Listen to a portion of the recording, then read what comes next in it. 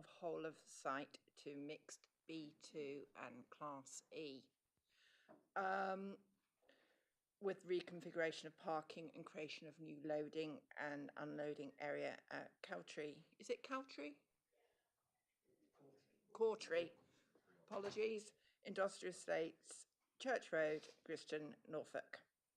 For those of you who are not here previously, my name is Louise Nurser and I'm a planning inspector appointed by the Secretary of State to determine this appeal. The agenda remains the same as that previously circulated, albeit obviously the date of the event has changed and I've already made my formal opening. At my request, I have asked that these proceedings be live streamed. Can I check with the council that that is in fact the case? So thank you, and welcome those who may be listening via the ether. We have microphones, so everyone should be able to be heard. However, if that's not the case, because sometimes people forget to put microphones on, etc., could someone please let me know straight away? I will break at mid-morning and lunch and in the afternoon. And before we start, could I ask the council to confirm if there are any fire drills planned for today? Nope. Sorry, you've not started streaming, is that right? We started streaming, but the meeting hadn't started here, so we're just starting the meeting here. Because the streamer takes the feed from this. Right, so do I need to welcome people who are watching from the ether again? Yes, sorry, it's not been started on here. All right, okay, so do you mind if we just pause? But whilst all that's going on, can I just say I very much appreciate the council's, this is a much, much better venue, and thank you for sorting it. Let me know when I'm back on.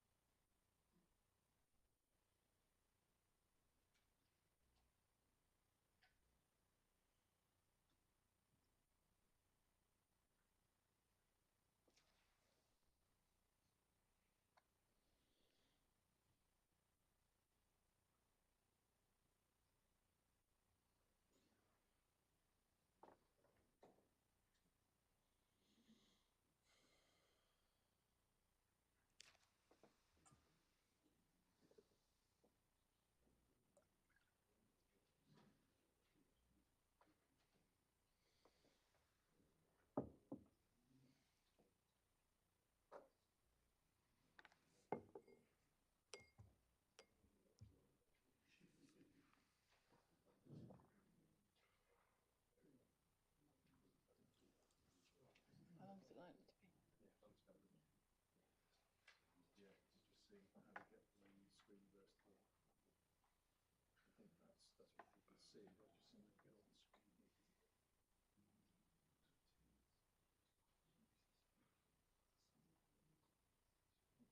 I think it's better if people just talk amongst themselves. I'll adjourn this formally until we start again. And I'm afraid I'm going to start completely again on the basis that it's not fair for anyone who's trying to tune in. I don't want people to feel that they've missed anything. I'm just going to check the streaming there. It might be where the streaming account. 2 seconds, I'm just going to check in there.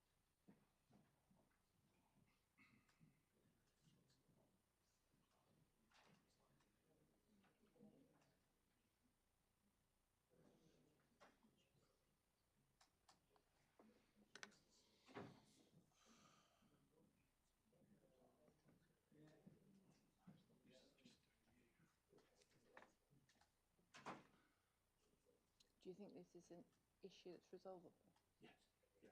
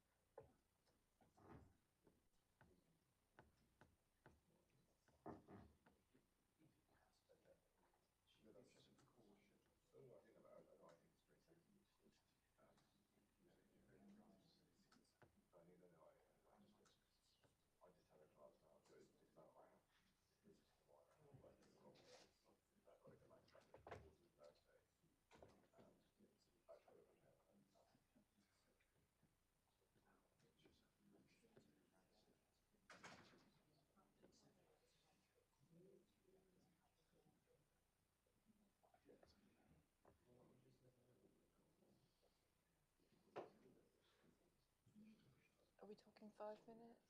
I hope so, yes. Just What, another 5 minutes? just a couple of minutes, just so I can just try and remove this.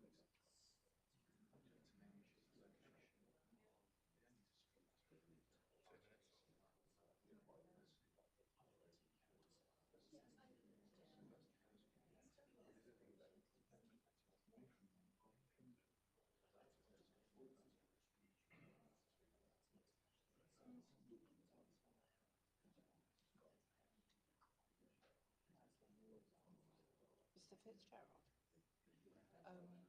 Sorry, can you talk whilst you're, so people can hear? Excuse me. I just want to talk to Mr. Fitzgerald, see if you're listening. Oh, of course. Yeah, nothing of any interest at all. But can you just do me a favour so that when people say who wants to speak, can you note that down so that I know exactly who it is and their spellings of names and any qualifications, etc. Because that saves me. Yeah, that'd be fabulous. And if you just double check, because it's so much easier not to have to kind of, because obviously one's biggest fear is that you've got someone's names wrong or something, you know. So, Yeah, I'll send that to you. yeah, that'd be brilliant. Yeah, thank you. With all the qualifications in them. Yeah. We can give you a list of ours. Because you've got new people as well, haven't you? We've got one for this is. Yeah, but also for members of the public as well. Yeah. No, that'd be perfect. And then just and then try and join both. Thank you, Mr. Fitzgerald. Oh, Does the camera zoom in or does it? Do we just speak? They should zoom in on you when you. So we know it's working or not working. okay. Right. I'd like to resume this morning's meeting. For those of you who are watching from the comfort of your home or office, we've had a bit of a technical glitch, but we're back and we're now working again. So apologies for those who've already heard this, but I think it's right that if anyone is listening at home that they don't just come in completely cold. But I will proceed it. My name's Louise Nurser. I'm a planning inspector. I've been appointed to determine this appeal by the Secretary of State in relating to the appeal by Eastern Attachments Limited relating to the change of use of the site to B2 use and Class E offices. That is a bit of a brief summary, but I know some of you have heard this 3 times by now, so it does begin to get cool a little. The hearings are being live streamed, we now know, which is great. We have microphones so that everyone can hear what's being said. Can also, please, could everyone turn their mobile phones off? Because although we all think we have, we probably haven't. I will break at mid-morning and at lunch and in the afternoon. I was asking the council whether there were any fire drills, and I think you said there weren't. Toilets are outside, and I believe the council have got coffees and teas on tap if people wish to have them. Before we begin the agenda, I'd like again to ask those who have expressed an interest in participating in the hearing to let themselves be known, and I'd invite you to sit at the table. And I would remind anyone who has said they wish to participate that their names will be put on my report, or my decision letter. So I recognise Mr. Heath from the Community Action Group. Yeah. I've got Mr. Barber, Councillor Barber. No, Councillor Barber unfortunately can't be here. He'd arranged his holidays around the last date that we had, and he's in Egypt at the moment. Oh, so right. I'm okay. Vice Chair, Lee Stevenson, standing in for him. Thank you. Of the Griston Parish Council. Yes, who else do I have? Simon Spaniel, Caston Parish Council. Simon Spaniel, S-P-A-N-Y-O-L. Thank you. Thank you. I'm Claire Bowes. I'm County Councillor for Watton Division, which includes Carston and Griston parishes. Okay, thank you. Would anybody else, I see we've got a few people at the back, would anybody else wish to participate in the hearing today? No. Okay, thank you very much.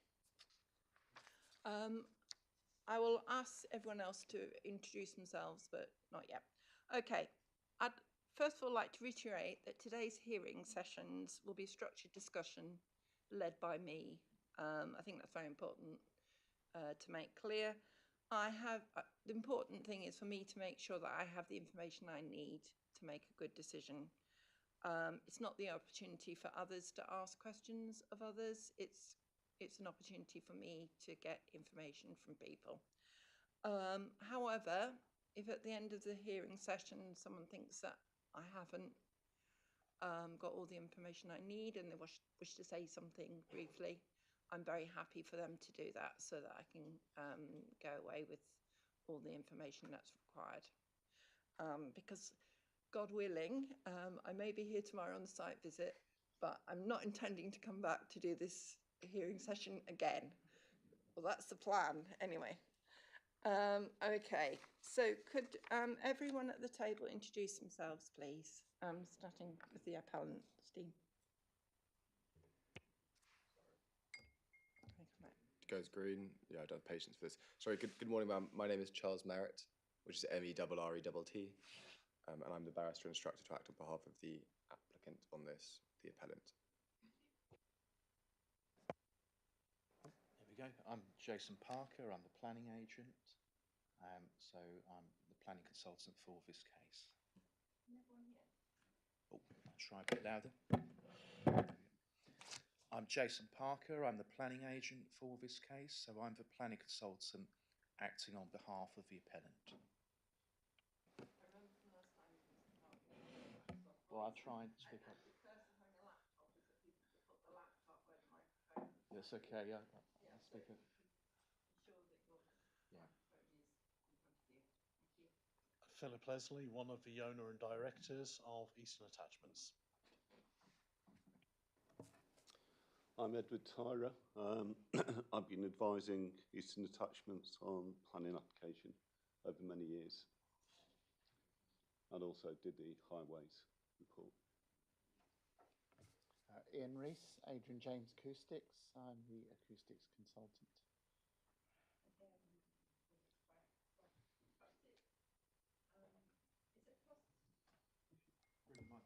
Is it possible that the microphones actually get turned up? Is there such a thing? It can be brought closer though if you want to. Yeah, I assume there's a speaker in the actual microphone, isn't there? Yes. Yeah. Okay, carry on. Sorry. Yes, Ian Rees, Adrian James Acoustics, the acoustics consultant.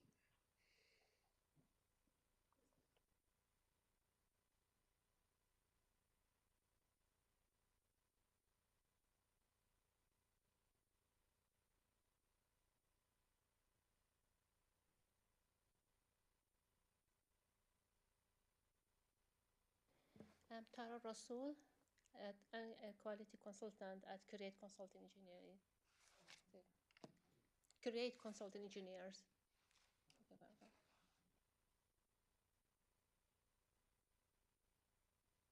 you. So I'm Claire Bowes, County Councillor for Griston and Carston.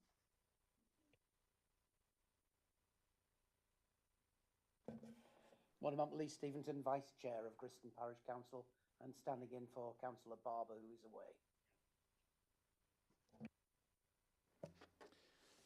John Heath. I'm the lead representative for the Griston Community Group for this planning appeal. I'm also a resident of Griston and live at 5 Bramley Lane, a property abutting the proposed development. Simon Spaniel, Caston Parish Council. Good morning, ma'am. I'm Michael Horn, solicitor to Breckland Council.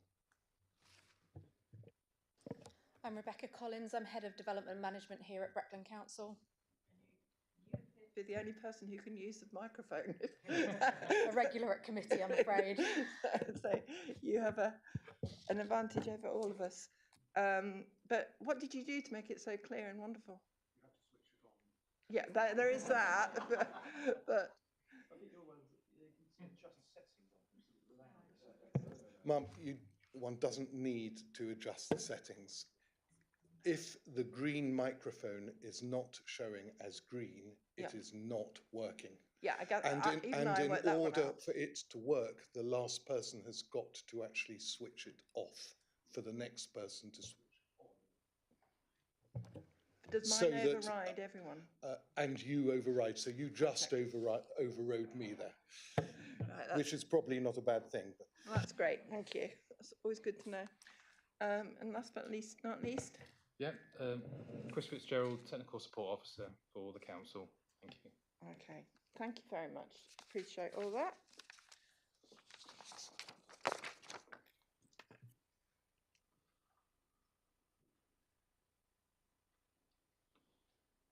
Okay. I've got some points of clarification that I'd like to go through before we begin. My understanding is that the council have provided a new set of amended conditions. That was sent through the case officer yesterday. I've got a hard copy. That will be ID 1, well, it won't be inquiry document, but it'll be hearing document 1. So that's the first new document we have. Sorry, do you mind not, excuse me, sorry, do you mind not talking? It's a bit off-putting. In terms of site visit, I did ask that an itinerary be agreed in the pre-hearing note.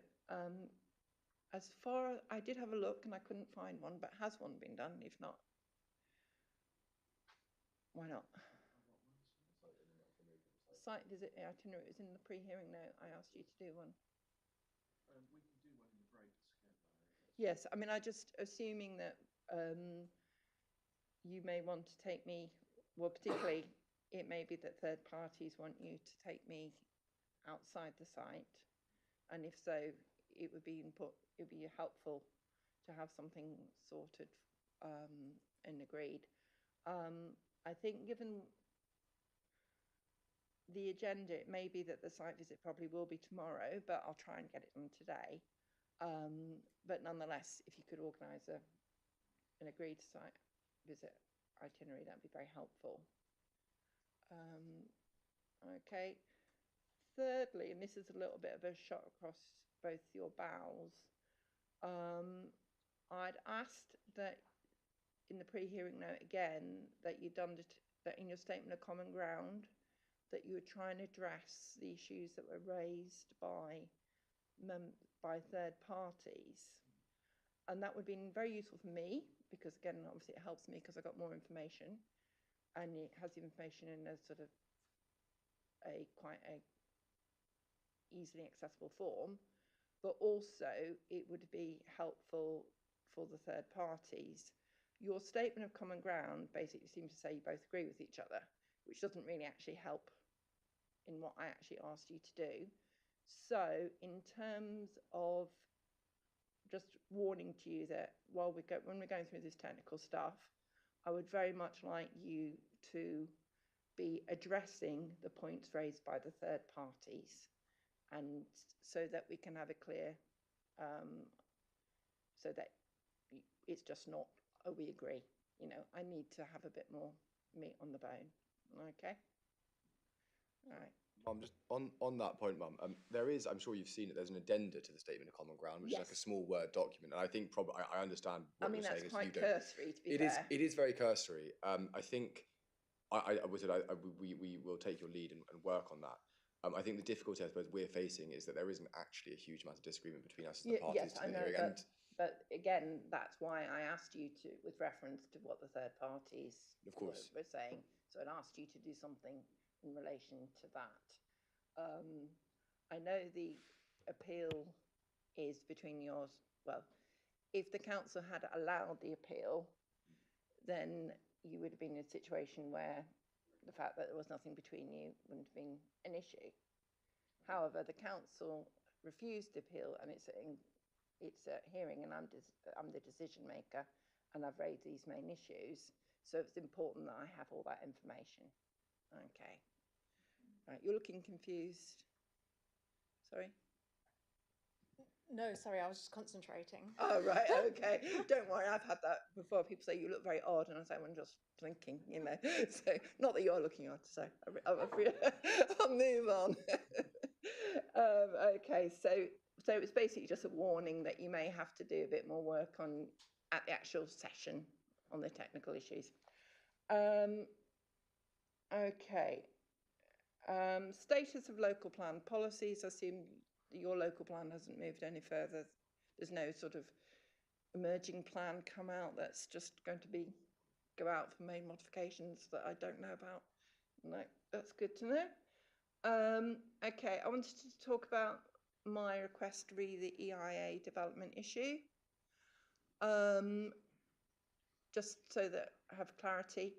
There have been a bit of to and froings over whether it was EIA development. I had asked that it be reappraised, and just to be clear that I received an opinion in January, end of January, and it stated incontrovertibly that it was not EIA development. You should have seen that. It's been put on the, it is on the, it should be publicly available. Can I just confirm that that has been publicly available? It will have been on your website, won't it, as part of the... So you need to put your microphone on. The updated screening would be the most recent. Yes, that is on the website. Yeah, okay, thank you. Apologies, the screens went off, so we were just... Oh, right, okay. Right, I'm hoping that's still working. Right, so that's... the other issue I just wanted to clarify was a quick one, the status of the site. From its inspectors will always sort of have a quick mosey around an area before a hearing just to get a sense of what it's like. And when I went in February, it was clear there was some activity from Eastern Attachments operating from the site. I just want to clarify and make for everyone that irrespective of what's happening on the site now, I'm determining the application on the basis of what's been applied for. So I just want to make that absolutely clear so that everyone is aware of that. Right, okay. I'd also just want to clarify the description of the application is change of use to B2 and officers. I mean, I'm praising it somewhat. But it's change of use from what? Perhaps the appellant could answer that question for me, please. Yeah, sure. That's the existing sites and buildings which has lawful use for light industrial and industrial uses.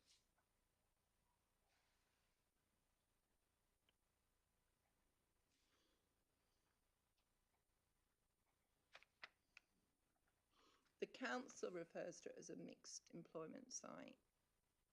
Is that what you'd refer to it as?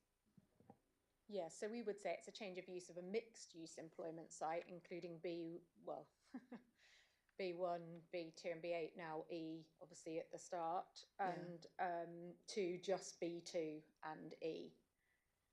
So losing the old B1 elements, the other classes within the E class, use classes, that now that B1 element's changed to, and also losing that B8 element as well. I'm sure you've seen it. There is in the first statement to common ground a plan. Oh yeah, I'm gonna. Yeah. Don't worry, I'm coming there. Okay.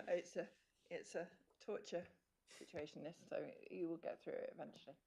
Right. Okay. May I point out something on the uses as well? No, not yet. Okay. Thanks. Thank you. Because I'm going to go through in painful detail all the various uses on your history. So we can come to that when we come to it, okay? Right.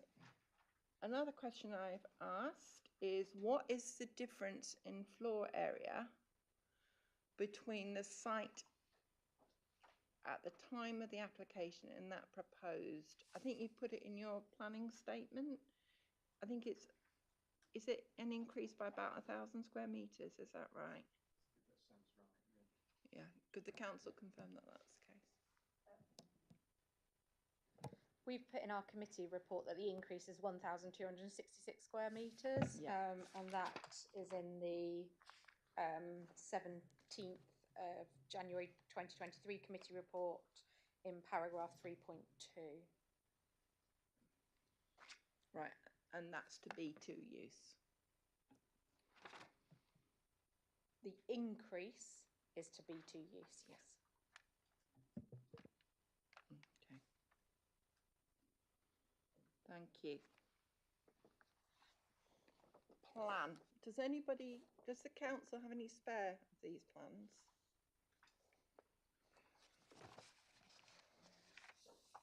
Well, if they don't, I have actually, so that's good. Could you just let people at the back share them if they haven't got a copy?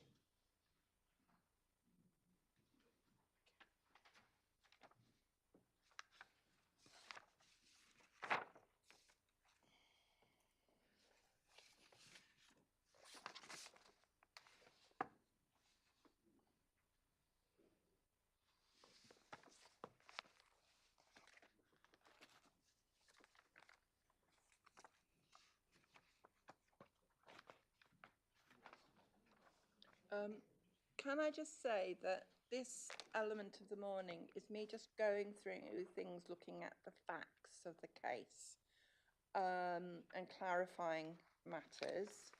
I'm sure the appellant will want to sort of give me some legal discussions and, well, not legal discussions, but we'll sort of say, because of this, this means that or something.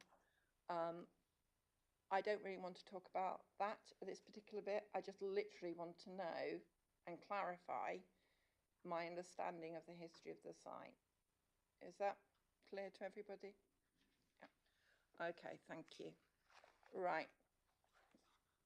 So right at the beginning, we have, well, the beginning of the site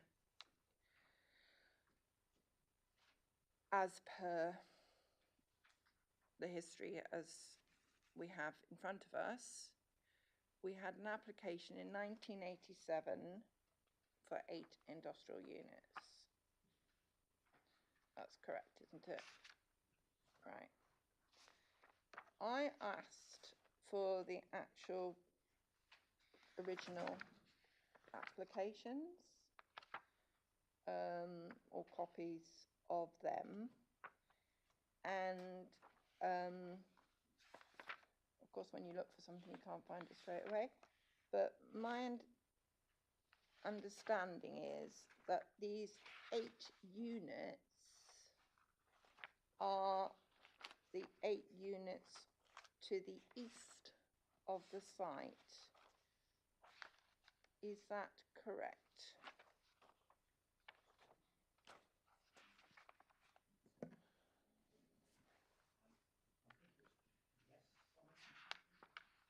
Oh, the north, south, east. Yes, indeed. Yes. It's units 1 and 2 on your map. Units what? This map I'm looking at. No, it doesn't have numbers on it. No. One is the bottom left unit, the southwestern unit. Yep. And then 2 is the northwestern unit. Right. Okay. So whilst the red edge, just to clarify, whilst the red edge is for the whole of the site, the two blocks that benefit from the 87 permission are the units on the westernmost boundary. Is that right? What I'd point out is that obviously that was the original permission. No, yeah. And it's those 2 units that remain. Sorry, but are you sure? Because when you actually look at some of the documentation that I have, and this is where I just want to, it's really important that I get these things clarified. It looks like there are a whole load of individual units along that westernmost boundary. Am I misunderstanding what I have seen? Perhaps the council could come in. Well, I think I may have just misled you, and for that I apologise. I think, looking at the plan in front of me, which isn't, I think the 8 units may simply be all 8 units on the site. But all, it was the original plan to build them out. Well, the reason I say that, looking at the plan in front of me, is 2 things, and I will very much welcome anyone correcting me on this. The first of which is that there are 8 units on the site. I've got 8 numbered units in front of me. And sorry, I'm looking at the plan that you helpfully gave me. So, the nice, pretty coloured one. Yes, and I don't have a copy of that, but as I understand it, the similar point is that in the middle of that plan, in an orange box, you have a box saying 3PL/1987/0910/F 8 industrial units. Yeah. And that, unlike any of the other boxes, isn't directed towards a specific unit, but rather the site as a whole. It's bang in the middle of it. Yes, but that doesn't necessarily mean no. what you're saying. No. I agree. It doesn't, Mum. But my understanding of this was, and I will, that there are 8 units across the site, and then these have had the complex history, which I know is what you want to go through. But that original 1987 permission was the permission by which all 8 of these units were erected. Oh, sorry, I could be. There you go. Just to confirm, there was a further map that was sent from council agreed with us. Yeah, I'm not interested in what's been agreed with you. I'm just interested in looking at the facts of the case, to be honest. And I will, if you just bear with me, I will actually find the original thing, because an email was sent. Perhaps, yes, please. Thank you. Mr. Stevenson. I believe the 8 units that they are referring to are in fact the 8 units that are on the extreme western edge of the boundary, separated by a gap. There are, or always were, I don't know what the current situation is, 8 separate units down there. 2 of them at least that I know were put into 1 unit for the motor services that used to work down there. But my understanding of the whole thing, having worked on the site in the past, is that all the buildings that Mr. Merritt has counted, that there are 8 separate ones, were built at separate times under separate planning permissions, and not the 8 that small units that are down the western edge of the boundary. Thank you. It might be easiest if we could just find the actual original application. You know, you sent it to me, the actual because I asked for the original decision notices, didn't I? Yeah, we've got a copy of it quite greyed out, which I think may agree with that. I don't know how I didn't share my screen if I said. What reference of what it was? 87, wasn't it? 910 F. 987/0910. F. Yeah, I've got it. I found it now. And it shows. Yeah, it clearly shows. It looks to me like it's a red edge on the westernmost boundary.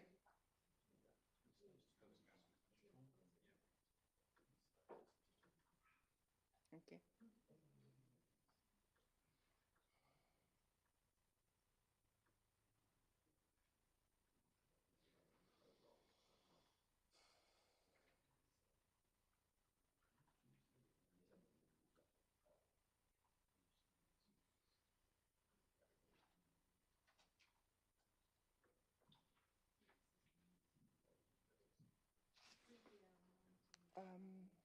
Yeah, if we were clever, we could do this, couldn't we?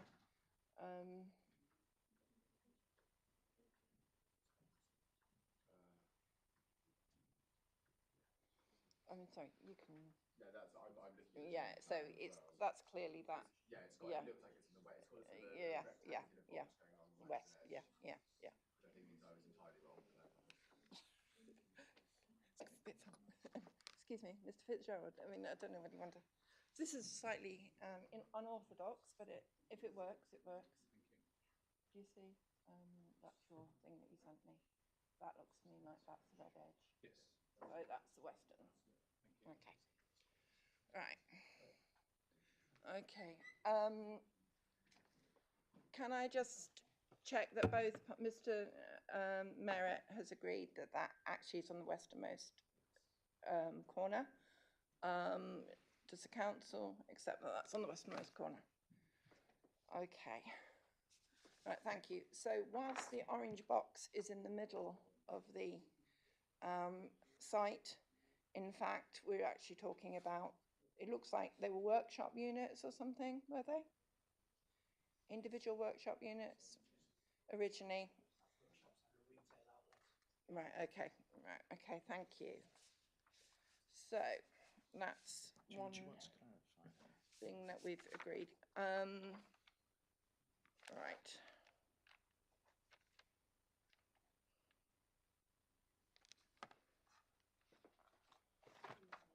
Yes.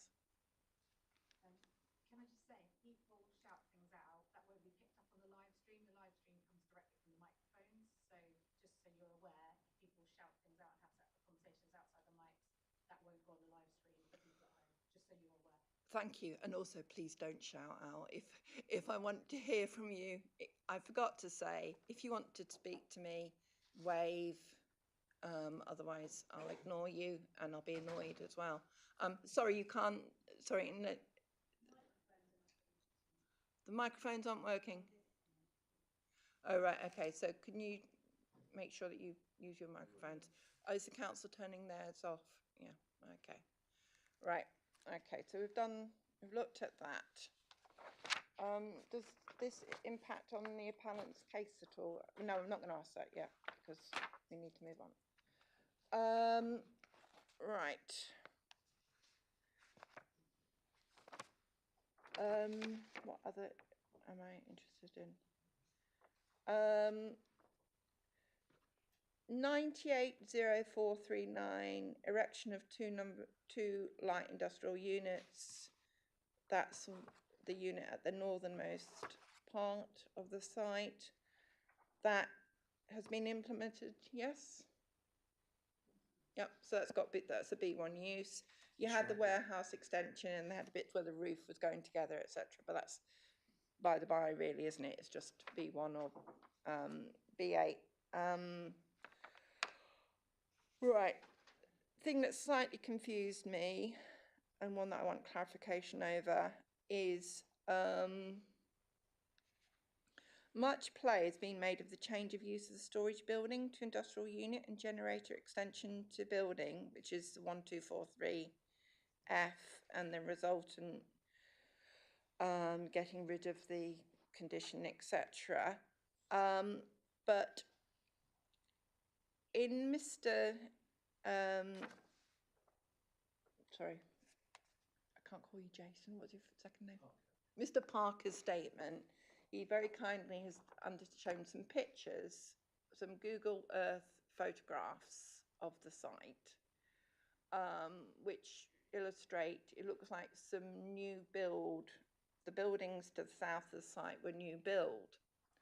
Now, am I to were they as a result of application 2003-1092F, which was to demolish industrial buildings and erect new light industrial buildings? Is that what they are? That was approved in 2004.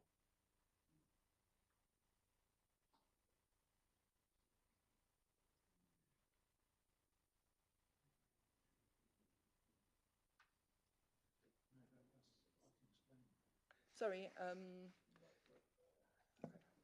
can you put your microphone on, please? Yes. Yeah, just to be clear, the Excuse me, sorry. Sorry, before you start, excuse me, can you, I know, unfortunately, you can't really hear if you're speaking in the back. Thank you. Just to be clear, the application in 2003, that 3PL 2003-1585, that was purely for removal of condition number 3 of the previous permission, the 2001 permission, to remove the hours of operation restriction. So therefore it was actually built under the 2001 permission. 2003 purely is a removal of planning condition.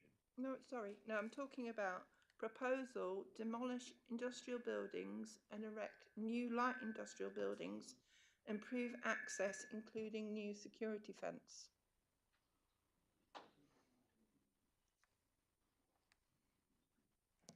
Is that the 1243 one?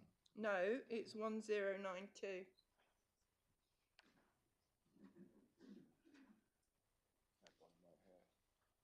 Yeah, that one was built and implemented. That's for Unit 6 on our plan.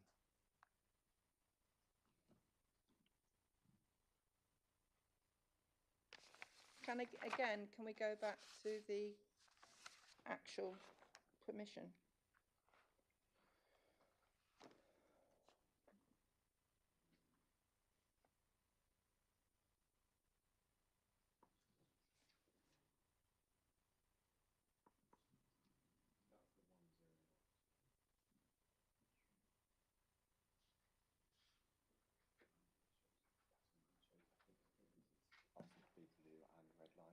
Yes, so we've got the plans that are on our planning history map. Sorry, I'm not sorry. I keep wanting to go back to this. I keep wanting to go back to the source, and can you make sure that you use the microphone? Well, have you got a copy of the plan map in front of you for 1092? I've got a copy of. Oh, sorry. Actually, I was. To be fair to me, I was actually looking at the wrong thing, so I do apologise. No. It's a remarkably complex. I've got 1092, but then it shows it as 1090. Was that the one where you sent me the wrong? That was amended, so I need to find another email, don't I?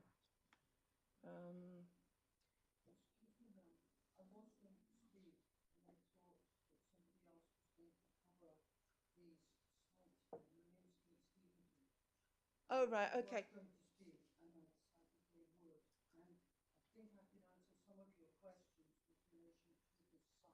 Okay, perhaps if you would like to come to the table then, please.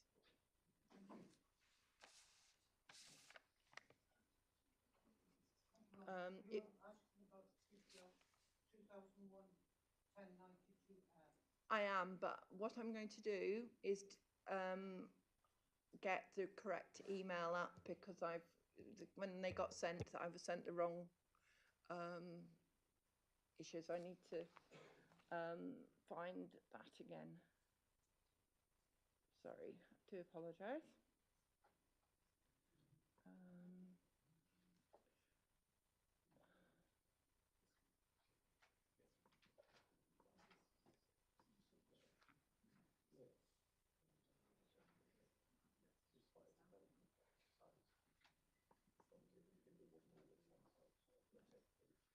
Mr. Merritt, sorry, please don't talk.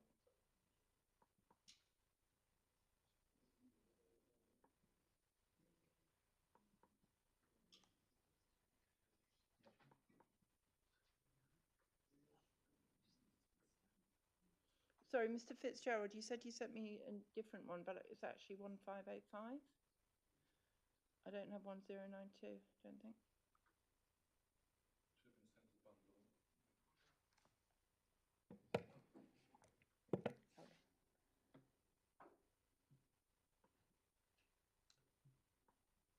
Just checking the emails now. Thank you.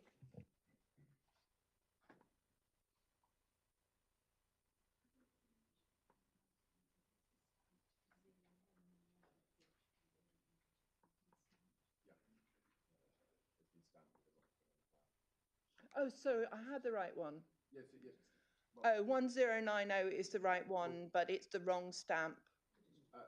Mum, so the decision notice is 1092, Yeah. And then the plan on the third page of that document Right. has been stamped 3PL, I think 2000 and something, and then Yeah, 1090. yeah, okay. So just to speed things up, it's the easternmost element of that new build is the B1 light industrial. So that's the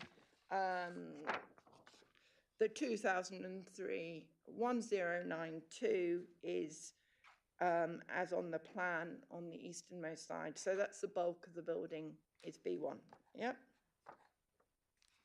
Which leaves us with the 2001-1243, which was change of use of a storage building to industrial unit and generator room extension to building. And that's the one that had the condition number 3, restricting hours of operation. Is that correct? Kind of, yes. Clarify. Did somebody need to turn this on? So that is correct. Yep. But both sides had a variation of condition application, adding the personal permission conditions on it. So there was 2 separate planning applications. Right, okay. So if we were to accept what the appellant has said in terms of if you do a variation of condition, you still have an extant permission, that you have an extant permission for B1 on one side. If you were to ignore the variation of condition, and you would have a general industrial on the unit on the southern western element. Ms. Stevenson, you wish to come in. Thank you. I would say on this building, as you said, they run concurrently the Section 73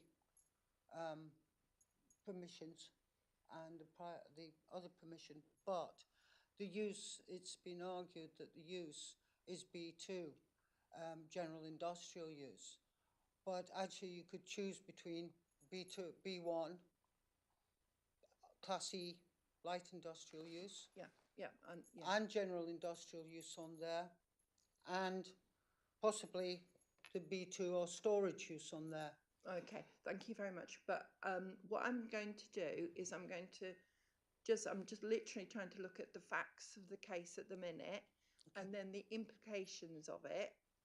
Okay, I know where you're coming from, but if we can just park that for the minute, that would be perfect. Thank you very much.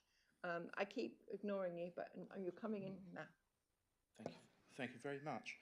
Yeah, if you look at figure... Sorry, we still can't hear you. If you look at figure 8 in my statement of case, the only actual application I missed out was for unit number 3, because I've numbered all the units on my figure 8, and that just related to a roof alteration. Everything else is correct.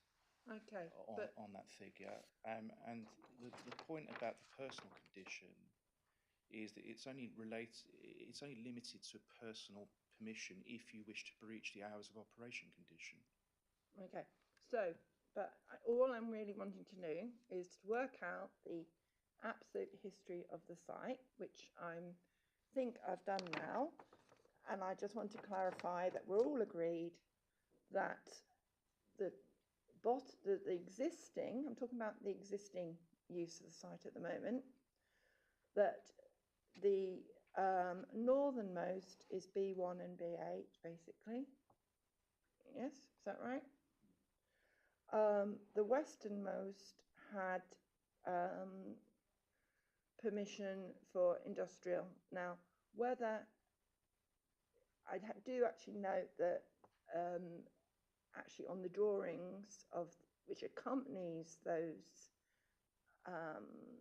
applications, that it's actually referenced light industrial, which I think you agree that it says light. If you look at the drawings, the buildings on the westernmost boundary reference light industrial, because obviously you can either have light industry, i.e. that which can go in a residential area, or general industry. the term industrial doesn't clarify which one it is, but the plan appears to show it as light industrial. I'm sorry. The Breckland 2013 employment growth study. Sorry, I'm not sorry. So no, this is important because No, what they maybe, actually did was describe the entire site in their study as light industrial oblique workshops. Yes, okay, but what I'm looking at is just purely the applications, and that's because that's what I have to look at. Okay. On that point, when you say the plan says light industrial, is that the very faded plan for the 87 permission? Yes, has it shown as light? No, not the 87 one. There's some other ones which have it as light industrial. Okay. I'll have a look now. Yeah, they show that as light industrial because, as I say, referencing something as industrial, it could either mean general or light, because prior to the changes in the use class order, those were the two things, weren't they? Yeah. Okay. So that having worked, we're going anti-clockwise. Sorry, I seem to be losing my voice. I do apologise. And at the bottom, on the southern boundary, we have B1 use for the majority of that unit, and then we have B2 or industrial unit. We're not clear whether it's B2 or B1, are we?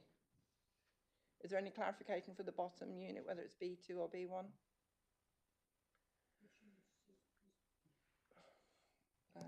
I agree with you. It's quite vague. Yeah, okay. So but it's definitely B1. But the other unit, we're unclear whether it's B2 or B1, but it could be B2. But we obviously know that we then ended up having a different condition which related to Paragon printing, and that was to ensure that it could take place because of the issues that were with residents to the south, and it so that's why the condition was put on it. So, Mum, sorry, can we come back to you on this point about the description on the western edge being light industrial? And the only reason I ask is because I've just flicked through them all now. I can't see reference to it, and rather than wasting hearing time now, would it be helpful in the morning break just to go through and see if we can find the plan, which, if there is a plan which does I promise or you, doesn't I've say seen that? something that says light industrial, Okay. but I think it might be easier if I just have a look now, if I find it for you now. I think that's going to save you time, and it just sets the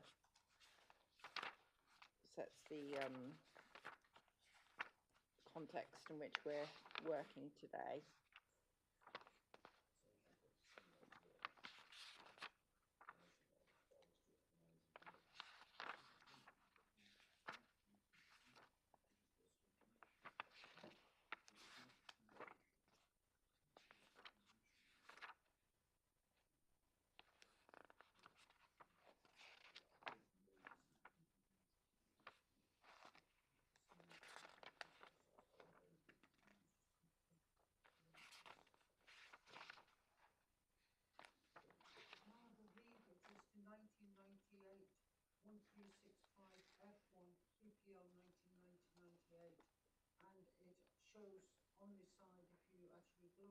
Machine that they are light industrial. What was the reference, sorry? I believe it is 3PL 1998 1365F. Yeah. And it's obviously contemporaneous, which actually then says at that time they're considered light industrial buildings on the west side. Yes, that is, yeah, I'd suggest that people have a look at that one. Thank you for that. I knew I'd seen it. Can you just confirm which one that is? Yes, it's 98 1365F.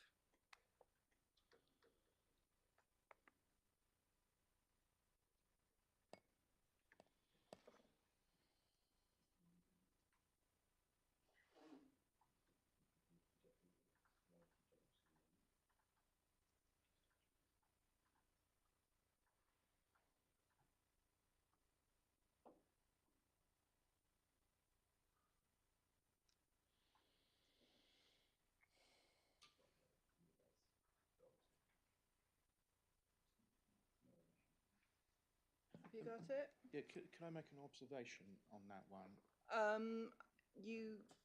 Yes, you can, briefly. Yes, so that 1998 permission is actually for a different building. Yeah, I understand that. And the red line around that. Sorry, you still can't be heard. Yeah, and the red line around that specific building. The 1987 permission is the original one. Yeah, the 1987 one, as we've worked out, is industrial and doesn't clarify whether it's light or general. So I'm just getting the building blocks here. Thank you. Right. So, moving on, these buildings on the westernmost side, which are the ones of the 1987-0910F, original permission, they are to be demolished as part of the application. Is that correct? Partly demolished. Yeah, partly. Yeah. Okay. Right. So, in terms of the general industrial, potential general industrial on that site, we have the change of use of storage building to industrial unit, either 1243F. Yep. Correct. Potentially. Agreed, yeah. Sorry? Yep. And we have a small element on the northwest corner of the original application, 87 application. No, we believe it's the two large buildings that are abutting the western boundary, which are part of the 87 permission. Yeah, okay, they're part of the 87 permission. Yeah, yeah, okay. But it's a moot, but it's for me to decide. But we have no evidence either way whether they're general industrial or light industrial, do we? Agree, yeah. No, but we do have a plan that illustrates them as light industrial, albeit it's just it's something demonstrating that's at that time it was considered to be light industrial, but it's not saying, it's not what the actual permission was, but.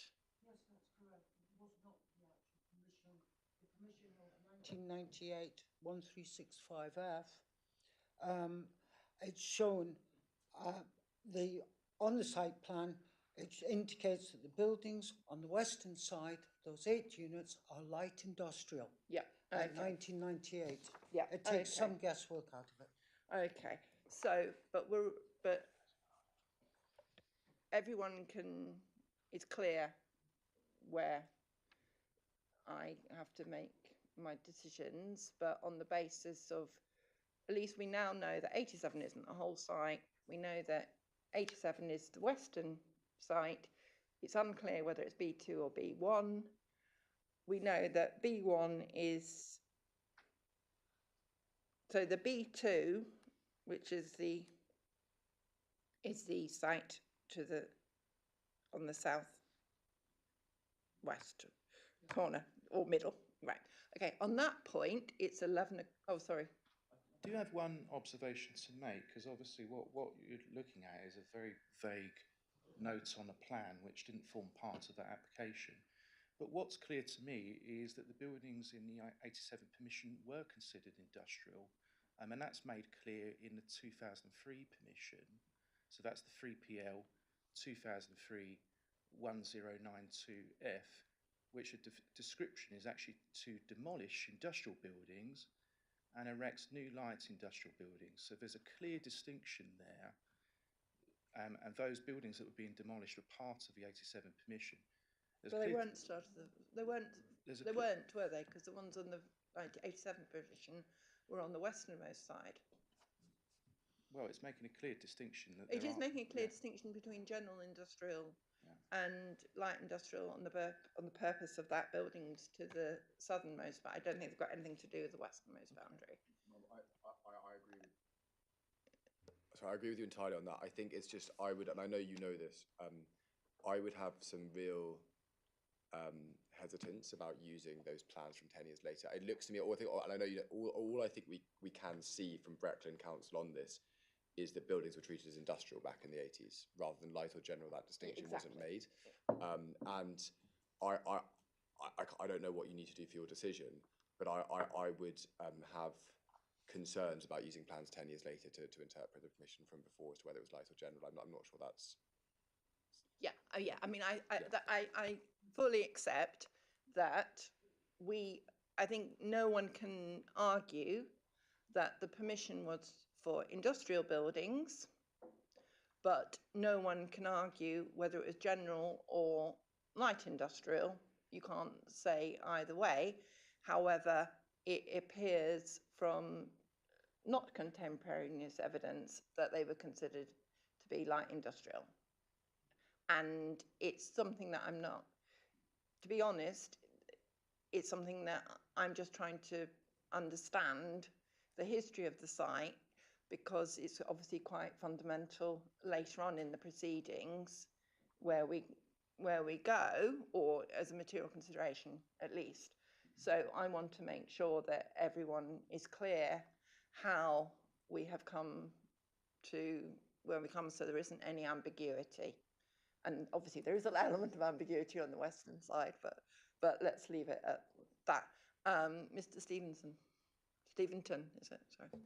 Close enough, thank you, Mal.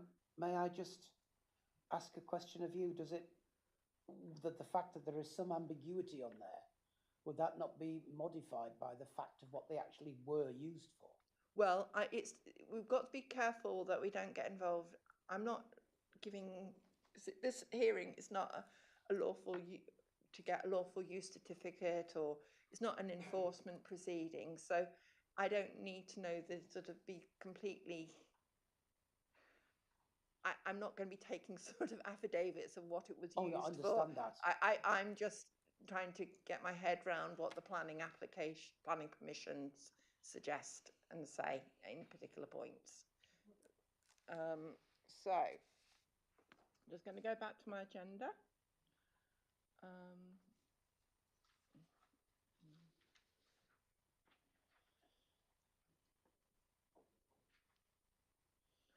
Okay.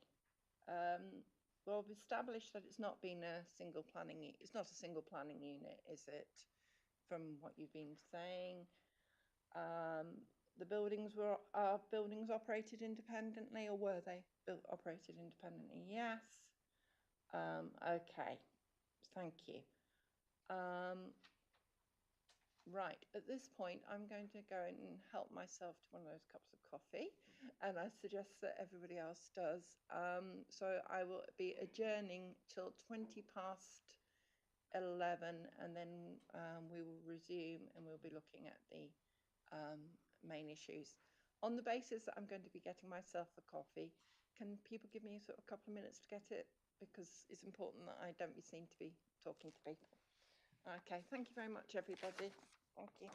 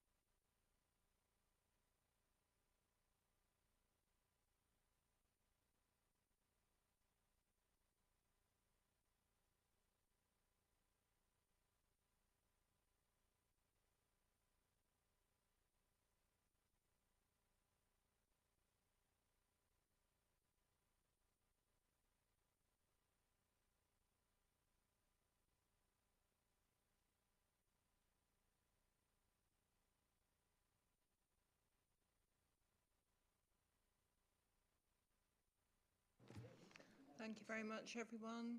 I'd like to resume the hearing now. I'd like now to go to agenda point 5, which is whether the appeal site represents an appropriate location for general industrial and office development with regard to the council's adopted development strategy.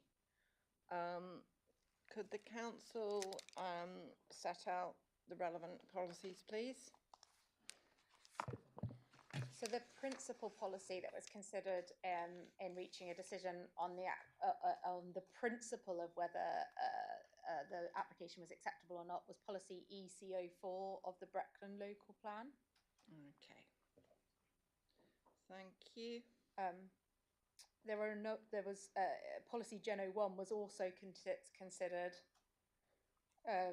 in that principal section. Okay. I'm right in thinking that the new framework, the December 2004 framework, doesn't really have any impact on those two policies. Am I right? I agree with that, yeah. Okay. So these policies have statutory full weight should be applied to these two policies. Okay. Can we just go so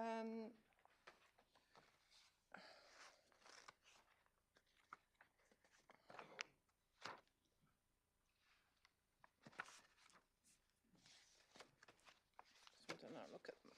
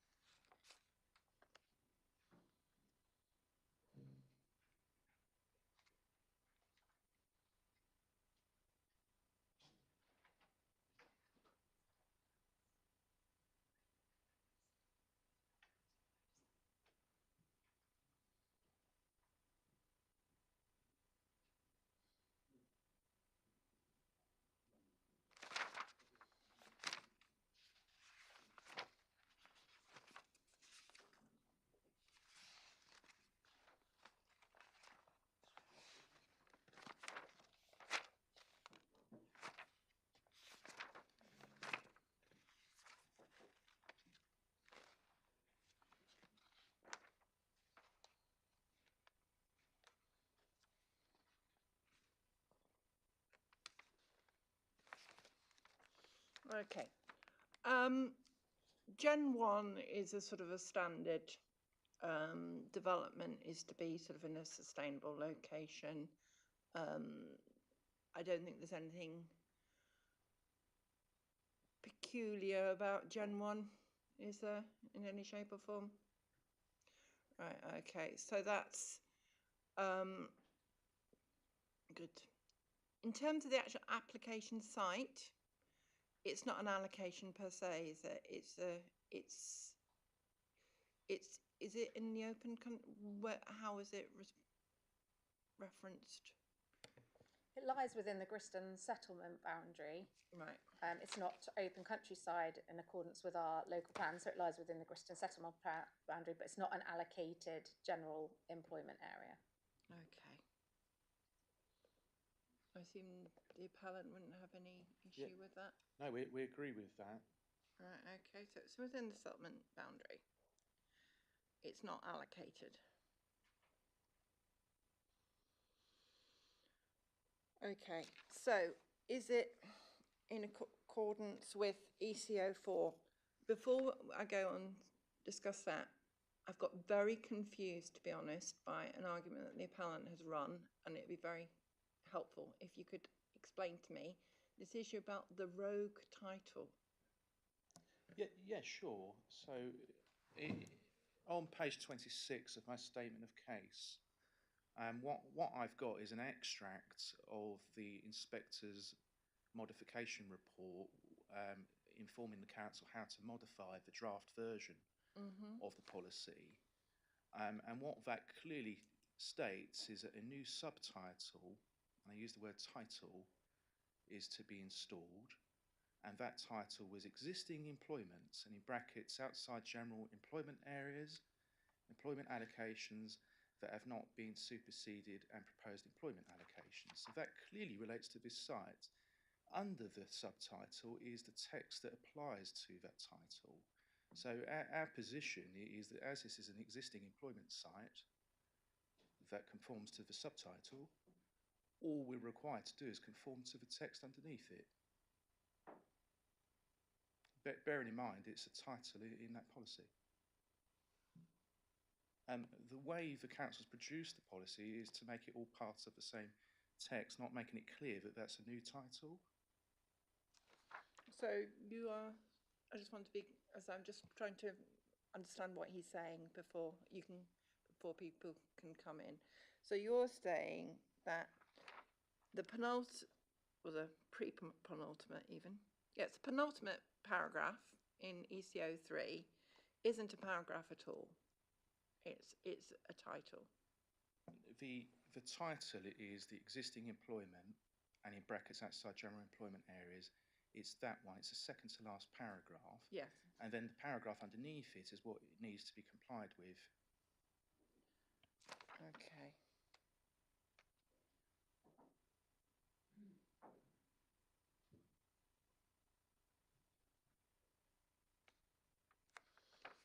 Okay. Right. So do you see these as being three? So following your argument, proposals for employment uses out the identified and allocated areas, i.e. the first sentence in the thing, you would argue that was a sentence as well. No, you wouldn't, because there isn't a colon on it. Okay. Right.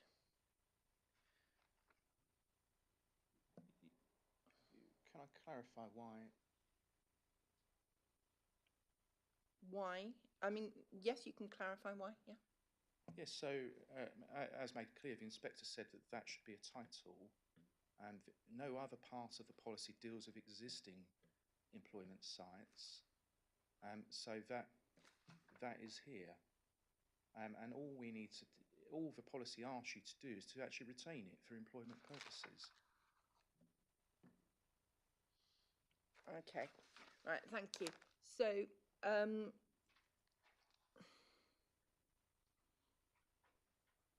the plan, my understanding is it's been adopted. Obviously, it's been adopted because it's a bit long in the tooth.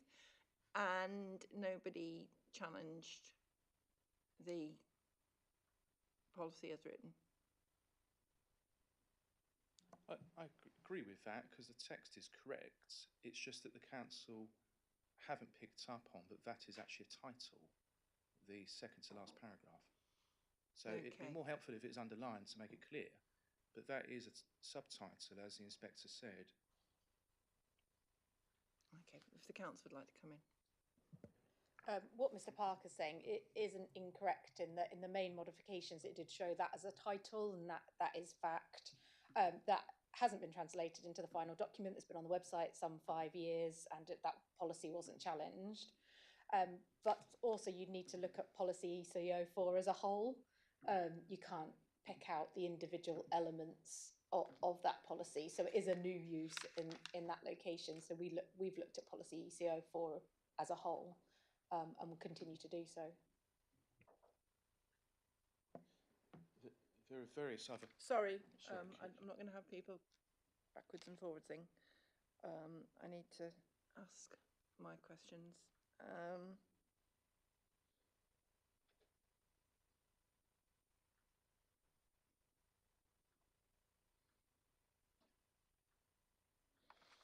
Okay.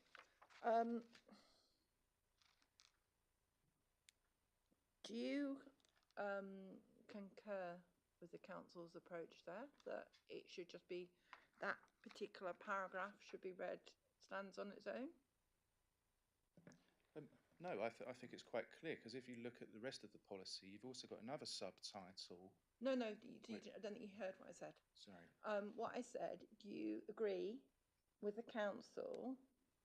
Sorry, do you, yeah, so you just think that the last paragraph is the only issue which is relevant to your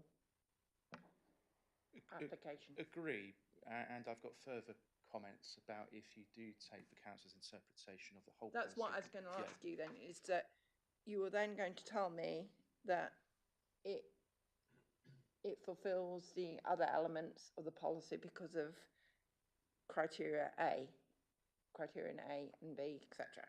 Yeah. So, but I just wanted to clarify what your position is. Your position is that it's an employment use outside of those outlined in policy EC03, i.e. it's not an allocation. It will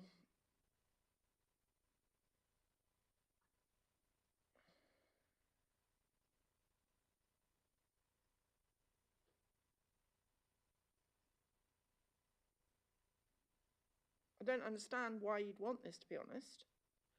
If you actually read the wording, it says employment uses and locations outside of those outlined in EC03 are considered important to the economy, particularly those in rural areas.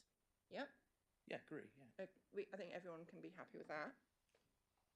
Then it says that proposals that result in a permanent loss of employment uses with no alternative proposed will be considered on their merits. Agree. So this proposal won't result in any loss. But it's not. But how does it relate to? Surely this is relating to sites that have been. Is an employment use that's going to be lost, isn't it? Isn't that what it's applied for? Well, no. It's talking about. How does your proposal relate to this? Well, if you obviously the other subtitle is replacement. No. You've drawn me to this, so I want to interrogate this bit. So if we are to interpret, it comes under that subtitle. Yeah, which you were saying that you really think it should just be this one. Is what you just said a minute ago. All it requires is there's no loss of employment or permanent loss of employment uses. So we're not doing that. Does it say that? It says proposals that will result in a permanent loss of employment uses with no alternative proposed will be considered on no merit. So as we're not resulting in any permanent loss of employment uses, there's no need to consider it on its own merits. It then goes on to talk about the loss will be weighed in the planning balance. There's no loss. So therefore we comply because we're not losing any employment. And that's your argument? And you're running with that? Of that. Obviously I've got points about the rest of ECO4. But,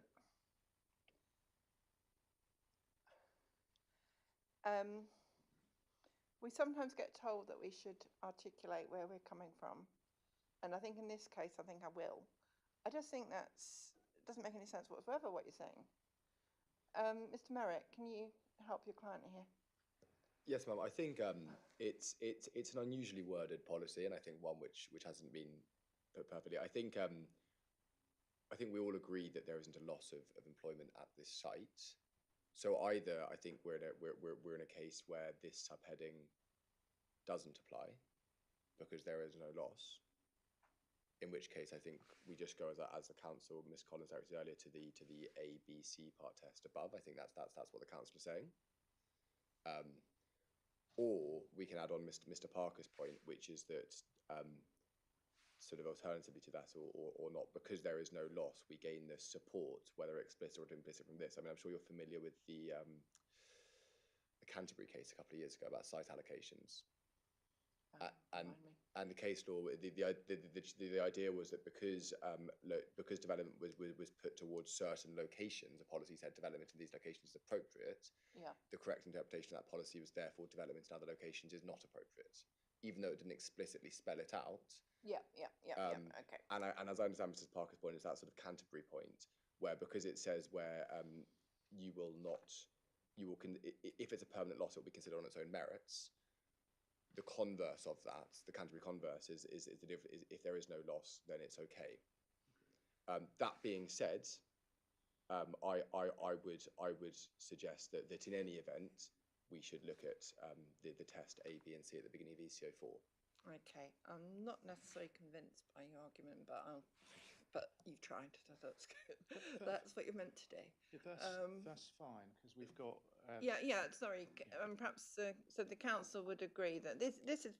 The way I read this policy, it's if somebody came along and wanted to convert a there was some employment use in the middle of the country that was happily was serving a useful function as an employment use. Somebody wanted to come along and put something else on it, then this policy would apply to protect existing employment uses in the open countryside or in non-allocated sites. Is that your interpretation? Is that a reasonable? You can understand, can't you, how one could interpret that policy as that?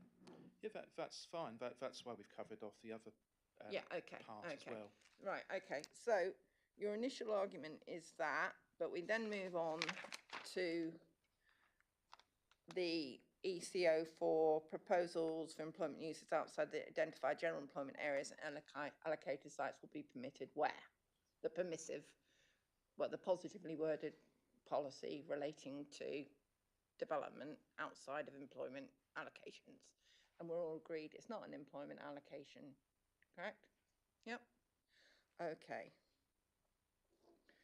Right. Can we now go through these criteria even?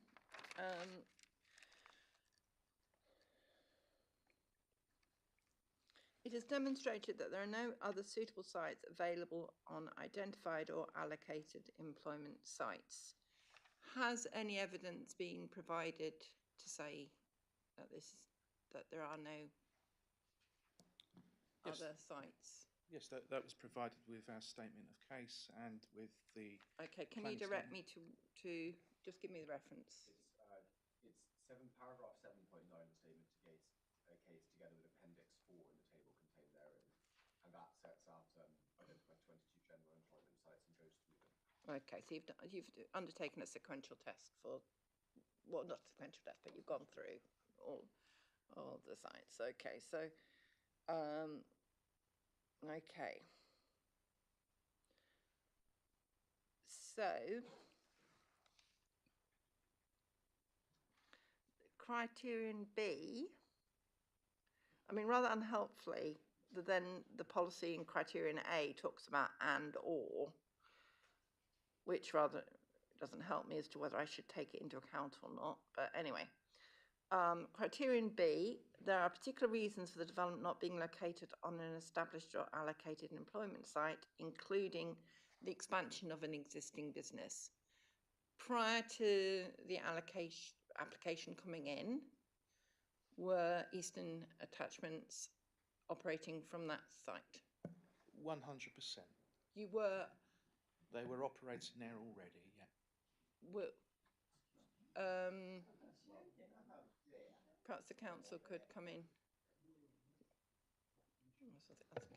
Not lawfully, in our Okay, view. right, okay, not lawfully. All right, well, that's an answer. Well, and we. So perhaps that differs from advice Rebecca Collins has given the company prior to this, including that we had from her in consultation before this.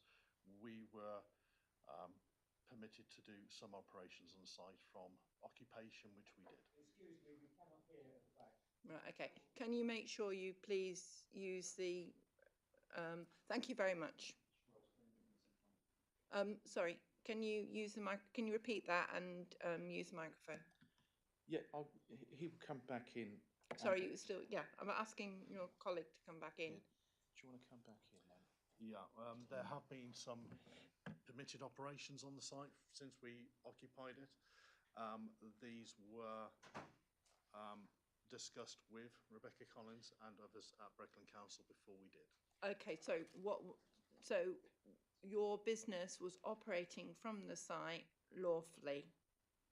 In our opinion, yes. In your opinion, yes. But that is because of the historic industrial permitted use prior to the individual conditions on time, which we did not breach. Sorry, because of his historic permissions where? So when we went through the planning history, you saw that some of the buildings had those hours of operation conditions varied, and the personal permission for Paragon Holdings. What the client is saying is that he actually occupied those buildings but didn't breach the hours of operation conditions, so therefore could occupy them. He's occupied part of the site. Originally, that was lawful.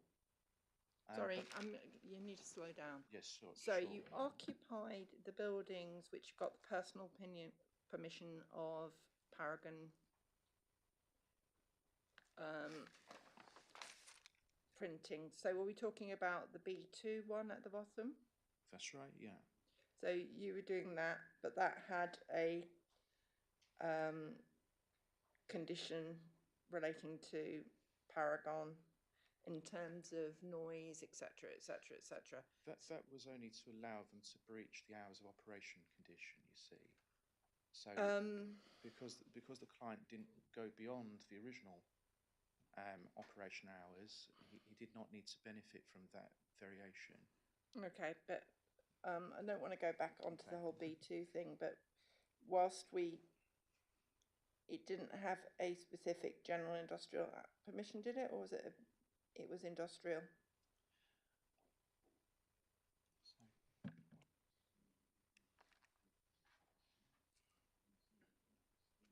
Perhaps the lady from the council can come in.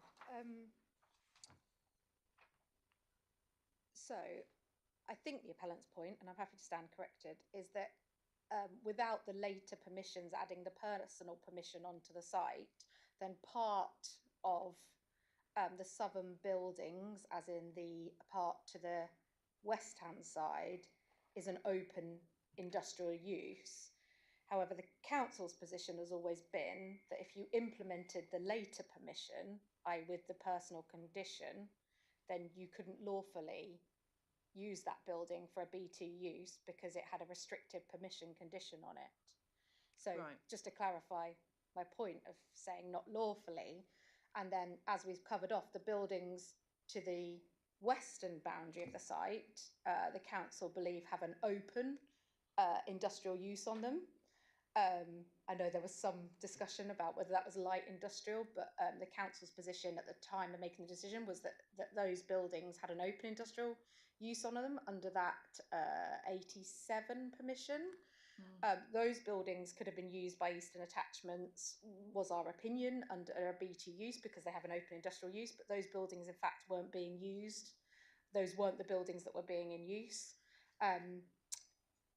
The other point I would make is that there is a part of the site that has an E offices permission on it, and they were using those offices as offices. Yeah, just to clarify what I said there. So you could argue that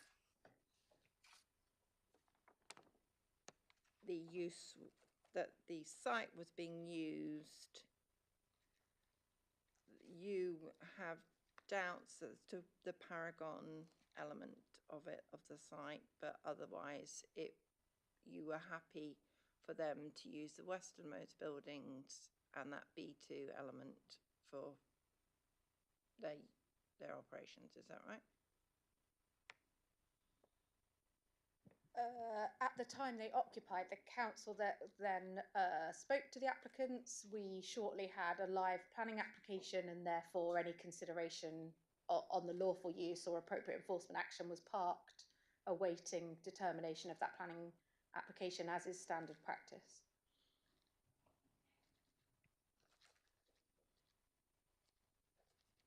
But the council's point of view was that there were certain elements of the site that they could operate from lawfully.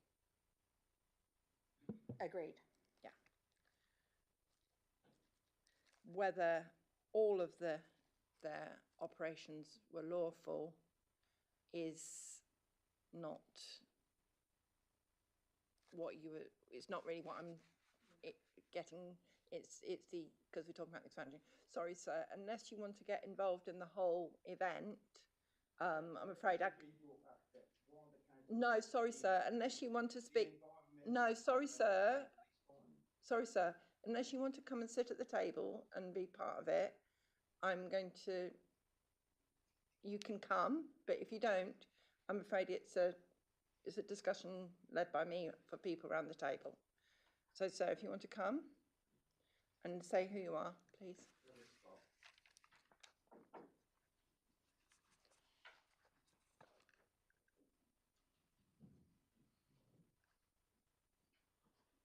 Yeah, sorry, what were you saying, sir? What? Sorry, you need to use it. While they may well have said they're operating legally, they were in breach of environmental regulation in that they were noise and other issues which we had complained about and other people had complained about, and Breckland Environmental Department was involved in it, and they didn't think they should be operating there. So whether they may be thinking they were operating legally, they obviously were operating outside the realms of what Paragon Labels Commission had, which was a quiet operation and not disturbing neighbours. So therefore, there's a difference between interpretation here. Okay, thank you very much. And we happen to live in the house which sits on the juts into the eastern corner of the site, which we've owned for about 40 years. So we are very close to, we're the closest building to the development. Okay, thank you. Thank you. Right, so I'm going through this, these criterion. So it's an expansion of existing building, business. The business moved in. It may or may not, it's a moot point whether all of its use was lawful. But you moved in, so you're saying, having moved in, we're an existing building, existing business. Is that exactly your narrative? Yeah. And the council's just agreed, yeah. And the council stated that that in theory a B2 use could operate from certain elements of the site. I think that's what they were saying. Well, and they also, I think, that the offices as well could be used lawfully. As I understood it, the council's point is exactly as you've said, that in theory the western buildings could have been used lawfully but weren't being used. Yeah. That the offices were, to the extent they were being used lawfully by the business, and then there's a dispute about the rest of it. Yeah. So So that's clear. So it's, I mean, obviously, what an existing business. I mean, I suppose the question is when the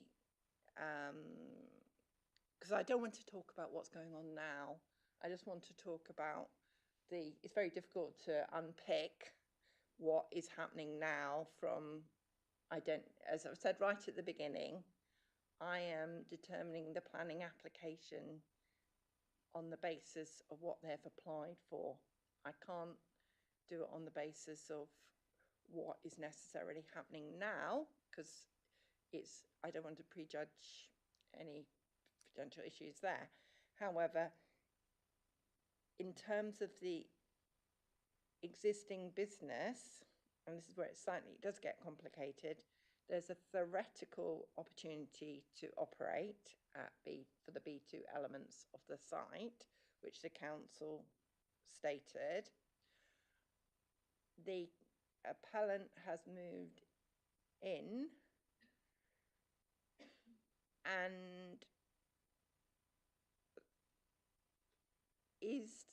I'm going to ask council this, has the appellant been, and I know other people say no, but I'm addressing this to the council, operating from some of the B2, what is perceived as the B2 units? Not along the western boundary as far as we're aware. Taking aside our argument about the buildings on the southern boundary, then yes, operations of B2 have been taking place in the southern buildings. All of the southern building? Yes. All of the southern building? Yes. Okay. So from what we've established, what we've established in terms of this morning about going through the history, it's the southwest element it's the western element of that existing building, which has got the industrial allocation. So that's all of the building. Okay. So there's a small element where the existing business is operating lawfully. I think, Mum, so I'm sure you've got the point, and please tell me if you have. I don't think there's anything in EC04B1 which excludes consideration of the office use either. No, No. the office use is fine. Okay. Yeah. I'm kind of ignoring the Okay, office sorry. use, to be honest. Okay. So- Yeah, no, I understand that much. It's just because I think as far as I've got a couple of points for later. I understand about the general interpretation and working this policy, but as far as I can see, because this is just an employment development policy, ECO4. When you're talking about an existing business, then an existing business using an office space would fall within B1. Yeah. Okay. Right.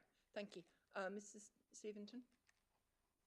Mum, when everybody's finished going through this, will we have opportunity to come back on that? Of course you may. I mean, I think it's probably easy if I go through Yeah, the quite, main that's why parties, I'm asking. and I Thank you. think because it's sort of technical, sort of policy. I mean, I'm not going to exclude you at all. I just want to work through these things so that I can have clarity myself, and then if you can come in and give me further evidence, Understood. or that would be very helpful. Right, so it's an existing business. I suppose one could question if one was feeling particularly inclined. Behind the wording of an existing business, the expansion of an existing business, would that be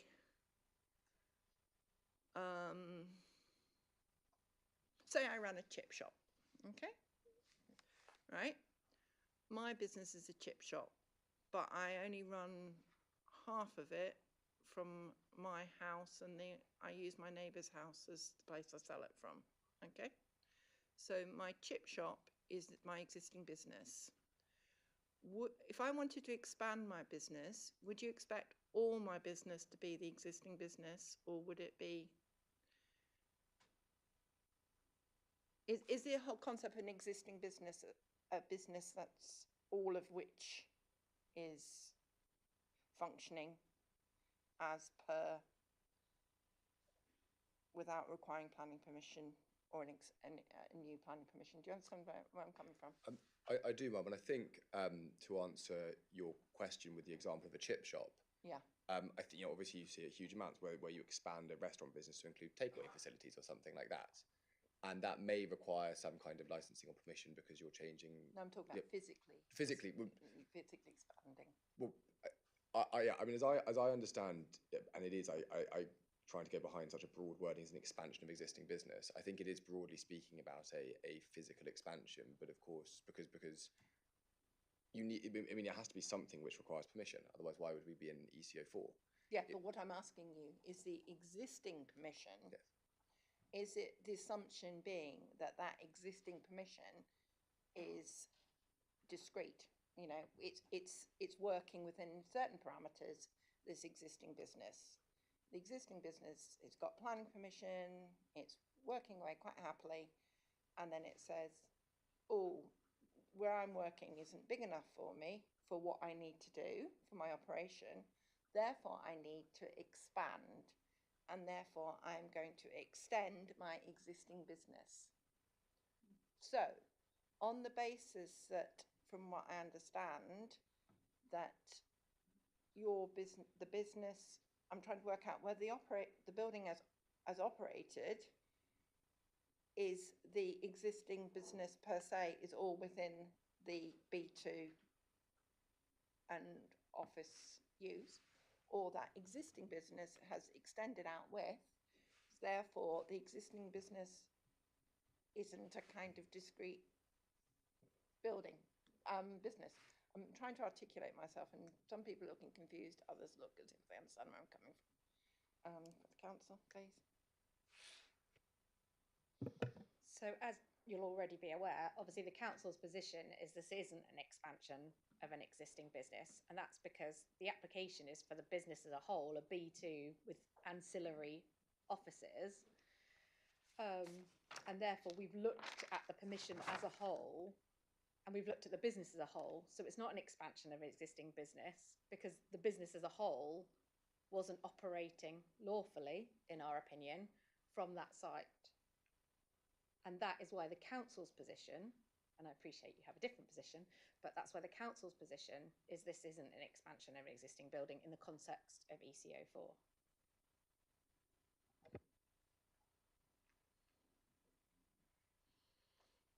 Okay, I'm going to bring in people at the back. If we can go from Mr. Niffington and then across. With regards to the site, I actually asked at the time, could they identify a separate unit on the site when it was advertised? And they were actually going to change the use of some of the buildings on the site. I don't think it actually made an advertisement to a B2 use, I think on the northern and southern side, individual buildings on there. That was one of the advertisements. And I actually wrote in and said, okay, but have you found a separate planning unit? Under Birdle, you've got to determine the planning unit. And under Birdle, you would go in and could you identify a total separate planning unit on that site that had a different function or anything else to exclude, right? And basically, that's when we got change of use of the whole site to B2 use, because they obviously couldn't find a separate planning unit on that site. Now, what I'm going to say is that just because they're occupying a part of a site from a building, which I actually think is sui generis, it would have to be determined by use. You're actually saying it's one unit, and that this business, them saying that we're an existing business on site. No, because they can't lawfully use any of the others, which I believe we've established is B1 or ancillary B8 use or the office use. We just have this one small building, and I don't think it could be classed as an existing business on the site. And I agree with the council's interpretation of that. It can't be an existing business on the site because it's one planning unit, unless they can persuade them that it isn't.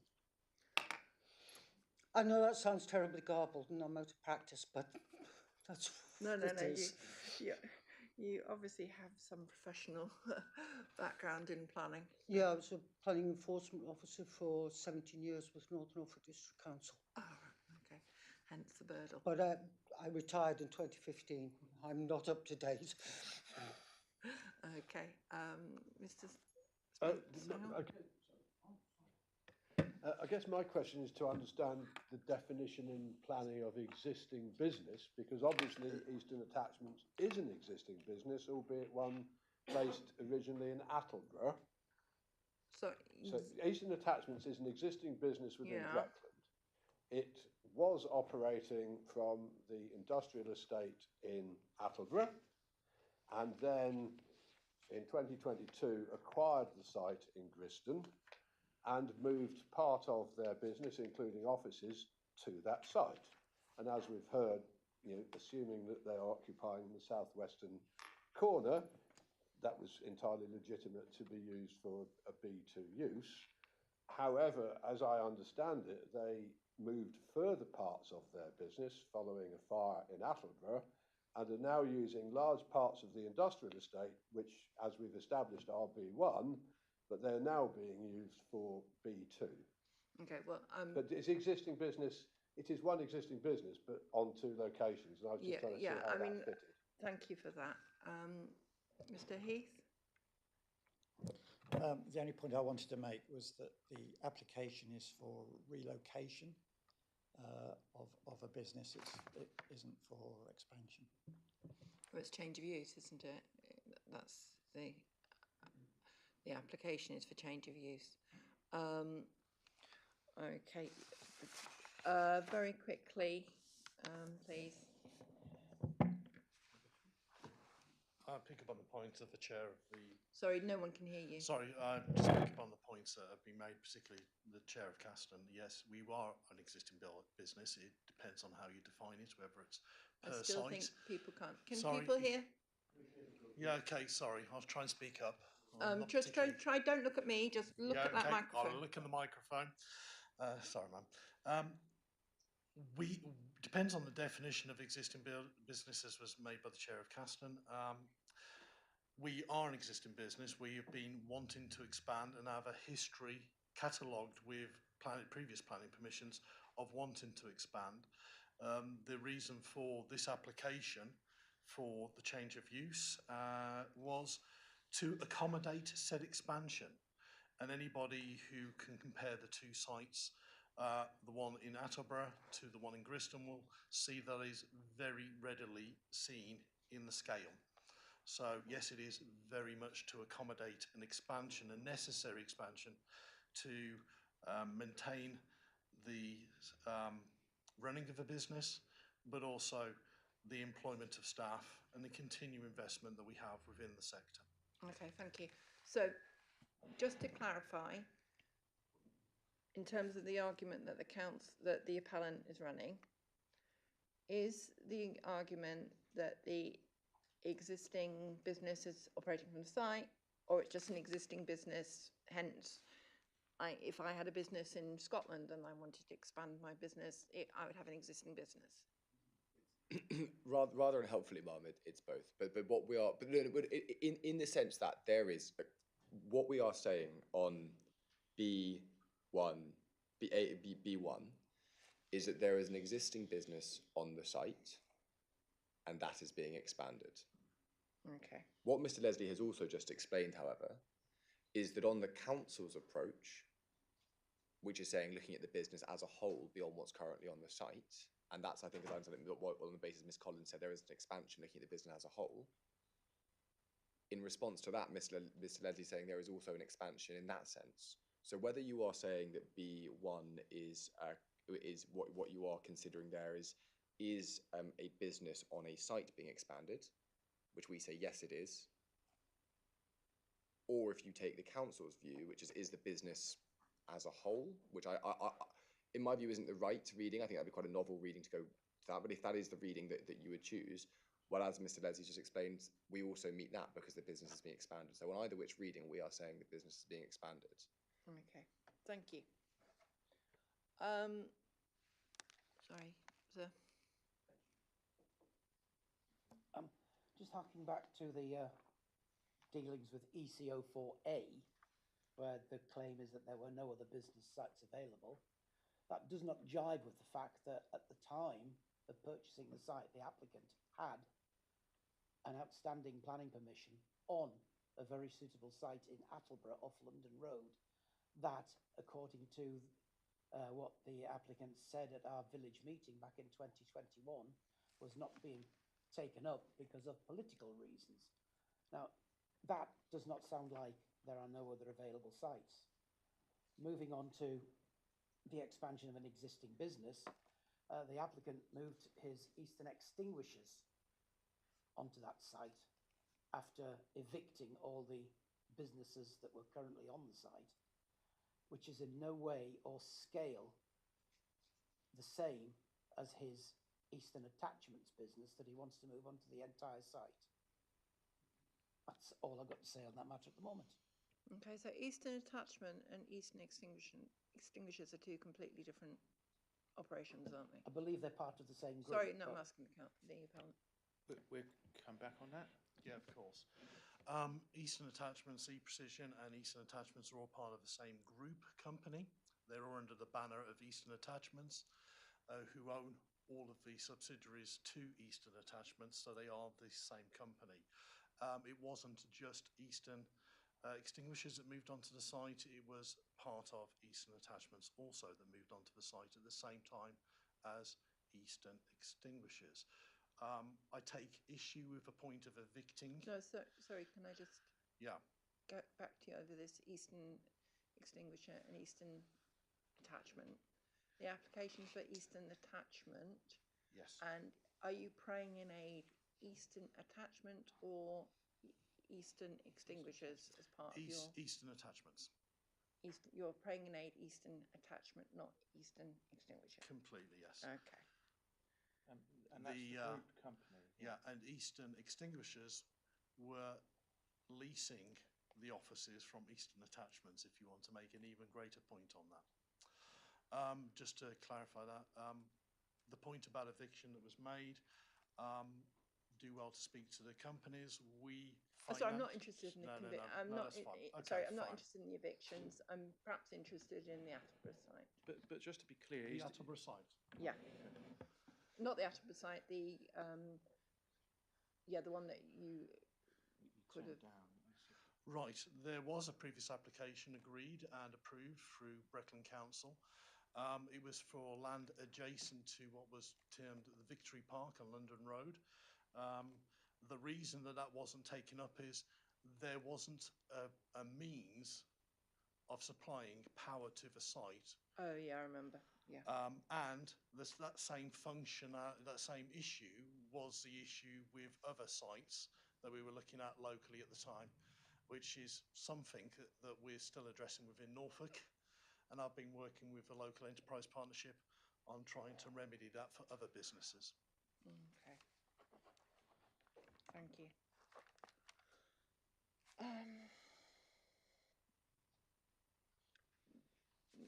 Sorry, Ms. Stevenson, quickly. You're saying about it for other businesses.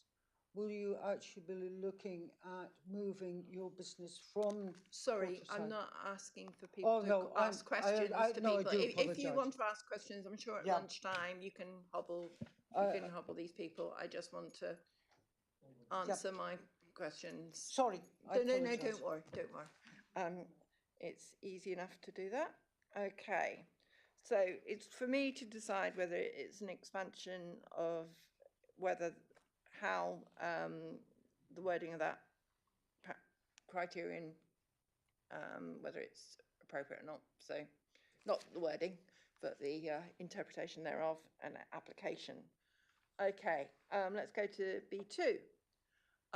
Not B2 as in general industry, but B2 as this one. Businesses that are based on agricultural forestry or other industry where there are sustainability advantages to being located close to the market they serve. Is there any part of your argument that this is applicable? I mean, I understand you say it is, but my understanding is that you're making buckets and things like that. So explain, please.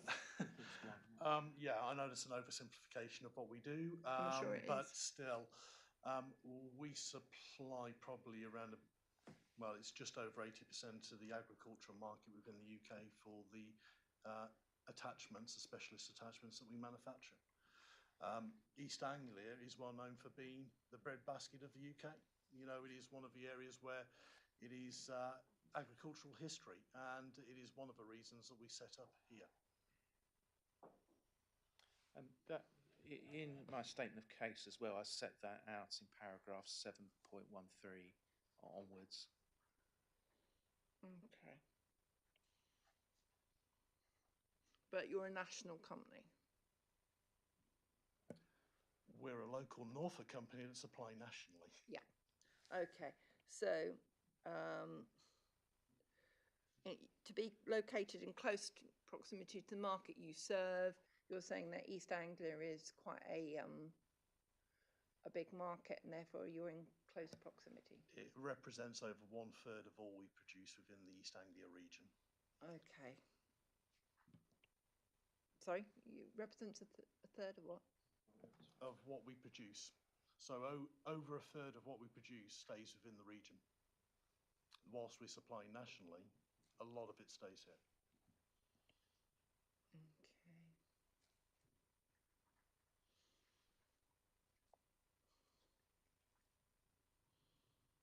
So in terms of this criterion, you would pray and aid that there are sustainability advantages to being located in close proximity to the market you serve. Is that correct? I would. Okay, right, thank you. Right, we'll get on to highways issues later. Depends what you're going to say, sir. I'd just like to disagree with the sustainability argument there. No, I'm just asking what his argument is. I mean, I'm not necessarily saying that I agree with him. I'm just trying to understand his argument. Understand, I was just trying to put an alternative yeah, point. I'll thank you. leave it for now. Yeah, thank you.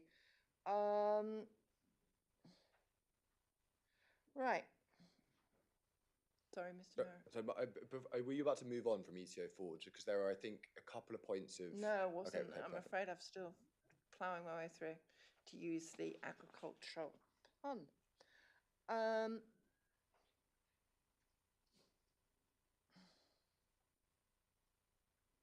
Right. 3 rather implies that if it's a business that couldn't be located near a settlement, it should be somewhere else. Now, obviously, you would not want to be agreeing with that criterion, correct? Right, okay. The development of the site would not adversely affect the type and volume of traffic generated. Again, we will be discussing highway matters, so we can ignore that one for the minute. Okay, so obviously this isn't a policy relating on impact, it's purely, so the impacts of the development are something that's not related to this policy. It's purely whether it's locationally acceptable, whether it's consistent with the plan.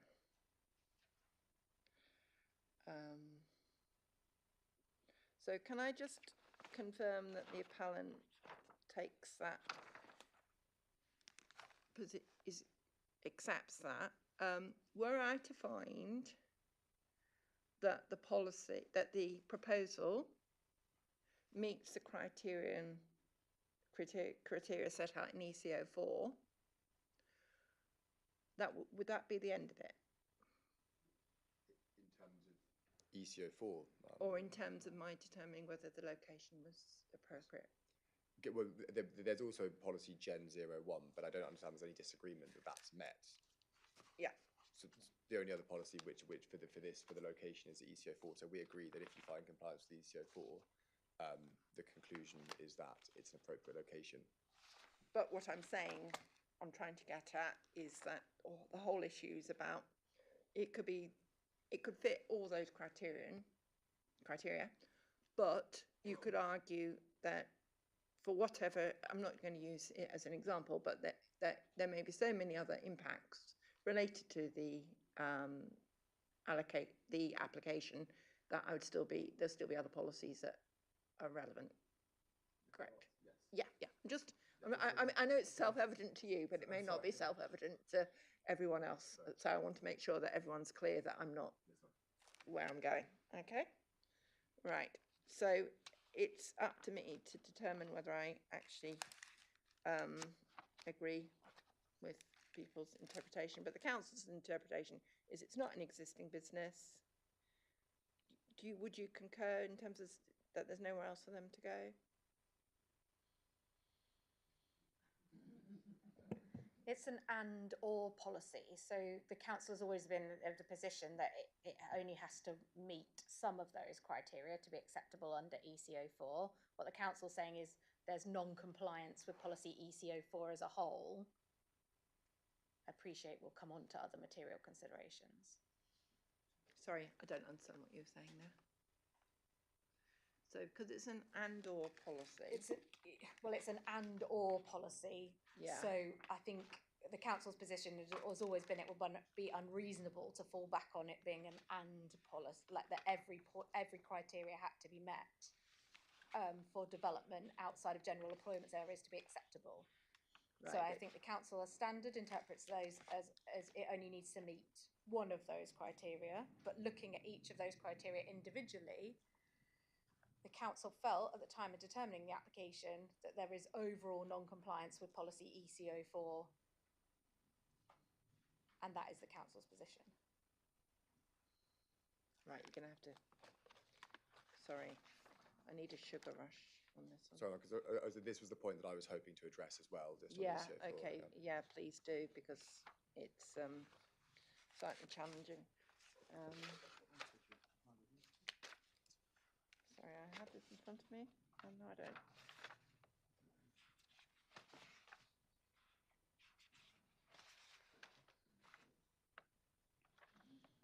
Apologies, I need to find it. I had it in front of me, but don't anymore. If you've got the entire local plan, Mum, it's 216, but... No, I don't. But at least I know. Right, okay, sorry. Okay, council, please remind me how you've got to, where you've got to. You're saying that it will be permitted where A is, if A is demonstrated, you'll say it'll be permitted. Yes. Okay. Or if B was whatever, it would be permitted.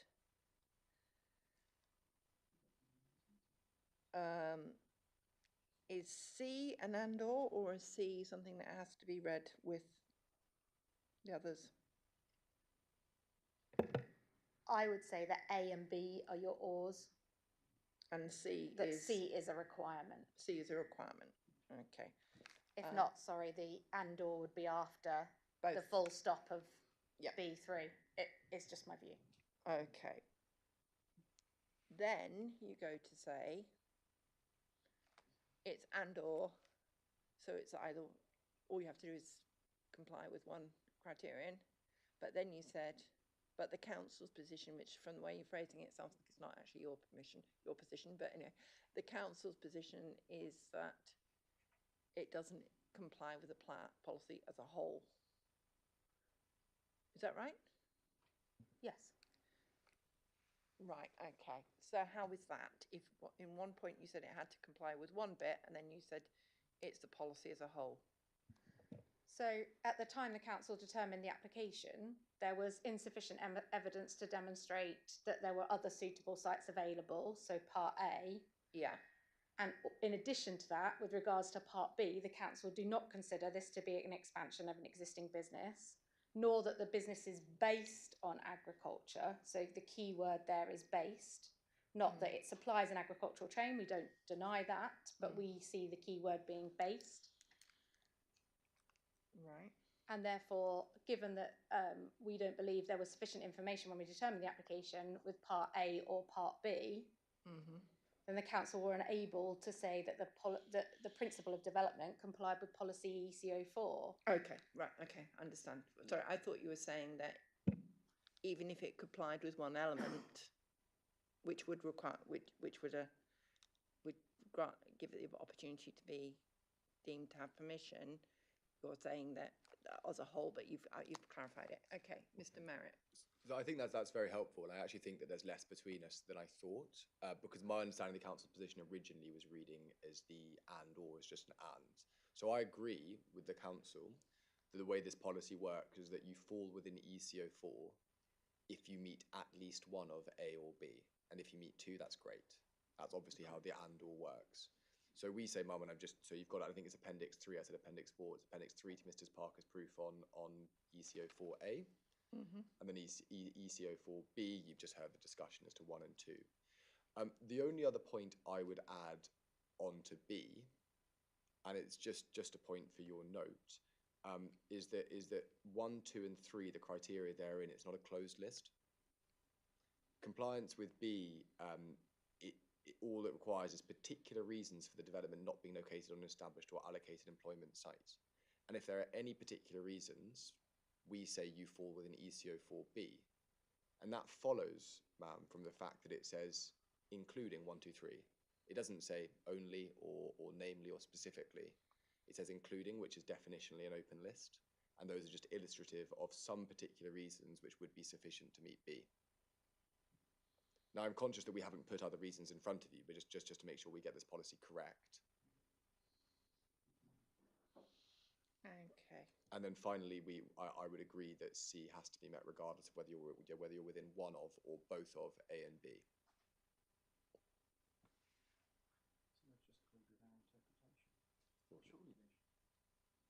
Sorry, please.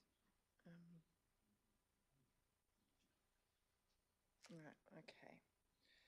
So, again, it's for me to determine A, whether it meets these criteria of the policy, and if the, and that's it basically. But then obviously I also have to look at the wider impact. Sorry, Ms. Stevenson. Eventon, sorry. The planning officer in the report to committees says obviously that it's not the expansion of this existing business. The business is not reliant on agriculture or this location to operate.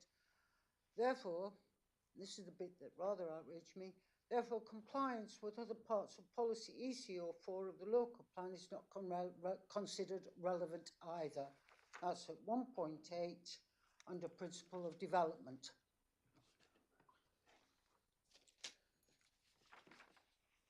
ECO, may I continue? Just very quickly. Yeah. ECO4 is a strategic policy.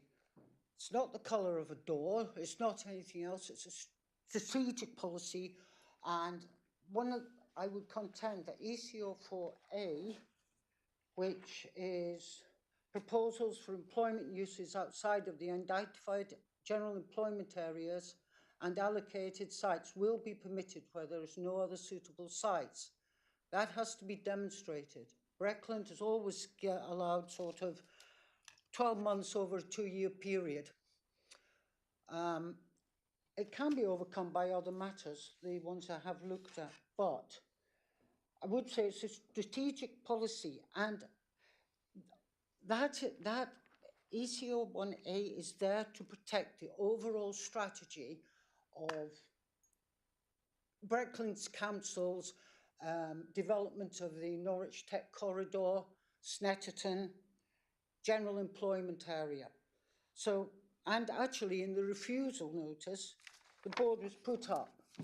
It's against conflicts with ECO1 economic development, non-utilisation of the industrial strategic investment in the development area along the A11-A14 corridor. ECO2 Snetterton, conflict with the requirement for the clustering and capitalising on the interrelationship for B use classes. ECO3, conflict with the current location of the applicant, relocation from a GEA site. So it's a priority to find an identified GEA employment site there, because obviously it's undermining the whole district economic strategy. ECO4 employment fails to meet the requirements of policy ECO4 Part A and Part B. But I would suggest that Part A, actually calling it irrelevant, is to actually throw out the window the entire economic strategy that ECO of Breckland District Council. Also, actually, not just there, but East Anglia. You have memorandum of understanding with most of Norfolk councils, North Suffolk, Cambridgeshire, and it carries on. And to actually throw that out of the window and say it is irrelevant is outrageous. It is one of the most important parts of ECO4. That's what makes it a strategic, major strategic policy, because it embraces and directs where the planners should be making their decisions.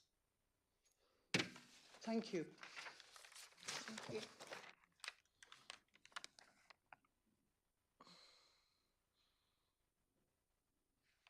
Just a brief, coming back on from what Mr. Stevenson said. When you did your sequential test, bearing in mind that East Anglia is your sort of your home, so to speak, did you consider sites within East Anglia?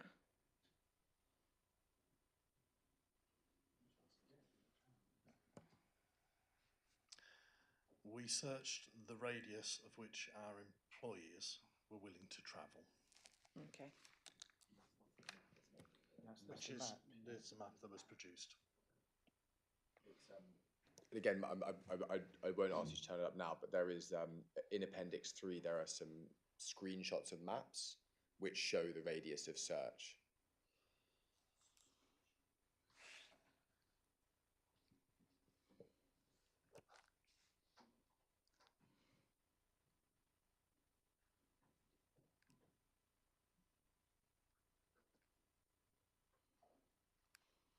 obviously the policy doesn't require you to do that, does it? So it's a self-imposed area of search. Well, yeah, all the policy asks for is showing there are no other suitable sites available on identified or allocated employment sites. I think it's reasonable to read into that suitable sites, suitable for the business in question. Right, okay, I'm going to dig down on that. Okay, Thank you for that. So, from the council's point of view, does suitable site mean suitable purely for the business?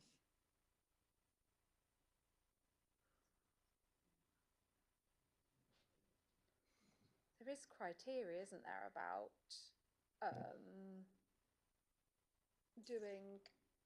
looking sequentially at sites. Is that in the PPG? I would need to look that up in the break. We have no set criteria at Breckland Council, just to be really clear. So there's nothing in the local plan or any of our guidance documents that sets out the criteria. Usually, if this was during the application process, we would agree a set of site selection criteria in advance with the applicants. But I think it is reasonable to take into consideration they've got skilled staff that they use within their business. It is therefore reasonable to want that business to be accessible to those skilled staff.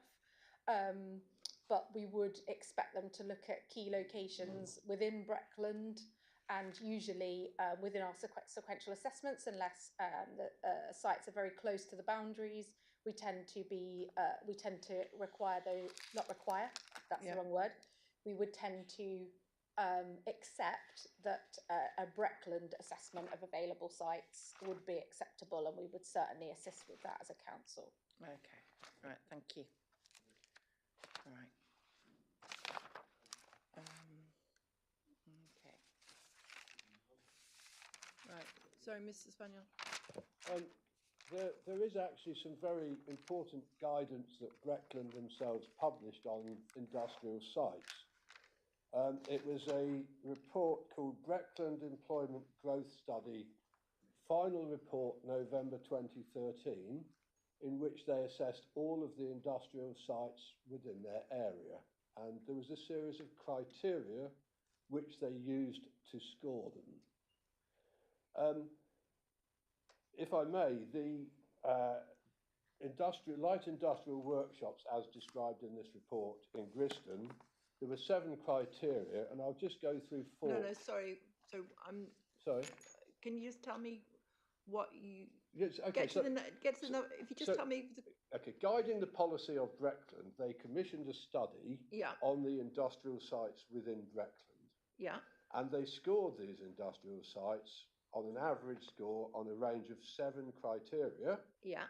And they then ranked them and said what was preferred. Yeah. In the update of 2017 to this report, the 2 preferred sites, and I quote, located to the southeast of Breckland, the settlements of Attledra and Snetterton represent some of the district's strongest locations for industrial activity, partly due to their good access to the A11 strategic report.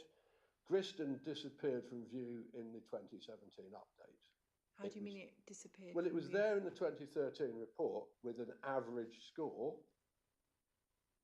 And in the 27 update, it wasn't even mentioned in the list of sites.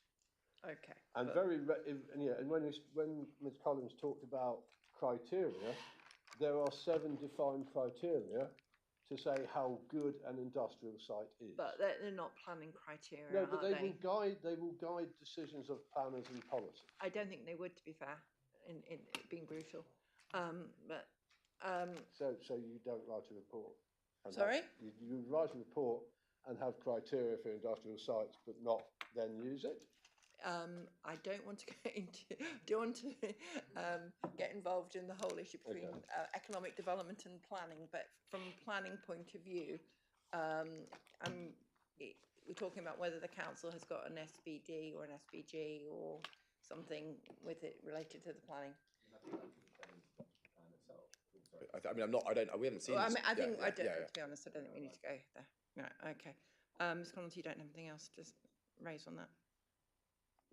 All I was going to say, and I don't know if it's helpful or not, so please do stop me, but policy ECO4 is aimed specifically at dealing with With sites applications outside. outside of Yeah. allocated employment Yeah, areas. So yeah. all the things I know you've got me, all the things the gentleman's saying is absolutely correct, that our direction of growth is within our tech corridor and we have allocated employment sites. But the whole point of ECO4 is to consider employment elsewhere. So it's not that we only allow employment on those allocated allocations. The whole point of ECO4 is that we can allow employment development elsewhere. Okay. Yeah, no, thank you. Yes, yes, Miss. I'm a bit confused about the council's change in position, because this is the very point we were arguing about, whether it's an and/or policy. But it appears that the council is accepting that based on the new evidence, we meet Part New A. evidence? What new evidence, sorry? Of it, the assessment of the sites that was provided. That's not new evidence, is No, it? they've always had that. Well, exactly, then why did you say based on... Well, that's what they seem to suggest. But I'd point out as well, we're in the statement of common ground I provided you were also provided with a committee report and decision relating to another industrial site, specifically for the owner of that site. Yeah, I understand that, and that was where one that you're talking about consistency in plan making, Yeah. aren't you? But I'm really dealing with how I'm determining this appeal on the basis of this particular site. Well, that's fine. It was accepted on that case. Again, that's it. We only needed to comply with A or B, and then C. But I think the council have accepted that that's their position, and it's for me to determine whether I actually agree, obviously. That's because it does say and or, it doesn't say or. It would have been much more helpful if the examining inspector had said, is it or?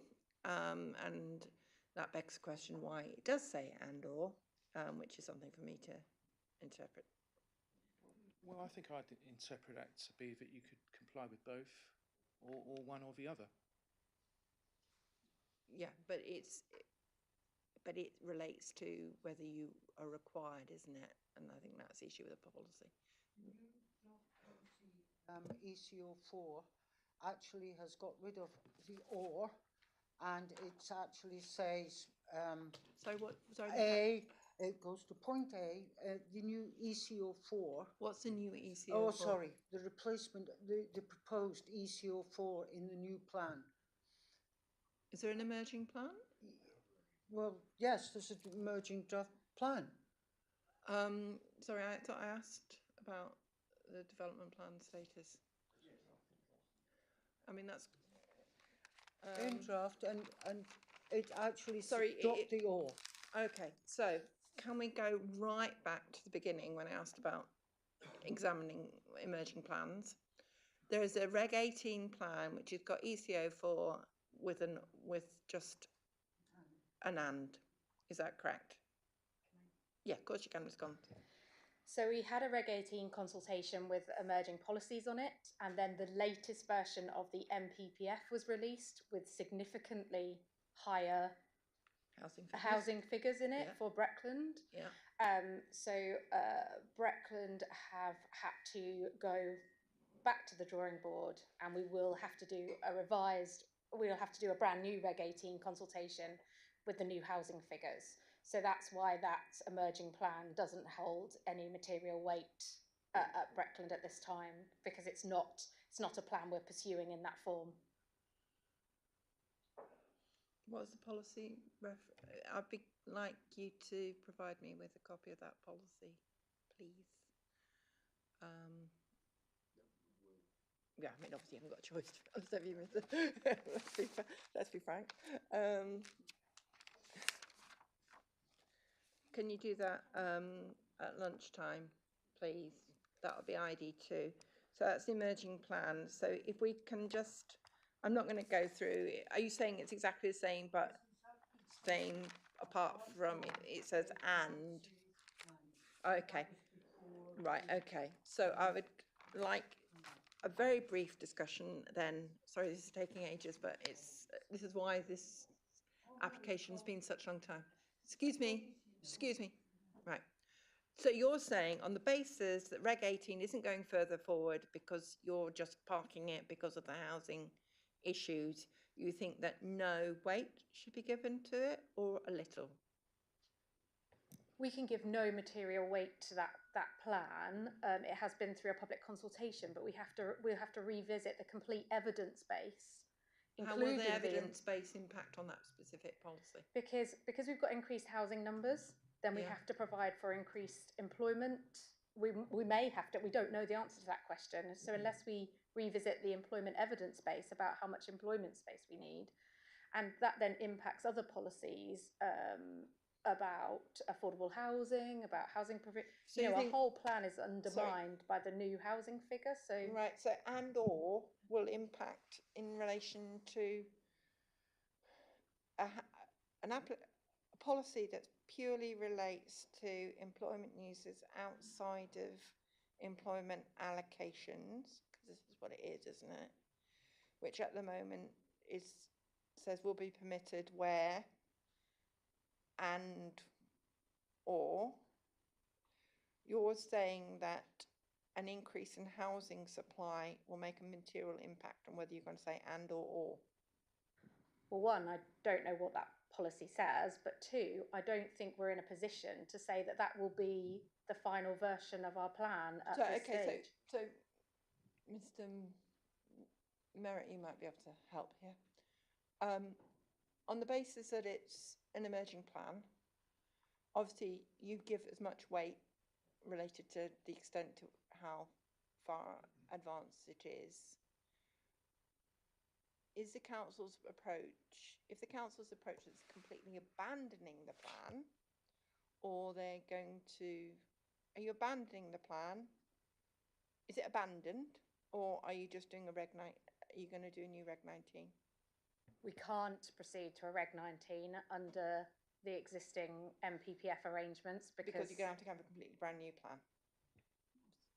Right, okay, so what weight, do you think I should give a little weight or no weight at all?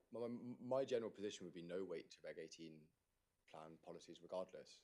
Right. And I think at this stage, hearing what we've said, we're going beyond that, and it seems that because I can get it up, but the MPPF test, I think it's the paragraph 49, the three elements of what you can give weight to, and its degree of consistency, unresolved objections, and there's something else, isn't there? And I think what we're hearing is that there is just no certainty or weight that can be placed on what is in this policy now might in any way reflect what is adopted come the adoption of this plan, which will realistically be 4 or 5 years from now, I'd imagine.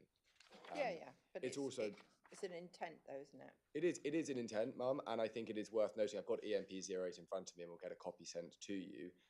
It is markedly different from EC04. If it's markedly different, okay. It's markedly different. Right, okay. It contains, it's got criteria A through J before then going on to other subheadings. So, I mean, I would entirely agree with the council. I'm happy to, I still like a copy of Yeah, it, of course. but I'm happy to suggest that it's no weight or marginal. It is correct that the and or has gone, but there are Yeah, numerous other changes okay. beyond that. Right, okay. All right, thank you for that. We've gone down that little rabbit hole. Right. We've looked at the location. I don't think I've got anything else I want to talk in terms of development strategy. Obviously, the impacts are different issues in terms of, excuse me, the allocation. Sorry, sir. Jahith?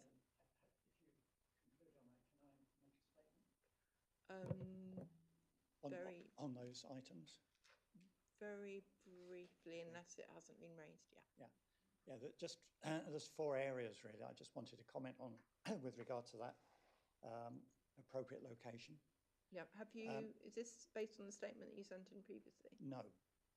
I make reference in terms of identifying the point 1 was the statement of case we made in Appendix 3 of our legal document on paragraphs 28 and 29, where we said a Class B2 use by definition cannot be carried out in a residential area without detriment to the amenity of the area.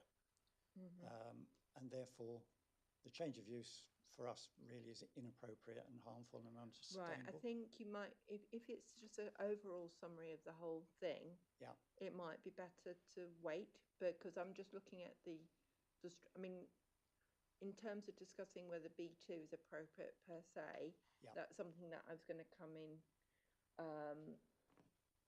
later in the agenda. Okay.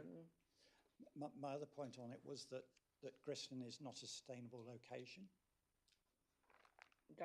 Yeah. So is that relevant for me to?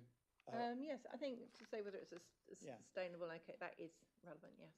Yeah, on the 13th of May 22, the Highway Authority stated in their letter, and I quote, as advised when you consulted me in respect of the informal, the proposal seeks to move a company currently located in a sustainable location, which was Attleborough, to a village which isn't, which is Griston. They went on to say, however, the industrial estate exists and already generates vehicular traffic, so it would be difficult to object on this aspect alone. End of quote. So they are objecting, albeit on this aspect alone.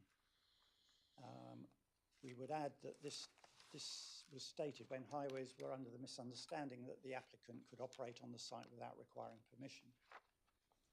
And notwithstanding that, the objection by the Highway Authority remained that Griston is not a sustainable location. Right, this is contrary to Breckland Strategic Vision, paragraph 1.30, and Policy Gen 01, Sustainable Development in Breckland, paragraph 2.26, main box, direct jobs and growth to the most sustainable location. Okay, so you're saying it's just not a sustainable location.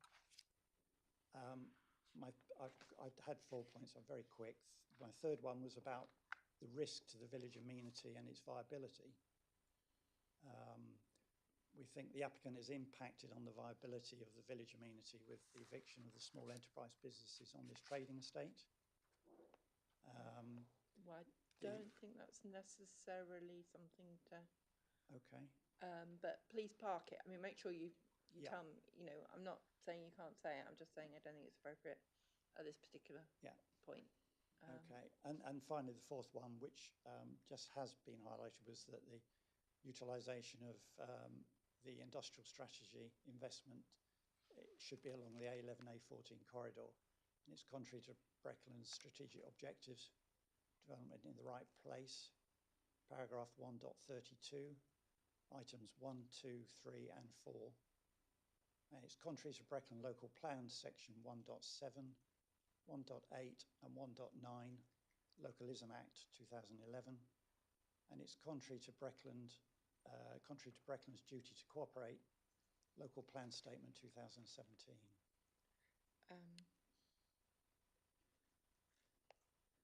If you could put your statement, if it'd be helpful for others, I think Mr. Merritt would appreciate it, and as with the council, if you could send us a hard copy of that statement.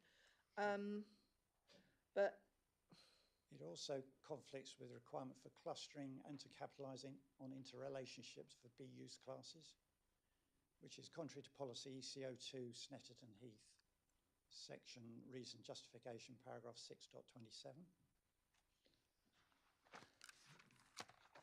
We'll just look at ECO2 briefly.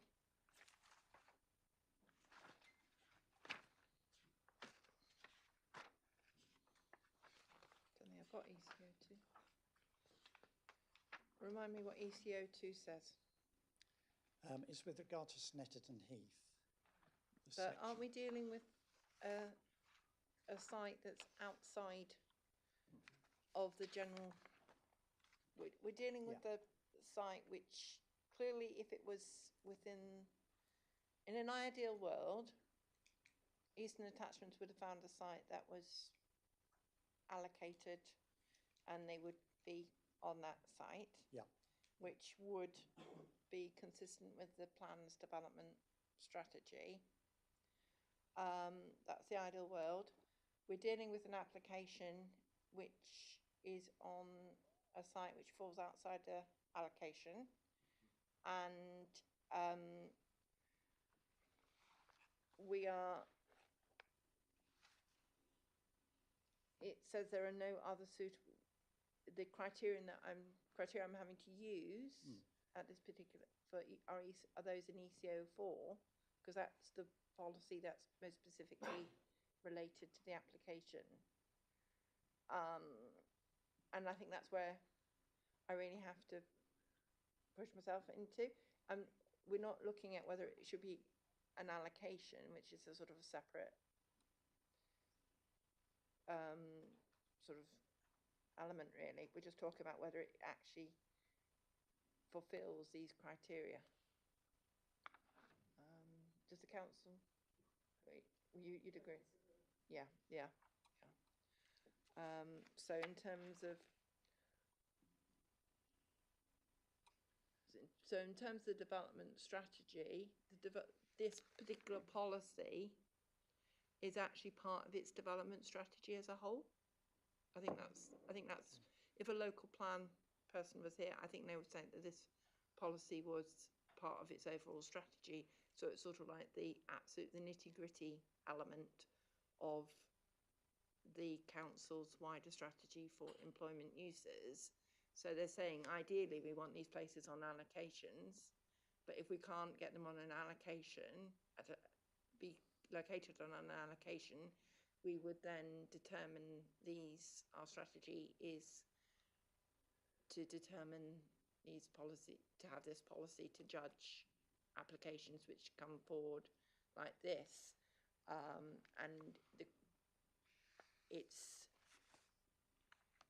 And that's what I really need to do. Unless anyone would, I'd be happy to.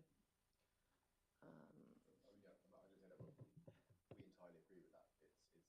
We are in the situation. ECO 1, 2, and 3 are about allocations, and we're where it can be granted without an allocation. Yeah. I've got 9 comments. Yeah, please. But can you make sure you talk into the microphone? I'd urge you to read the highway comments, because at no time do they state that it's an unsustainable location. What they do state is an existing employment site that could indeed generate more traffic movements than the proposed. And they make it quite clear that they're not objecting to the proposal. I'd also make the point that the site is in the settlement boundary as well, as confirmed earlier. I mean, Sorry, Mr. Heath, if you could ask to come in. You can come in, but it's important that you ask. No, this was the 13th of May. I actually think I read something akin to what you said, Mr. Heath. But thank you.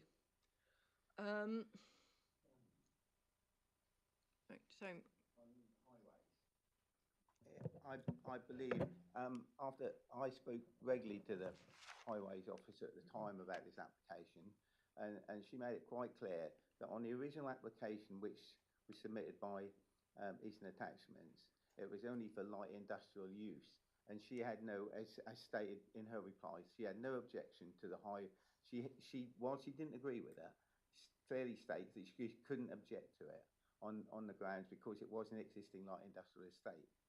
If she subsequently stated that if the council had gone back to her and requested her views when it was upgraded to a heavy industrial estate and the type of use which these people were going to use it for, she would have clearly objected on the grounds that the road was not conducive to either width-wise, it's not conducive to two heavy goods vehicles passing each other, and it's completely unsuitable for the type of use in a village location on that existing road.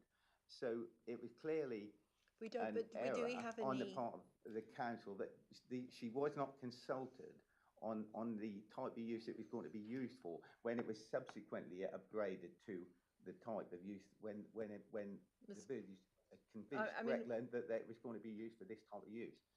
She just only consulted on the earlier use as an existing type location.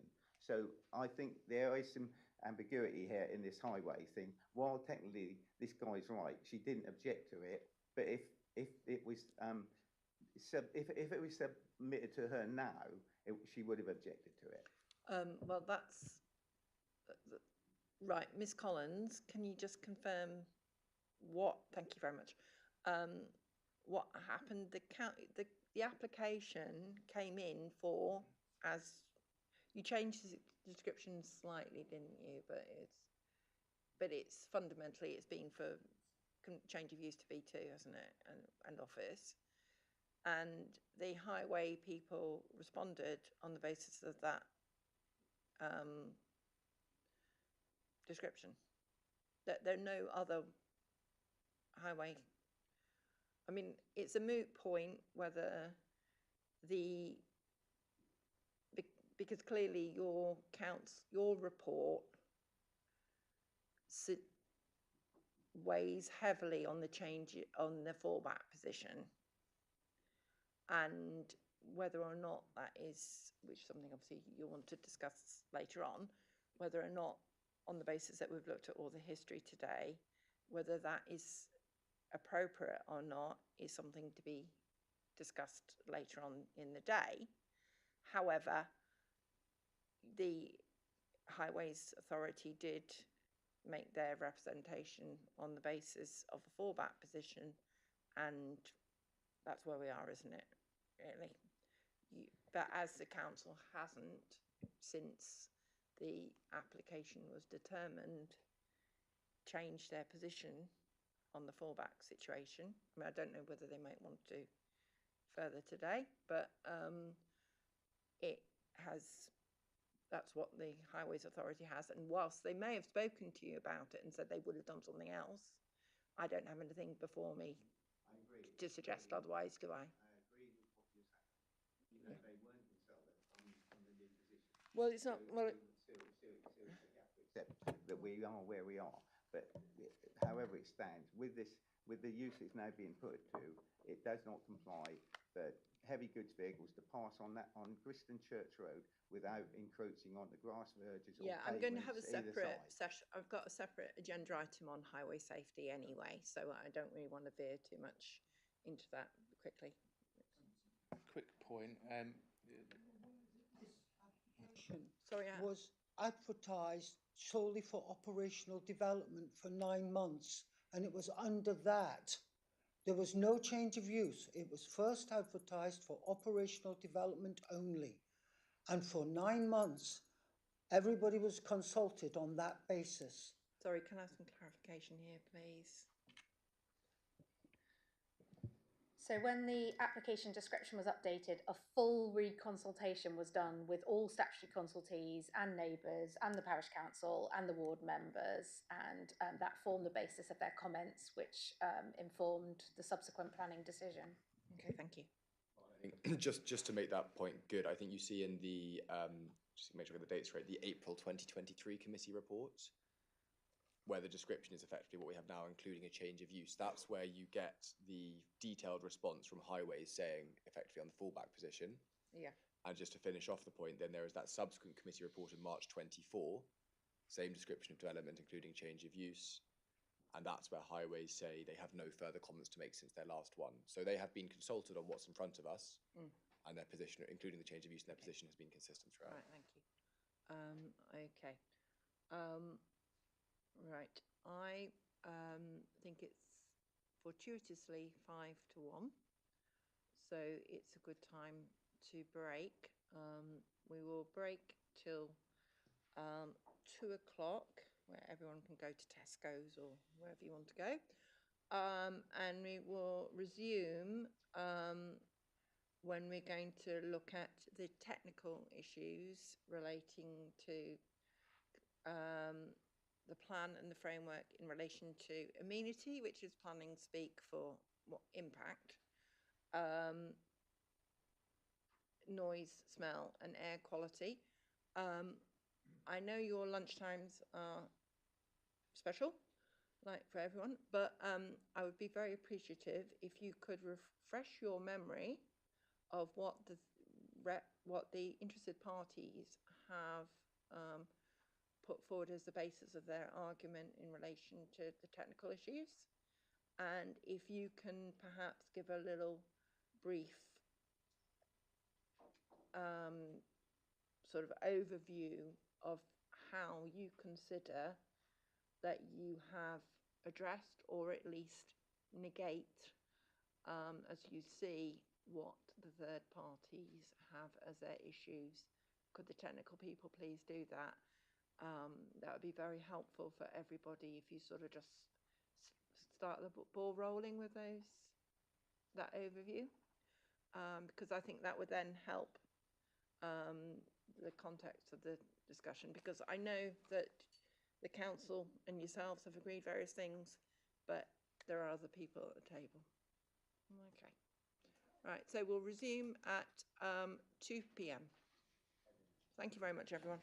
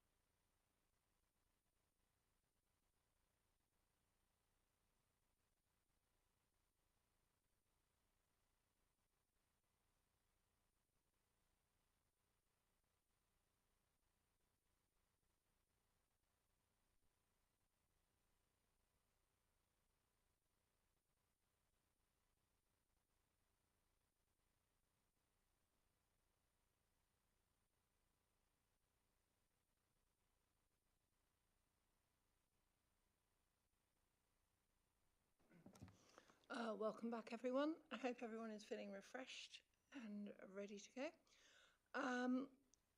Before we continue the agenda, I just had a question for Mr. Parker.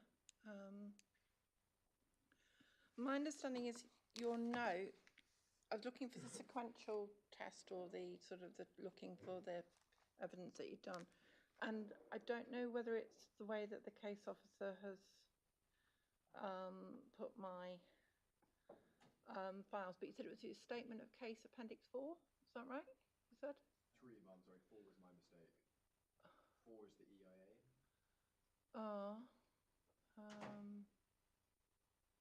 It's appendix 3, is it?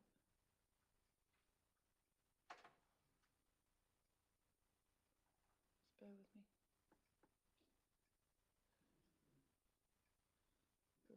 Appendix 3 is proposed plans and existing. Oh, it's actually in the appeal statement itself. Right. In the actual document. Oh, right, so it's not an appendix. It's stated as appendix, and it's actually embedded in the document. Right, okay, just bear with me. I just want to make sure I can. So it's the PDF of the appendix.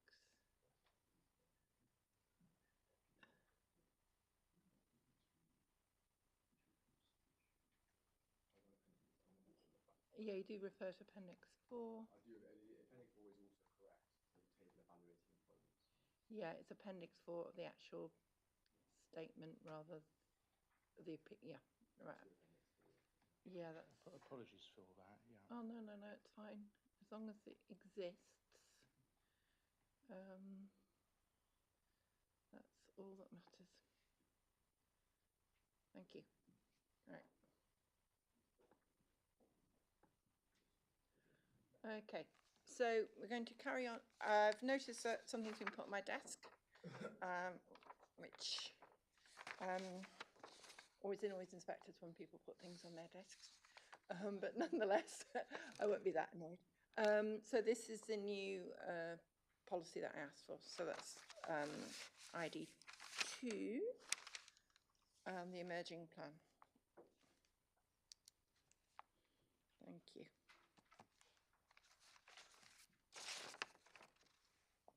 Right. We're now going to discuss, I suppose, the issue that's probably the most pertinent to those members of the public, which is the effect of the proposed development on the living conditions of nearby residents as a result of noise, smell and air quality. The way I'd like to do this is, as I said, I'd like the appellant's expert to try and do an overview of how they consider the third-party reps can be addressed, and then we will talk about the policies that are actually relevant. Okay, so could the council, so could the appellant's representative carry on? Okay, so we start with noise. Yeah, then okay. acoustics. Don't, I know you want to, it's polite to look at me. Please don't. Okay, Look at your microphone. It's a good microphone. I think we specified them ages ago. Yeah, so in terms of the third-party comments, I think the best thing to refer to is the noise assessment review, which was produced by the Griston Community Group, 30th of October 2024, which reviews our reports, noise assessment, Rev D.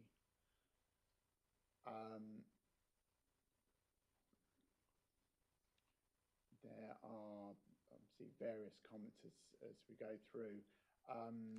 Skipping over, I think, the general description bits and bobs. Can you make sure the microphone's close to your, because Yeah. Okay. just put it in front of your laptop if that's possible. Yeah, no worries. And then you're more likely to have a chance of actually being able to hear you. Okay. That's Yep. better. Cool. Excellent. Probably the best place to pick up on those is the points from 3.2 onwards, the description of operations and what has been included and not included in our report.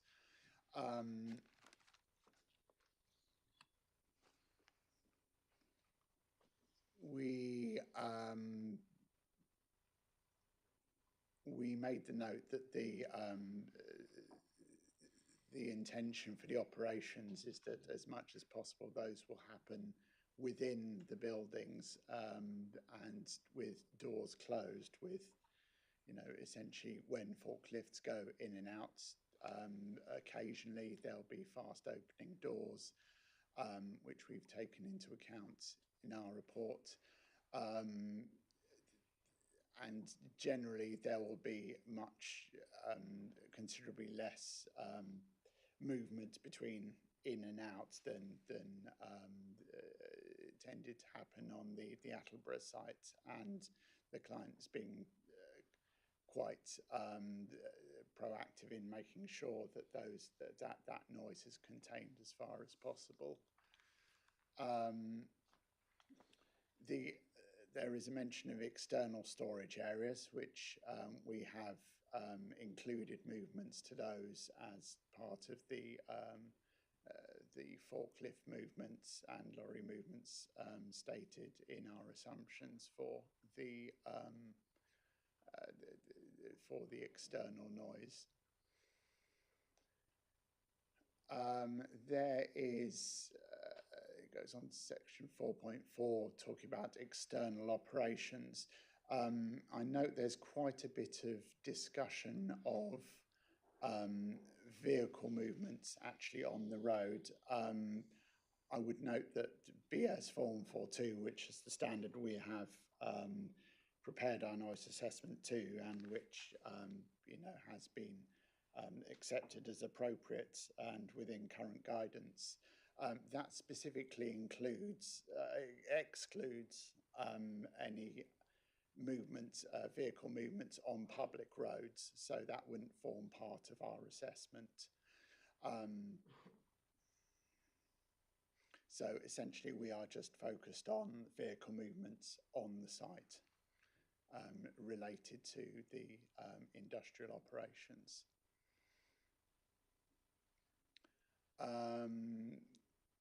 Carrying on section 4.4,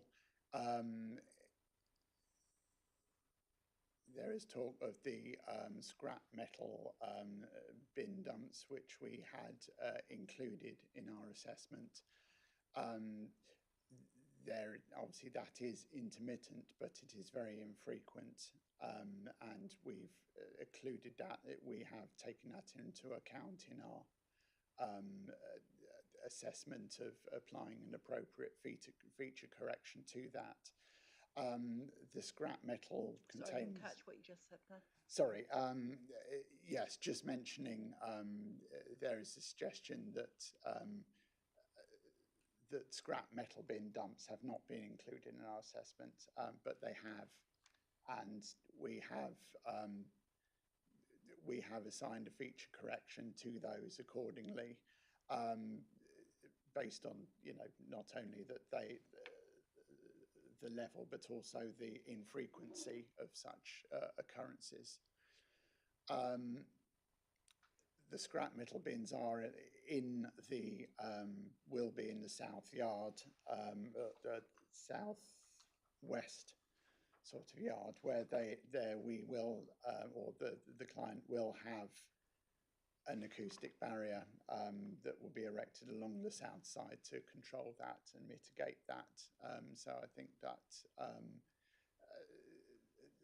the impact will be, appropriately controlled for that. there is discussion of the building SRI details. This has obviously been developed since Rev B of our report, which is mentioned to Rev D, and in particular the client has taken on to upgrade the roof constructions, particularly of the north building, but may also do the south building as well. That will significantly improve the sound insulation of those buildings, and what is presented in report Rev D is the latest iteration of that, and that represents at least a 20 dB improvement over the existing, which is quite significant. Okay, carry on. Is that it? Assessment of impacts. There is a question that our levels that are based on, it mentions, relies heavily on the test bed setup of measurements and not the full manufacturing of multiple operations. Obviously, we have taken every element that is going to be undertaken within that, within the production buildings, and we have added all those together. So I think we have a representative level of what it will be. Obviously, because the situation is very different from existing operations at Attleborough, we can't just go and measure Attleborough and say it'll be the same. We have taken this up from first principles based on what is on site, what has been demonstrated in situ, and the mitigation measures that have been incorporated to control noise, such as the dedicated enclosure for knocking out.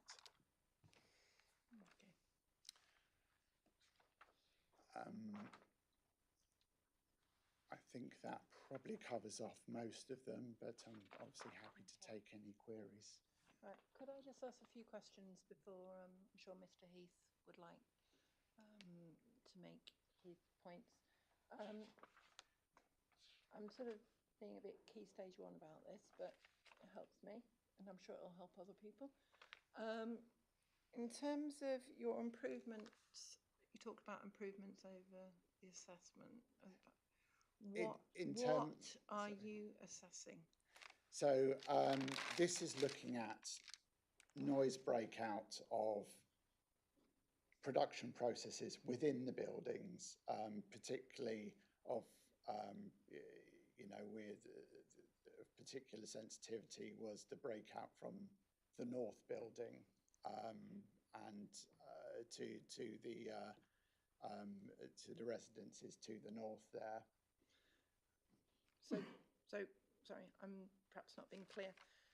So the improvement over what I'm really working at is what you improve over the sound insulation of the existing building, essentially. If the existing north building is used as it is, the roof is quite lightweight, and there will be there is a certain amount of sound noise breakout from that. The proposed upgrades to the roof, you know, with this will significantly reduce that breakout noise. Right.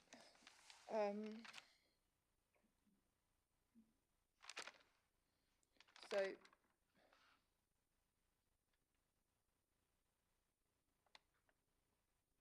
are you working on the basis that the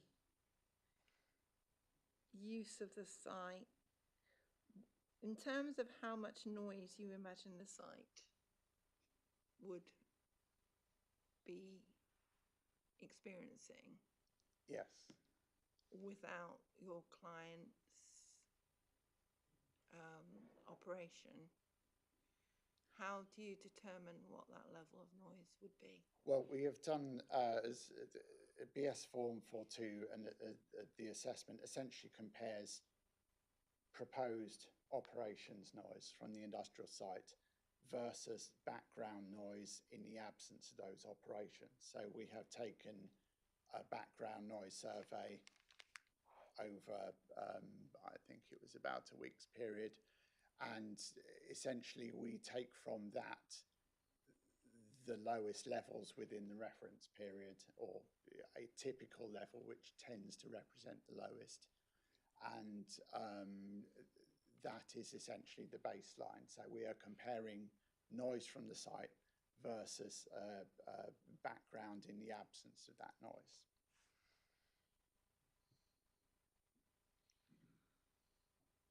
And again, being very ignorant, how do you actually do that? So what we have done is we have measured noise from each of the processes that are proposed that were demonstrated to us in situ. We have then added those together and for the internal processes generate a typical internal noise that will break out from the buildings. With external noise, we have taken measurements of, or taken data for individual vehicle movements. We have taken information on how often those vehicle movements will occur and how long they will last. And then we build a noise map of the site with all those sources in that, and then calculate how that propagates out to the nearest residences. Yes, but sorry again, but you said you talked about the lowest in the absence of the noises that were, the background noises in the absence of the noises that your client was producing. Yes. So is the absence by adding up the amount of noise and taking it away from what is, I mean, how does that absence work? So we had done the initial background survey back in 2021 when the site did have a little use, but it didn't have much use. And we've taken that, we've set up a monitor. It is recorded for the week, and within our report, figure 4 gives a time history of everything that happened during that week that was recorded by the monitor. We've condensed that down into histograms and picked the lowest background sound level or picked a typical background sound level for daytime periods during the weekdays, and a separate one for Saturdays. Those are figures 5 and 6 in our report. Yeah, we've got that. So where did you measure? Is that on your plan as well? That is figure 3, the green circle. So that's one measurement? Yes. So we pick a spot that is close to the nearest residence and or close to the site boundary, out of the way of most of the action, so that what we're getting is the background level. And just to mention, in any period, the background level is the L90 level, which is the level exceeding 90% of the time. So anything below that is essentially the quietest 10% of any period. So is it normal just to have one monitoring point? Where where the actual sources of background are relatively unchanging across site, yes. And here where background is mostly distant traffic and sources far from the site, the actual variation in level will be relatively minor across the site, and we try to pick what we consider to be a worst case position to take that within the site boundary where it is safe to leave a monitor for a week. Okay. Thank you very much. In terms of, I wonder if Mr. Heath wants to say anything at this point.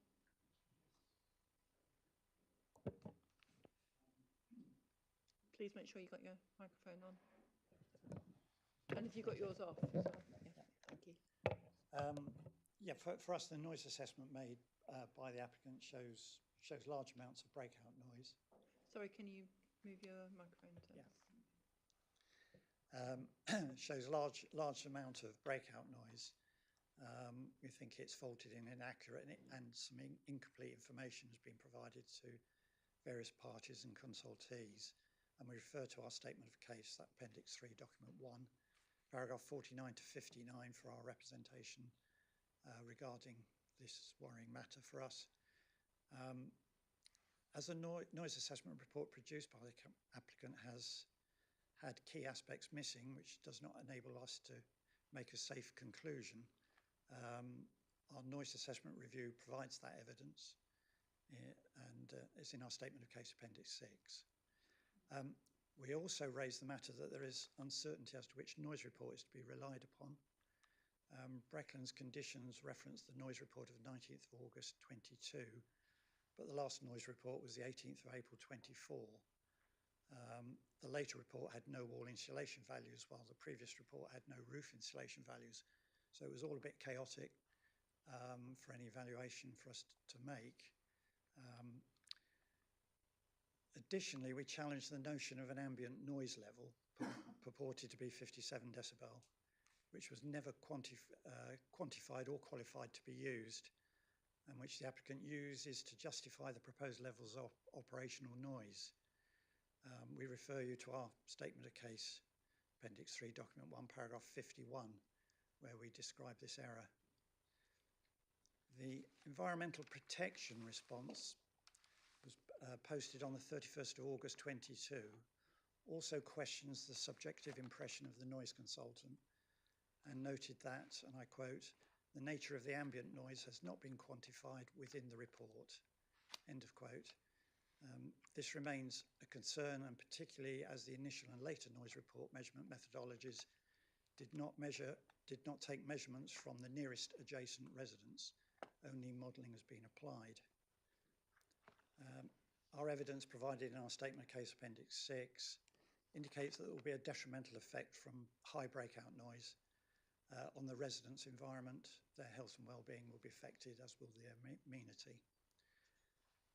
Within our noise assessment review report, we identified uncertainties from the lack of planning detail, matters that have not been properly evaluated, and some not even being identified within the technical report, including noise issues relating to 11 items, including external activities and machinery, and the lack of any industrial buffer zone protection.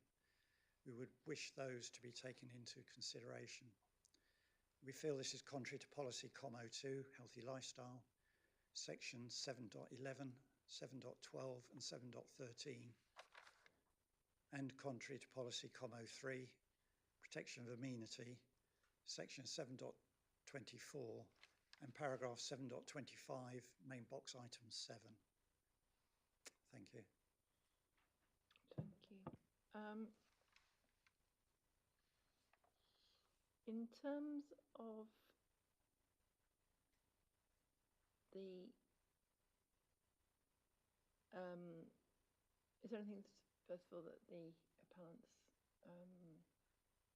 representative wants to say in coming back to those points?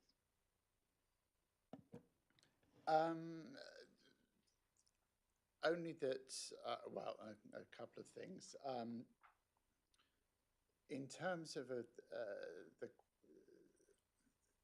the issue of ambient noise, obviously in terms of BS 4142, we are specifically looking at background noise rather than ambient noise. The time history shows that ambient noise was, you know, that there was some activity on site that affected that ambient noise, but because we're looking at background noise, i.e. the quietest periods of those the ambient noise side of things isn't, with regards to the survey, isn't that material, I'd say.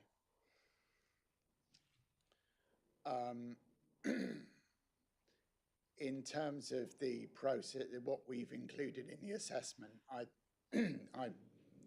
feel that what we have done is comprehensive and includes all the elements that the client has told us would be taking place in there. And we have, and obviously we have incorporated, you know, mitigation. There's obviously quite a bit of variation between the different iterations of the report because things have, we have developed mitigation to try and address issues that that came up in some of the earlier iterations. So essentially, Rev D is the latest of that, incorporates the latest proposals and I think demonstrates that as much, you know, that there is a decent best practical means of controlling the noise. Okay, so can I come, you said you've used quite a lot of caveat-y type things, best available ways of controlling the noise, etc.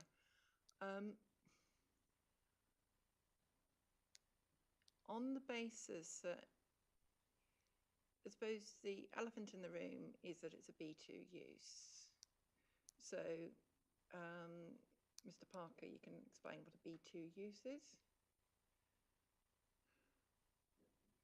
Yes, please, just for... So B2 uses are uses that are considered appropriate in a residential area.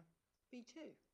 Sorry, B1, sorry, I was getting on. B2 are industrial uses which can cause noise and could be workshop, it could be a number of industrial processes.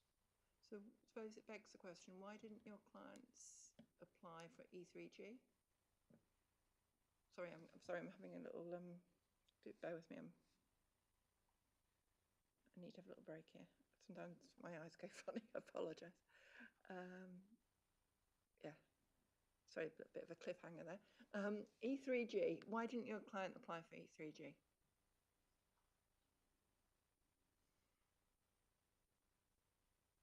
Or EG3, I never know whether it's E3 I think that's or EG. implied, because when the application came in, that change to, wasn't there, I don't believe, but they've been quite clear about what operations are taking place here. Yeah, but I suppose the question is, if it's let's go back to old school, we were talking about B1, light industry, something that could operate in a residential area without causing harm. That's basically a précis of B1A, whatever it is. On the basis that following, I'm assuming your noise consultant, do you think that there's any issue with the noises emanating from your client's business in terms of impact on residential immunity? With the proposed mitigation measures, I think that the impact is suitably controlled and should be minimal. Is that an answer? That is an answer. That is an acoustics answer. You have to forgive me. We deal with a lot of caveats and bits and bobs. Can I hear it again, please? Do you mind? Yes, I think with the mitigation measures that are proposed to the building, to the barriers, and to the method of operation, yes, I think that impact is, you know, will be controlled and will be minimal.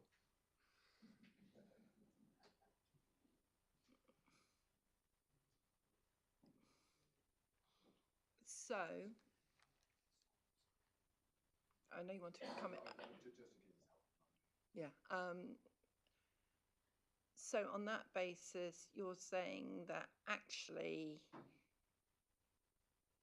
there'd be minimal, but does minimal mean that it's something that can carry on in a residential area without, you know, causing, would it throw it into B2 territory? I know you're applying for B2, but I'm just positing these sort of theoreticals.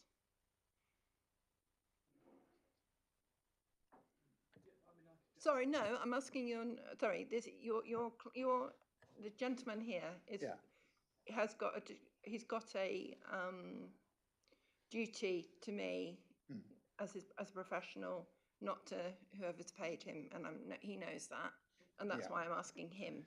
Sure. Yeah, I would say if we're yes, I mean the point of BS4 and 4.2 is to assess the effect of impact of industrial sound on nearby receptors, including residences.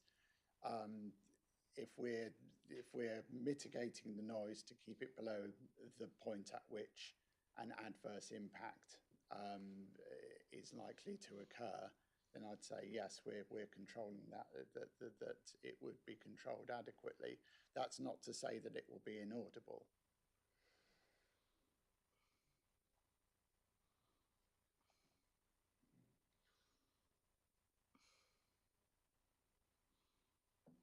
But in terms of whether it would be sufficient to suggest that it was something that would go in, be able to operate in the residential area with, you know, as per a B1, old school B1A type thing. Can you say yes or no to that? Yes. You think it would be as if it was a light industrial use? Yes. Yes. Okay. Sorry, please wait. Right, thank you. So you've said, as a professional person following your professional code of conduct or whatever, that you consider that it is akin, the noise impact would be akin to a light industrial use. Yes.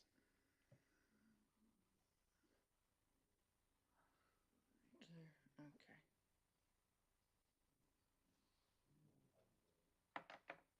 We are working on the basis that all the noise attenuate. I mean, clearly, however it's operating at the moment, that is not with the benefit of what's in this planning application. So I want to make that clear. Right. Okay. So it's akin to a light industrial use. All right. Okay.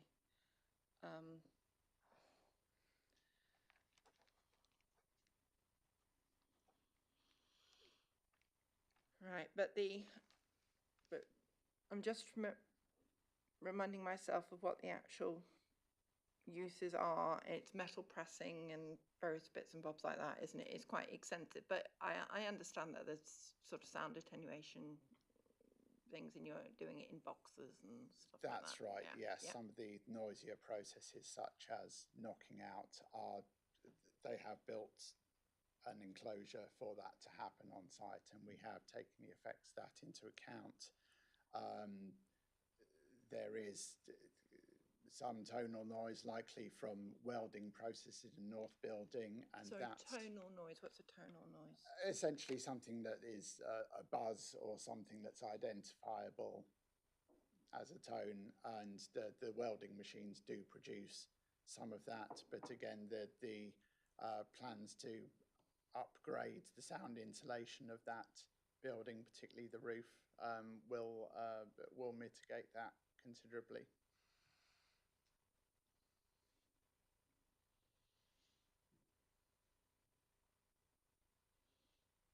Okay, so in terms of the you know, the intermittent slag, you know, the issue with the scrap metal, etc., in the southwestern quadrant, you've got an acoustic barrier. How is that the thing you're relying on there?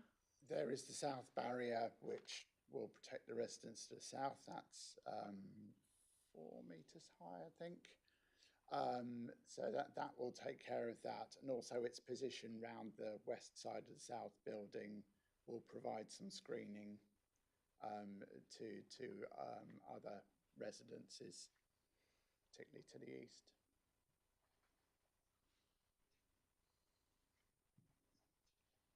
How about the building, the garden to the south?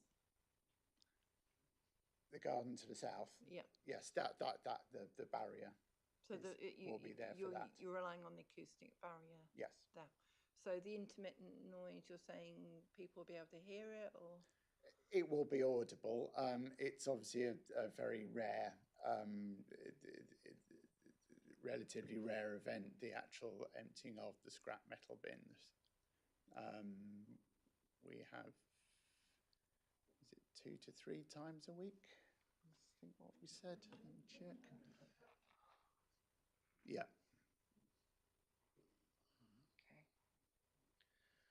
Okay.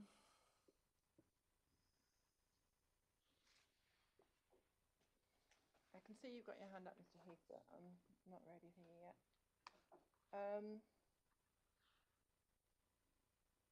There are some properties which are exceptionally close to the northern boundary.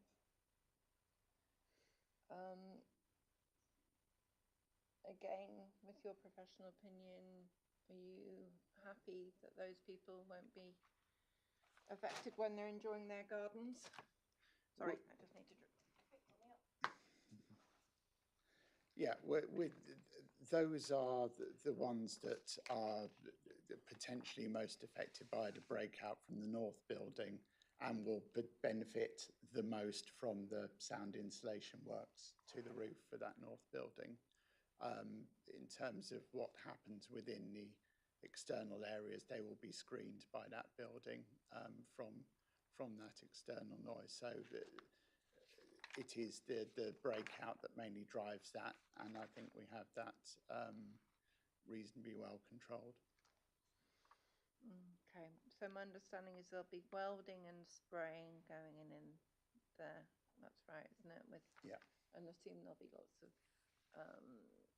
there'll be air. You know, obviously there'll be fans and things, won't there? Yes, and those are included in the model. Yeah. So, and remind me where the fans are again.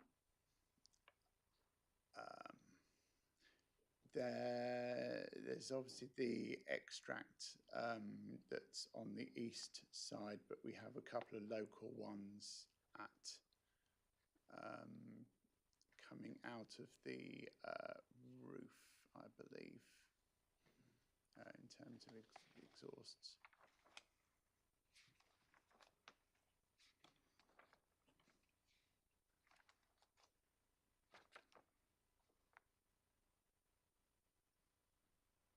So, okay, so you are, again, with your, using your professional opinion, people who are sat out in their garden on a summer's evening expecting to enjoy their gardens, having this B2 use, albeit you don't think it should be, would not impact on them, is that right? Yes, yeah. You know, it's what we are predicting in terms of noise levels, in terms of average noise levels, is relatively low. It is, we're not saying it's going to be inaudible, but it is at a level where it is not expected. It's expected to be at all. It's not expected what, sorry? Not expected to have an adverse impact.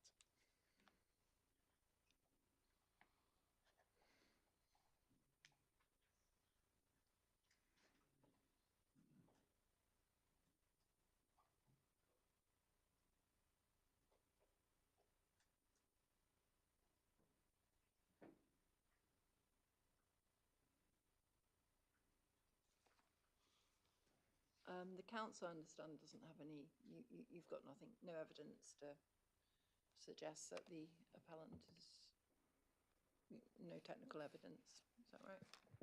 No, the council's environmental health advisors, which are a statutory consultee, concur with essentially what the noise consultants have set out, in that there will be noise audible from the development, but the noise levels are not as such that would have an unacceptable impact to warrant refusal of planning permission. So there will be a noise level, an ambient noise level, but that wouldn't be so significant to refuse planning permission, and that was the advice we had from our statutory consultees.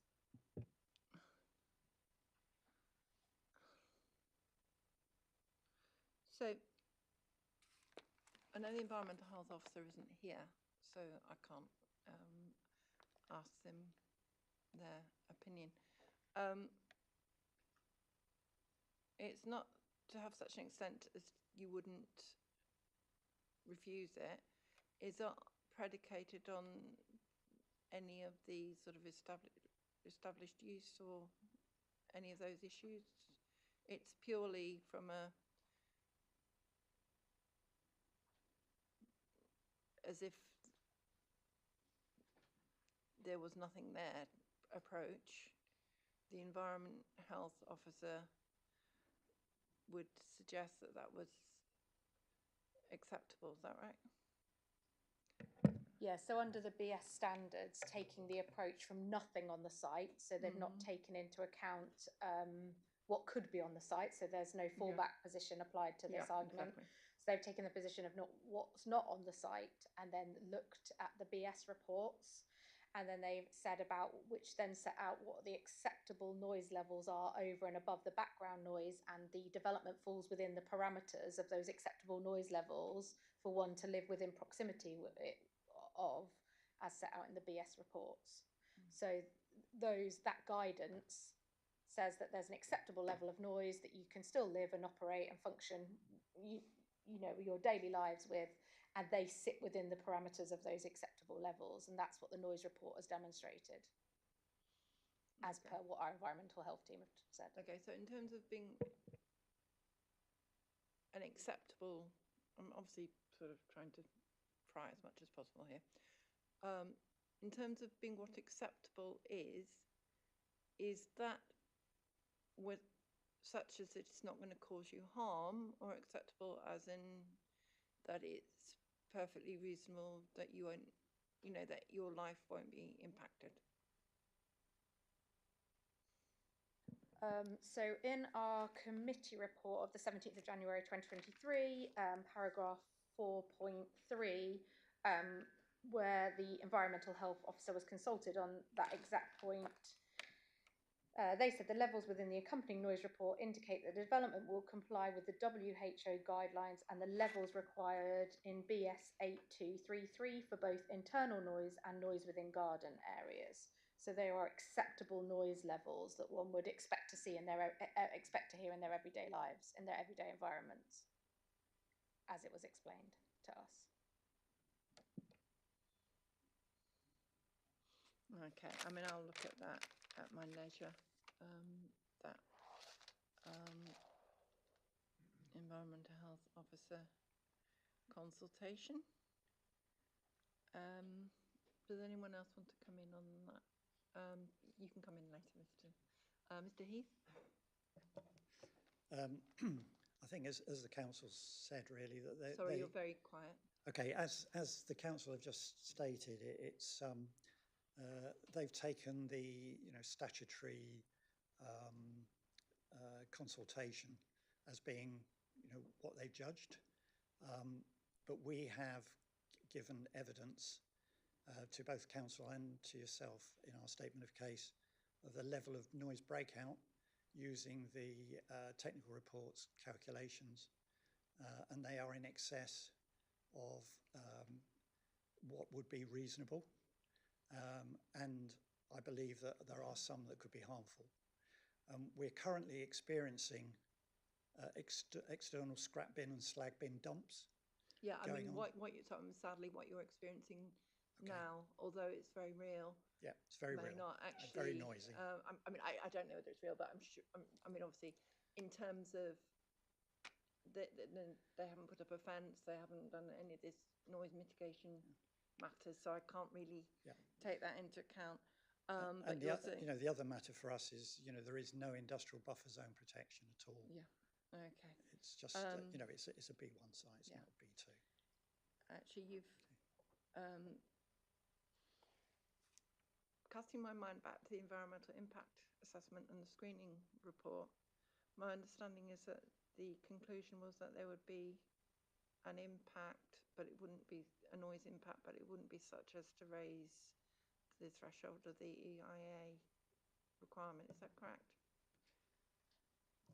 I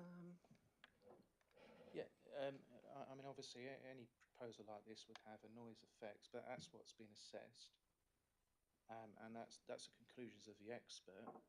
But the point is, it's all within the acceptable perimeters that we've explained and gone through. That's why it was quite clear it doesn't amount to any EIA, because there's no significant No, but effect. I don't think you should conflate something that's EIA development with what is something that, whether it's acceptable in the residential area, they're two completely different things. But that's fine. The point I was making is obviously the noise would be. Sorry, can you?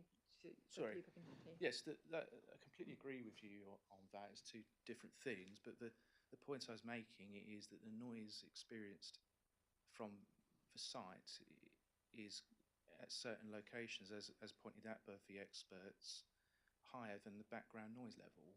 That's all. So that's the only point it made. Okay, I'm going to go in hard on this because it's obviously something that the members of the public are very concerned about, and I need to be really clear that I'm convinced by. Sorry, Mr. Heath, can you just bear with me?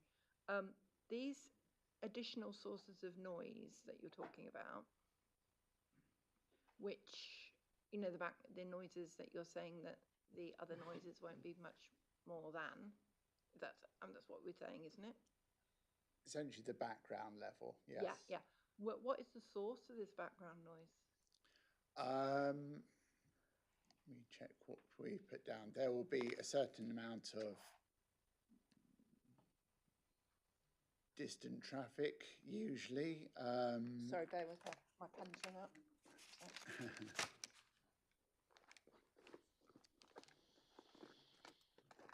Let me just see if we've listed them specifically.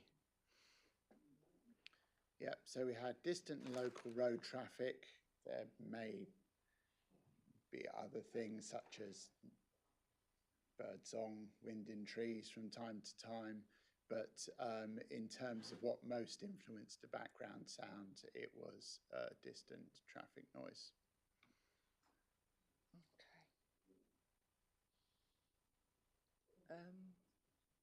Where does this? I mean, I do find that travelling in Norfolk does take quite a while. So I'd like to know where this distance noise, this road is, this traffic's coming from.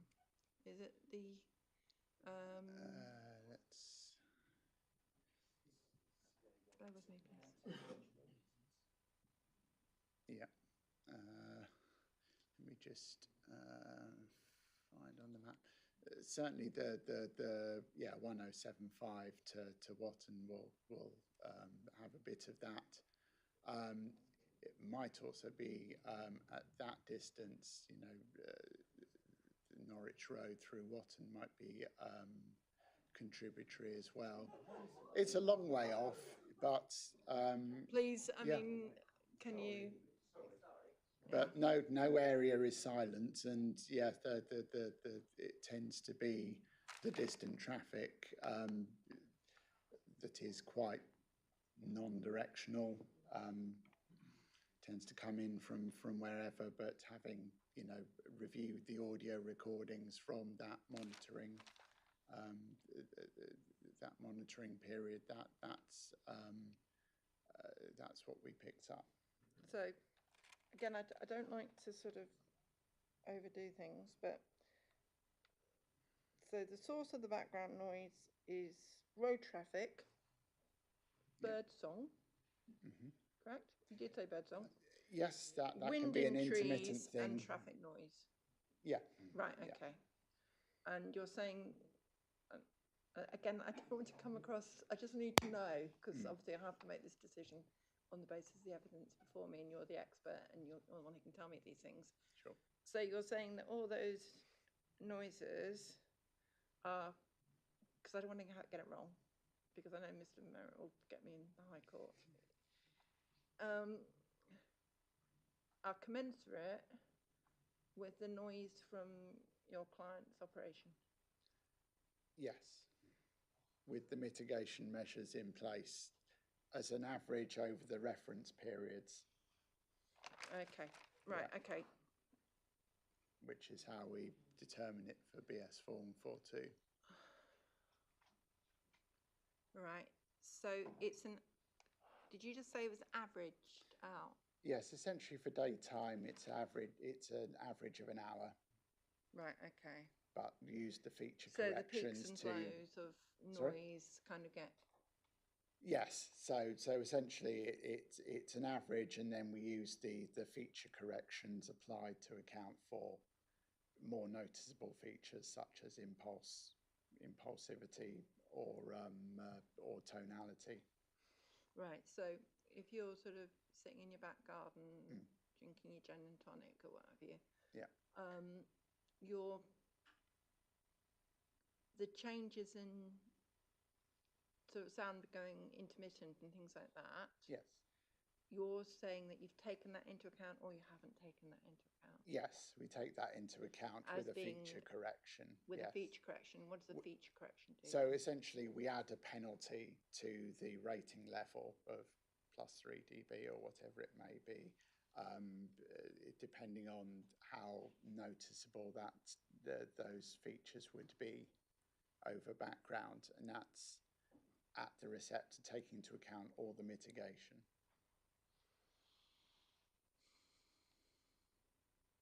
Okay.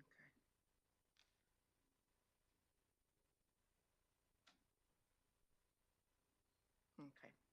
So fundamentally, this development is going to be very, very mitigated, because clearly, on the basis that it's a B2 use, and I mean, it stands to reason, doesn't it, if you're smashing things, we're not smashing them, you're pressing them, aren't you, and you're got fans going, etc., etc., then it's going to make a little bit of noise, but due to the insulation and the fact that you're only going to shut your doors and things like that regularly, correct?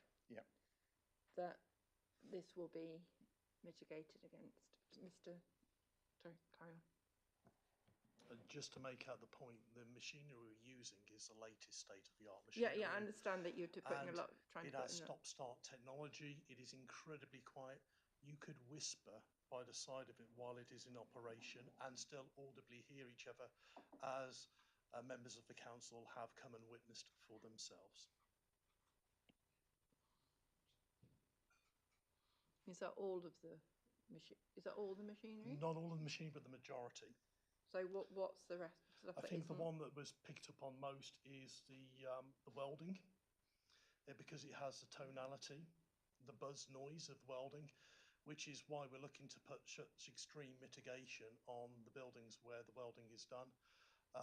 Acoustic panelling that is being designed for the frequency of the measurements of that welding to effectively eliminate the breakout of what we're experiencing at the moment, which is a poorly built and constructed building, which is why we put the application in to bring the levels down to what we consider to be B1 levels.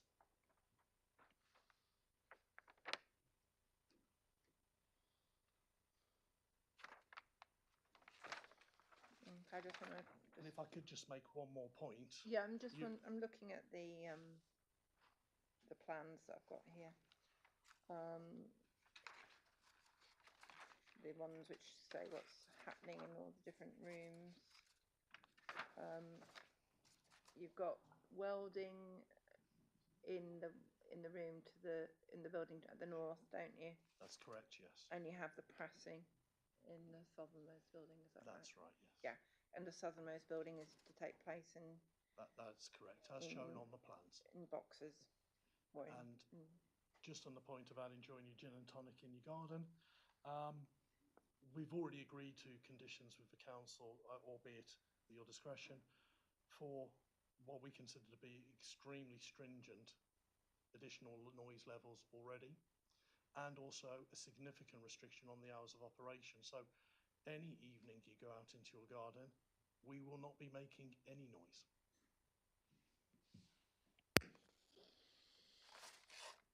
Okay, right. I think I'd quite like to leave that unless anyone has one last. Yeah, Mr. Heath. As somebody Mr. who's Spaniel, worked, sorry. so as somebody who's worked his entire life in manufacturing industries, it's very interesting to hear two things. The first one is there will be noise, but it will not be inaudible, i.e. I will be able to hear noise, a buzz, a fan above the bird song and traffic noise. So there will be a level of background noise that I will need to decide if that is affecting my lifestyle. The other thing about averages is they're very misleading.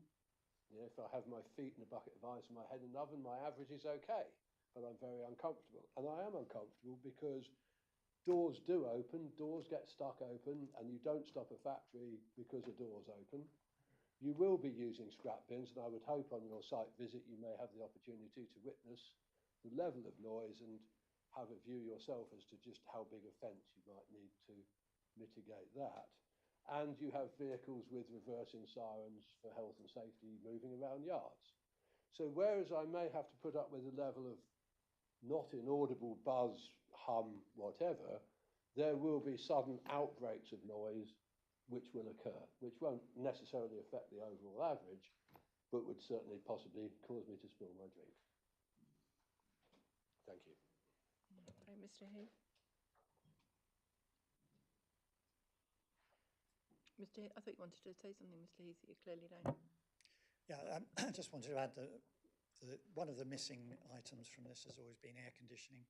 If they're going to have a closed policy, you know, with welding and shot blasting and paint spraying, etc., you know, there has been no discussion around air conditioning units, which are going to be added. Had there not been? I thought the fan, you've got ventilation, haven't you? We do, and the fans and everything else were included in this for the air movement. It was already part of the report. But that doesn't include, sorry, that doesn't include air conditioning. That's just extraction fans for pollutants and working. Just to answer your question, there won't be air conditioning in the main production facilities because the nature of the welding we're doing doesn't produce anywhere near the sufficient heat that normal welding processes or manufacturing process you may have been exposed to previously. We use the Feronius PMC systems. If you're interested to go and have a look at it, they produce far less fumes, heat, and require far less energy than any other system in the world. Thank you.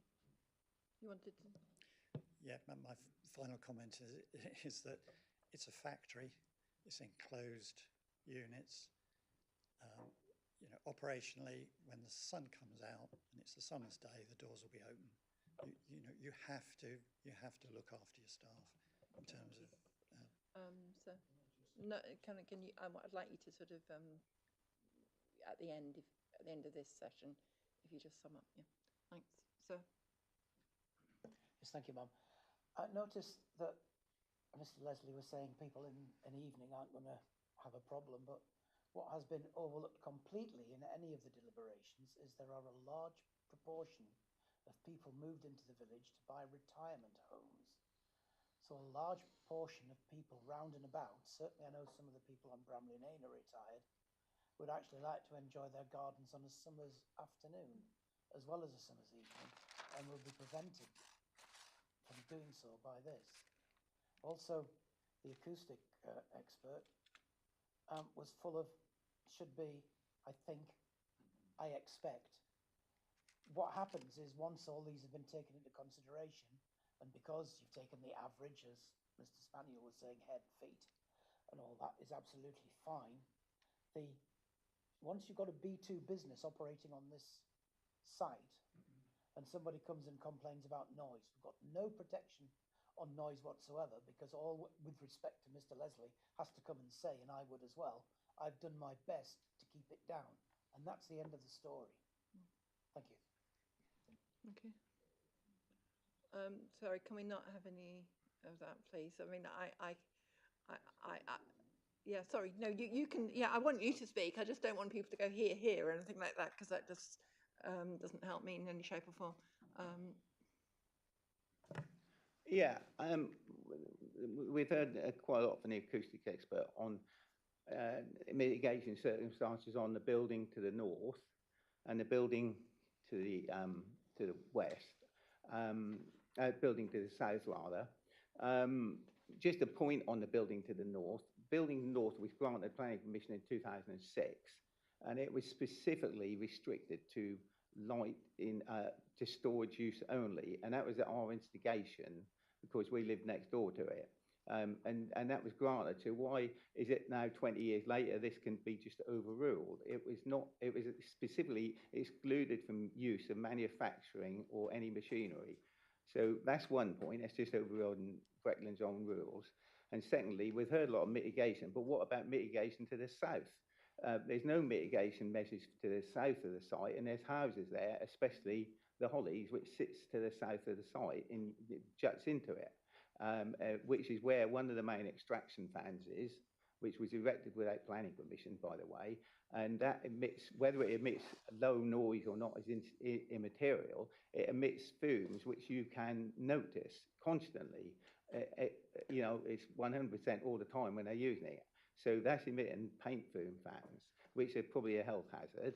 And secondly, about the noise mitigations in all the buildings, which is maybe correct, that in the buildings it will be quiet. And as John Heath said, that when it's warm, the doors will be left open. But also, by the nature of the business they're doing, they're moving relatively small items of machinery around constantly. They're not building one big machine a day. They're building multiple numbers. They're in and out of the building constantly, and that's metal to metal on forklift tines. And so it's just a constant bang. And these noises, no matter how high a fence you put up, a mitigation fence, which is 3 meters, 4 meters, they vibrate, and you can hear the reverberations around the village. So it's not just a sort of a case of putting up a 3 meter fence and you can't hear it. You can hear it, it vibrates. None of this has been taken into account. I mean, his figures are correct up to a point that, yeah, maybe it is quiet and it's only intermittent. But the actual, you've mentioned about the scrap making a lot of noise, but actually, every time I'm on within the vicinity of the site, and we do own properties around the site, and every time I'm within the vicinity, you can hear metal banging outside in the yard, not in the buildings, out in the yard. You know, it's just metal to metal, whether it's loading buckets on lorries and loading steel or all the other processes which go into making multiple units, which are just, and with 20 units, with 10 welding bays and so many spray booths, you know, you're going to be constantly moving buckets, which they make constantly all day, every day. They're not just going to be once or twice a day and the doors open. They'll just be in and out all the time. So really, this is, you know, I think there's a lot more to this noise acoustics that needs to be looked at. And really also, why is there no measurements being taken off-site? We've said that we want the measurements taken off-site in the gardens of the adjoining houses.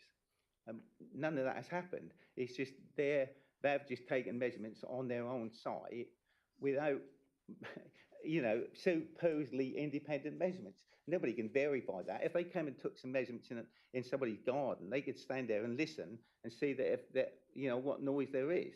But unfortunately, these guys, they could have just took it when nothing's happening. You know, who knows? There's no independent verification of it.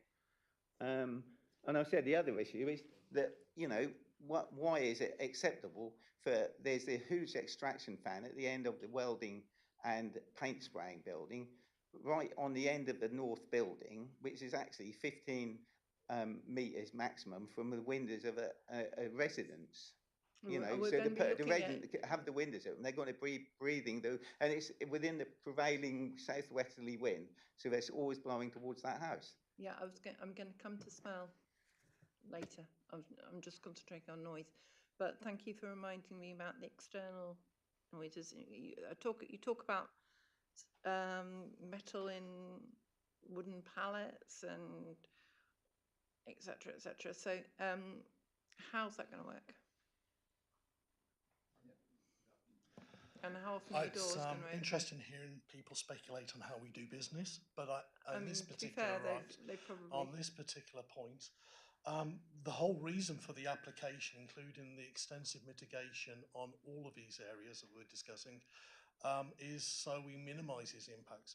If we were able to have the units layout as per the application, we would be doing all of our operations internally, and we already have 2 of several doors that are the auto fast shutting doors that you will see in operation on the site, the acoustic doors in place. It's not pie in the sky stuff. These auto doors open within 2 to 3 seconds and close within 2 to 3 seconds, and they only open as necessary when there's a full truck exit. At the moment, it would be unfair to judge us on how we're doing it, rather than looking at how we're doing it in the application. I have said that right at the beginning, didn't Because I? That we are working outside at the moment because we don't have the ideal space, which is why we've got the application in to mitigate against it. Okay, so in terms of, so getting back to these metal pallets, I mean the wooden pallets with the metal. Yeah, I mean, assuming tomorrow on the site visit you're going to try and give me a. You can have a look around, of course. Yeah, I would like a look around. So the steel that comes into us is traditionally export wrapped, which is in sheeting and wooden bearers. That is traditionally how it kind of comes into ourselves. There is some metal on metal tying, shall we say, production pallets going from place to place, from side to side, because we do not have the facility that we've applied for, so we can do all of that movement internally, which is what we are looking to do. The external activity will be primary materials coming in, finished goods coming out. Is that right? Exactly, on wooden pallets, ready to go one way or the other. And how often will this happen? At the moment, we're averaging around about 3 to 3.5 lorries a day. And I would say it's about a split either way on goods coming in and goods going out.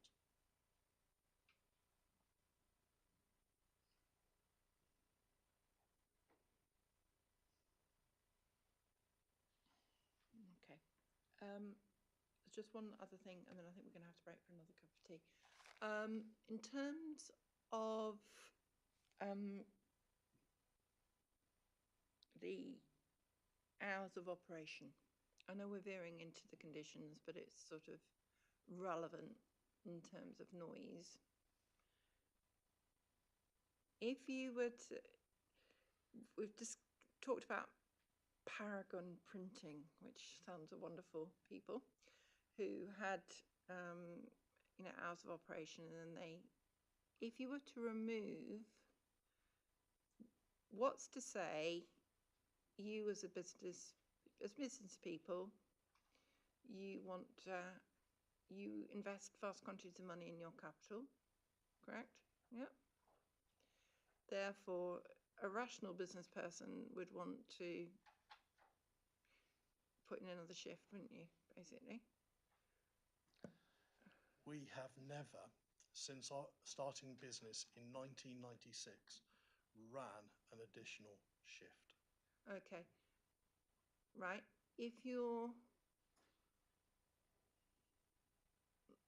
Much as this has been predicated on your particular, this is probably a question actually for Mr. Parker, so it's a bit unfair asking you. Much of this has been predicated on the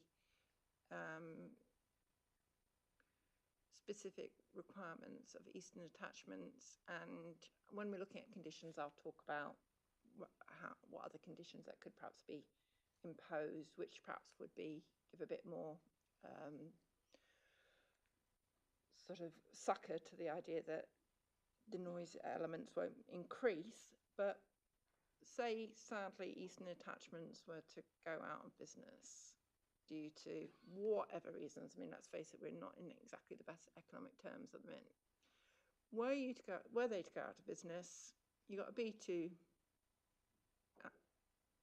permission, assuming you get permission. Somebody shifts up and says, I want to use this. There's not many B2 sites in Breckland. Looks like a good site.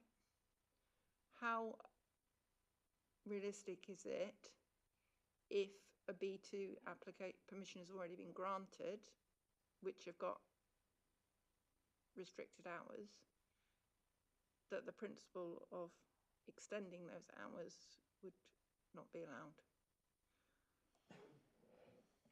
Well, I think it's quite a simple answer, really. I think that the council have taken into account the location of a site. Sorry, can you make sure you... Yes, sure. Council and the appellant have taken into account the location of the sites, and that's why these extensive mitigation measures are at play here, as well as the detailed noise assessment. And the planning condition, as we'll go through later, specifically limits the noise levels. So if anyone wanted to come here that had additional noise levels, they'd be in breach. If they wanted to extend the hours of operation, they'd be in breach unless they demonstrated it was acceptable in terms of amenity. So they'd have to go through this whole process again. Okay, thank you. They could, of course, revert to change of use to B1 as well, if this site become vacant and available again in that scenario that you said. But you're talking about a scenario if someone wanted to come here and use the site for something more noisy, they would have to demonstrate its acceptability. And the council's been very clear about that with its conditions that we've negotiated. Okay, thank you. Ms. Collins, do you want to come in? I can't help but agree with the appellant that in the event that there was, an operator that wanted to use permission, they would have to apply for planning permission. It would consider it on its own merits. But the principle of B2 is obviously you don't need planning permission to move. I think what we're saying is that the applicants demonstrated through their plans that there's no harm. No, I'm just from the development. I'm talking about B2 use. So if a B2 use came in and this one was strictly conditioned, you're saying they'd have to apply for variation of the conditions. Yes. To operate differently. Yes. Yeah. Okay. No, that's. So I just want to make sure that we're all singing from the same hymn sheet, or at least we're all working on the same premise. Okay. I'm afraid we're going to have to break. We'll come back at 3:30 and we'll continue. So thank you very much, everybody. Thank you.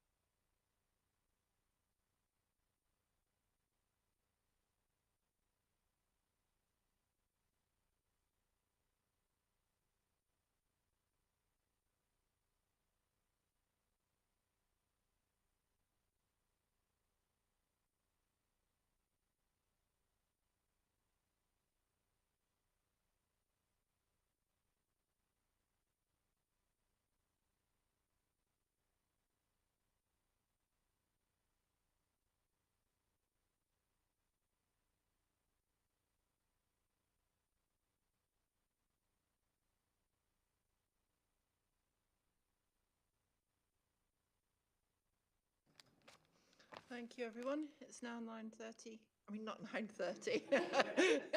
You haven't had any sleep here, so we're starting where we began. No, it is now 3:30, and I'm resuming this hearing.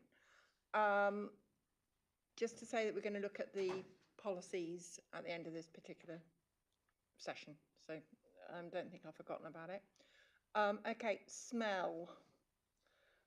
Technical issues and impact, or fumes, or whatever you want to call it.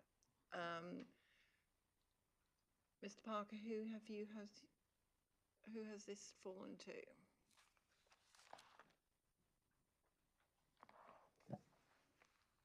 Good afternoon. As I say, don't think you're being rude. Just Yep. concentrate on that Talk microphone. to the machine. Yeah.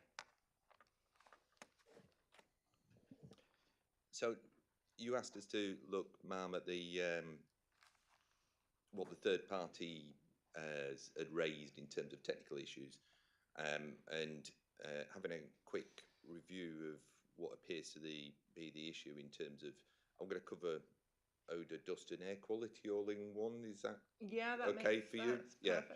I will split them down when we talk about the different issues, but I will split them down. I mean, yeah, we can. But the main third-party issue appears to be in relation to the modelling and the validity of our modelling that we have undertaken. Mainly because we have used windrows metadata from a site at Tibenham Airfields, southeast, which is 22 kilometres away from the appeal site. Now, the third parties obviously think that means it's completely discredited, we shouldn't be using it, and don't take any notice of what we put in our reports. But that is standard practice, is to use the nearest full windrows data met you can get to the site. And that information is the Tibenham Airfield Southeast.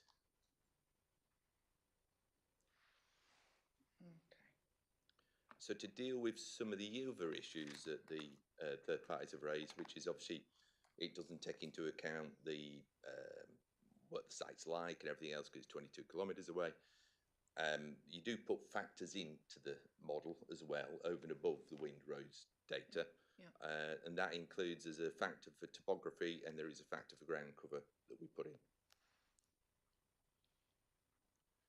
That we've created a dispersion model which has been generated using a program called ADMS Road, and that again is an industry standard air quality modelling package.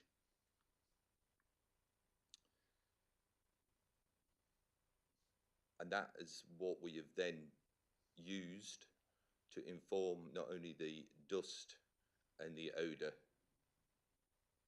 reports, but it also provides the background evidence for the overall air quality conclusions.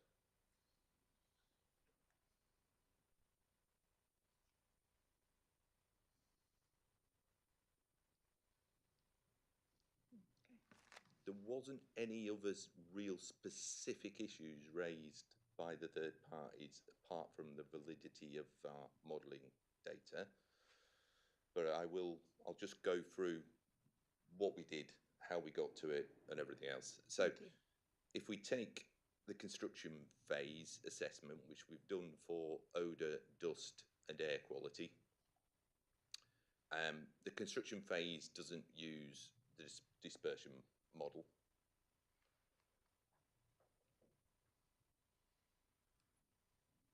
And it was considered that odour was negligible for the construction phase.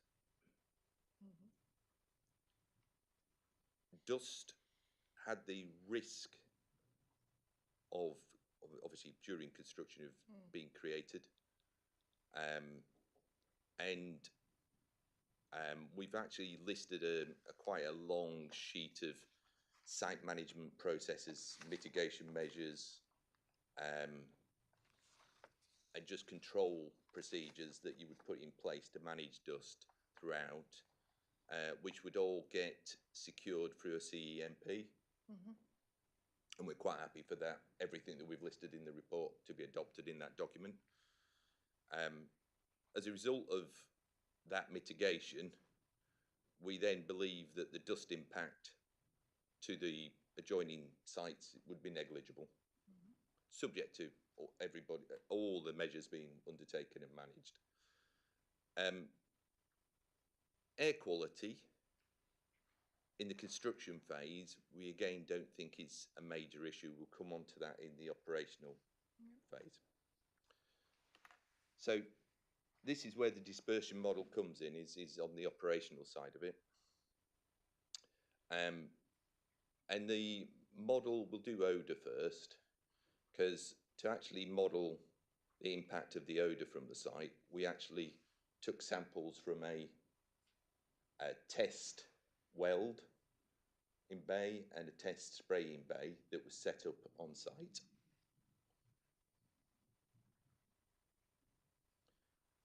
They were then factored up to match the proposal, which was 18 welding bays and 4 spraying bays to give a loading. The samples themselves were taken and independently assessed for the loading in terms of the odour. We then have assessed the impact of the site without mitigation and the impact of the site with mitigation for odour. And it basically, the results of that assessment show that without mitigation, a large number of the receptors that we'd identified had negligible odour impact, and some, which were the ones generally closer to the site, had slight. However, if you then introduce mitigation, which was, as we have listed, there's a range of different abatement techniques proposed for the welding bays, for the spraying bays, and the general works areas. We believe that with the mitigation, will drop the odour impact down to negligible.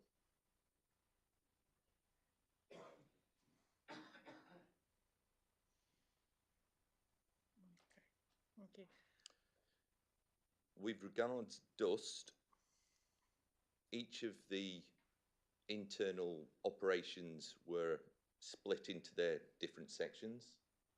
Assessment of how much dust would be generated from each operation inside the site. And then that was then computed and calculated up using the various mitigation measures that were going to be introduced, which is a series of scrubbers, filters in various different locations within the plant. And that again, once we computed that up, basically showed that after the mitigation measures were introduced, dust was negligible in terms of the impact from the site.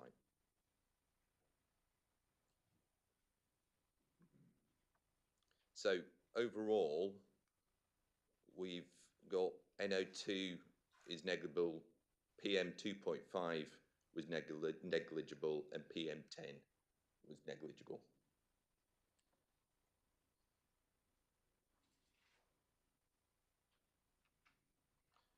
Now, as from our understanding, the findings of the report, how we generated the model, has obviously all been submitted to the EHO, and we are not aware of any issues with how we've approached the model generation or the results that have come out of it in terms of their acceptance.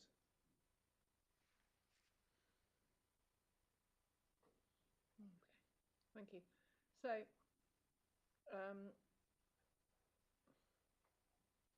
I'm assuming odour is slightly,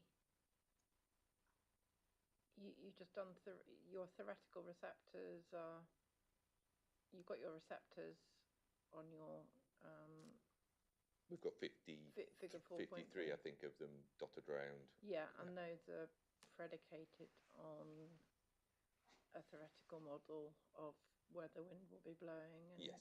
where the smells will be, or the pollution will be undertaking. Can I just look at model for figure 4.2? You could have your odour survey, assuming it's the right one.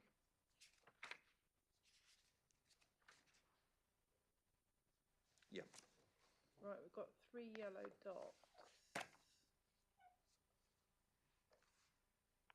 So they're the point sources where the odours are, what would be coming out of the building, So that's the point sources that have gone into the model.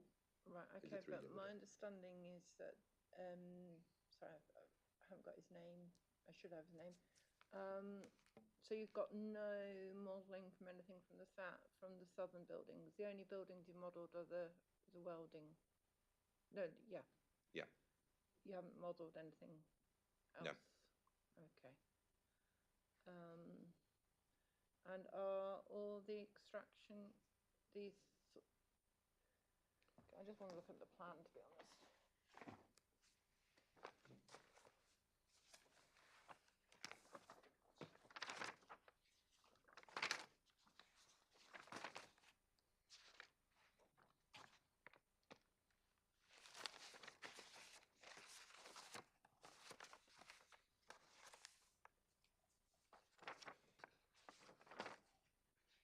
I think they're at 4.15,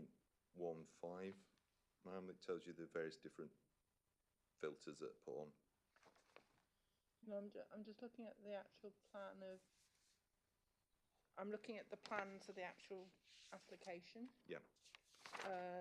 Where the all the various areas where the fumes potentially could come out. And you're saying there are only three main, yeah. 3 egress points. Is that correct, Mr. Parker?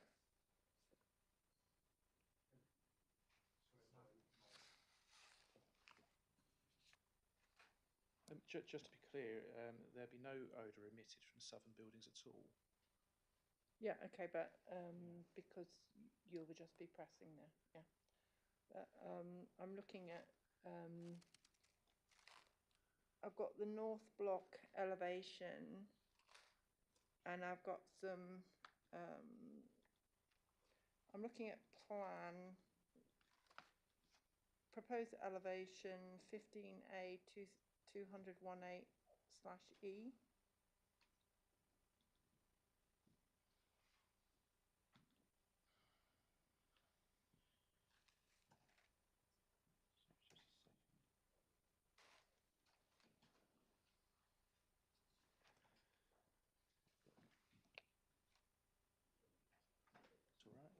Sorry, I might be able to answer that.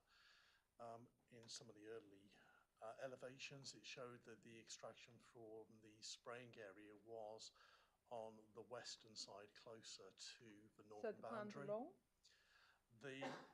The extraction point that we're going to be taking it from is going to be more into the middle of the yard. Right, but that, sorry, that doesn't actually help in terms of the modelling parameter, because the modelling parameters you've got in Fig 4.2 of the odour are on the easternmost end a 2, and there's 1 on the south elevation of the westernmost part of the northern building. That's correct, isn't it? And that is where they would be, yes. But that gives me some comfort, but the actual elevations don't show that.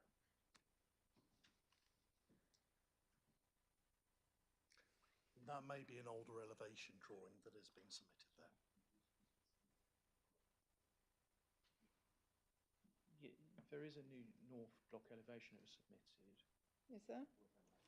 Is that right? Let's just see. Okay.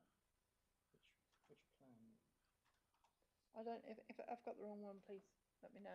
I've got 15A to 20018/E. I think that's, mine is an opening one, but that's what I think I'm looking at as well. So I think it's the same. I've got the same title. I just can't open the document. Right, okay. Mine's But it's 25A 2018E, proposed elevation block north. yeah, that's the most recent one, is it? That's what I've got. Yeah, okay. Well, that doesn't ally with the odour study. Well, I mean, it clearly doesn't. I mean, I don't think we can. It's during the odour study. Yes, is when we did the odour study.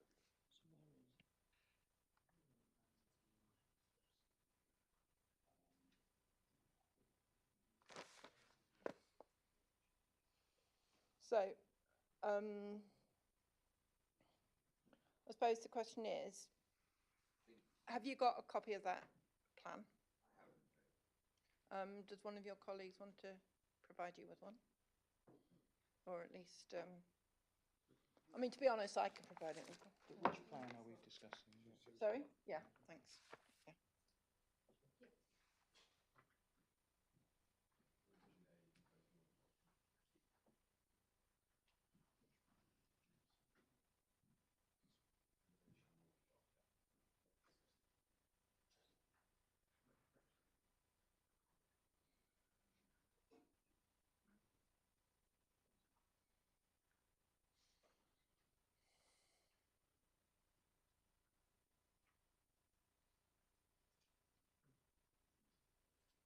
Have you got that? Mr. Merrick? Yeah. That's right.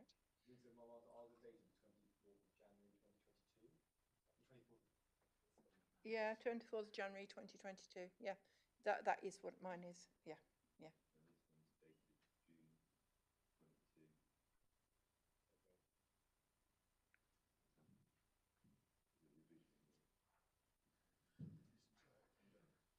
Should we stand up around the plan then? Well, I mean, if I suppose the question is, does that? I haven't got a copy of that. Mine's the 24th of the 1st, and that shows all the gubbins on a different elevation. Does yours show them all on the same? Did it comply with Fig 4.2? What I didn't have to compare it was the air quality report open. So. Oh right, okay, right. Yeah, it might be easier if we all just have a quick shifty. Perhaps you could just take it around and then.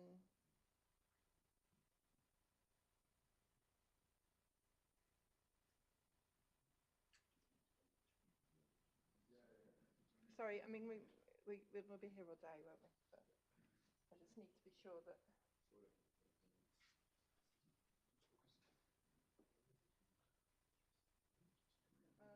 Ms. Collins? Can we use your screen? We absolutely can. I don't have a copy, but I've got this. But you've got that.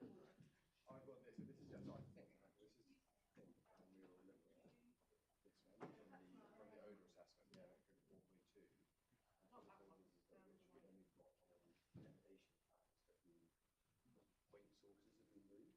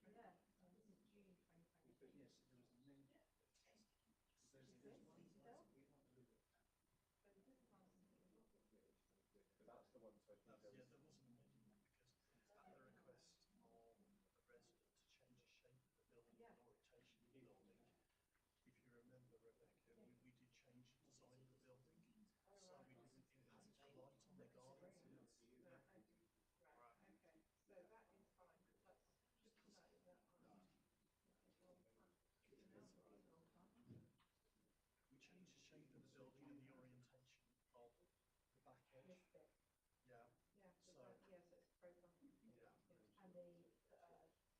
kitchen with the roof line. So when you'd have less involvement in the garden than the existing one. So shall we proceed? We should get that.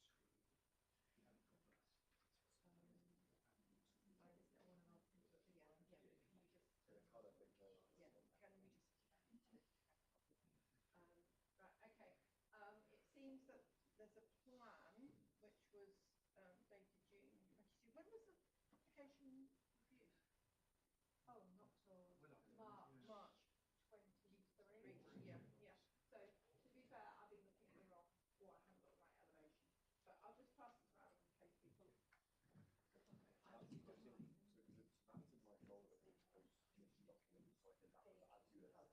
Oh yeah, yeah. So I think what she's looking at is when you submit you submit the plans originally submit the application. So she's already got it. Possibly somewhere, but let's just make sure it's. So when you submit the appeal, you've got the original document submitted the appeal. Then you should list. I think maybe genuinely I think they've got it. And I think it's just very.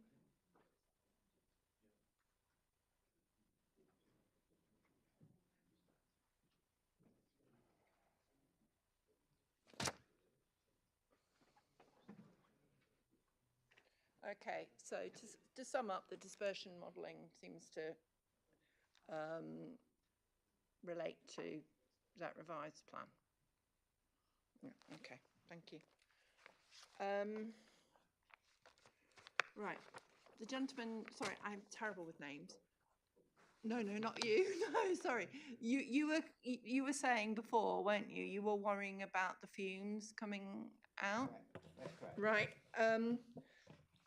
And was my understanding that it was the southern building you were talking about? The northern building. This gentleman, he explained there's 3 points of where the emissions are concentrated, and can he, for the benefit of everybody here, explain where the 3 points are and which is the highest concentration on which buildings? Right. They're on the northern building. Yeah. And there are. It's that one. On the elevation. Yeah, on the eastern end of the north. Eastern elevation, there's 2. Yeah. And then on the southern, there's 1. Yeah. And where is the highest concentration? Yeah. On your modelling. I'll tell you.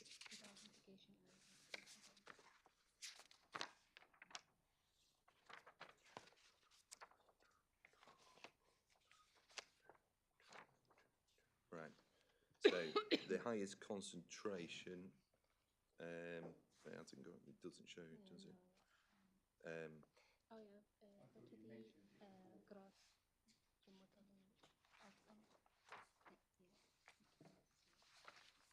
I think he was saying that without mitigation. Yeah, it was with or without mitigation. Yeah, I don't think he gave a specific area. So there's a big difference with or without mitigation. So, but the way the model is, you put all 3 point sources in the model, but we don't have the base. Well, we do have the base loadings for them, but I have to get the model input data to find them 3 receptors. But there is. Yeah, but they're wanting the loading for each one. Not for the each one, but we model the whole area. Yeah. Yeah. So that's contain all the sector. Yeah. The wish for the proportion of the receptors. Yeah. So. Aren't you looking at Right. Yeah. page 23 of your report? I suppose that's the easiest thing. R33 Well, that's odor, and actually. R32 would give you an idea, wouldn't it?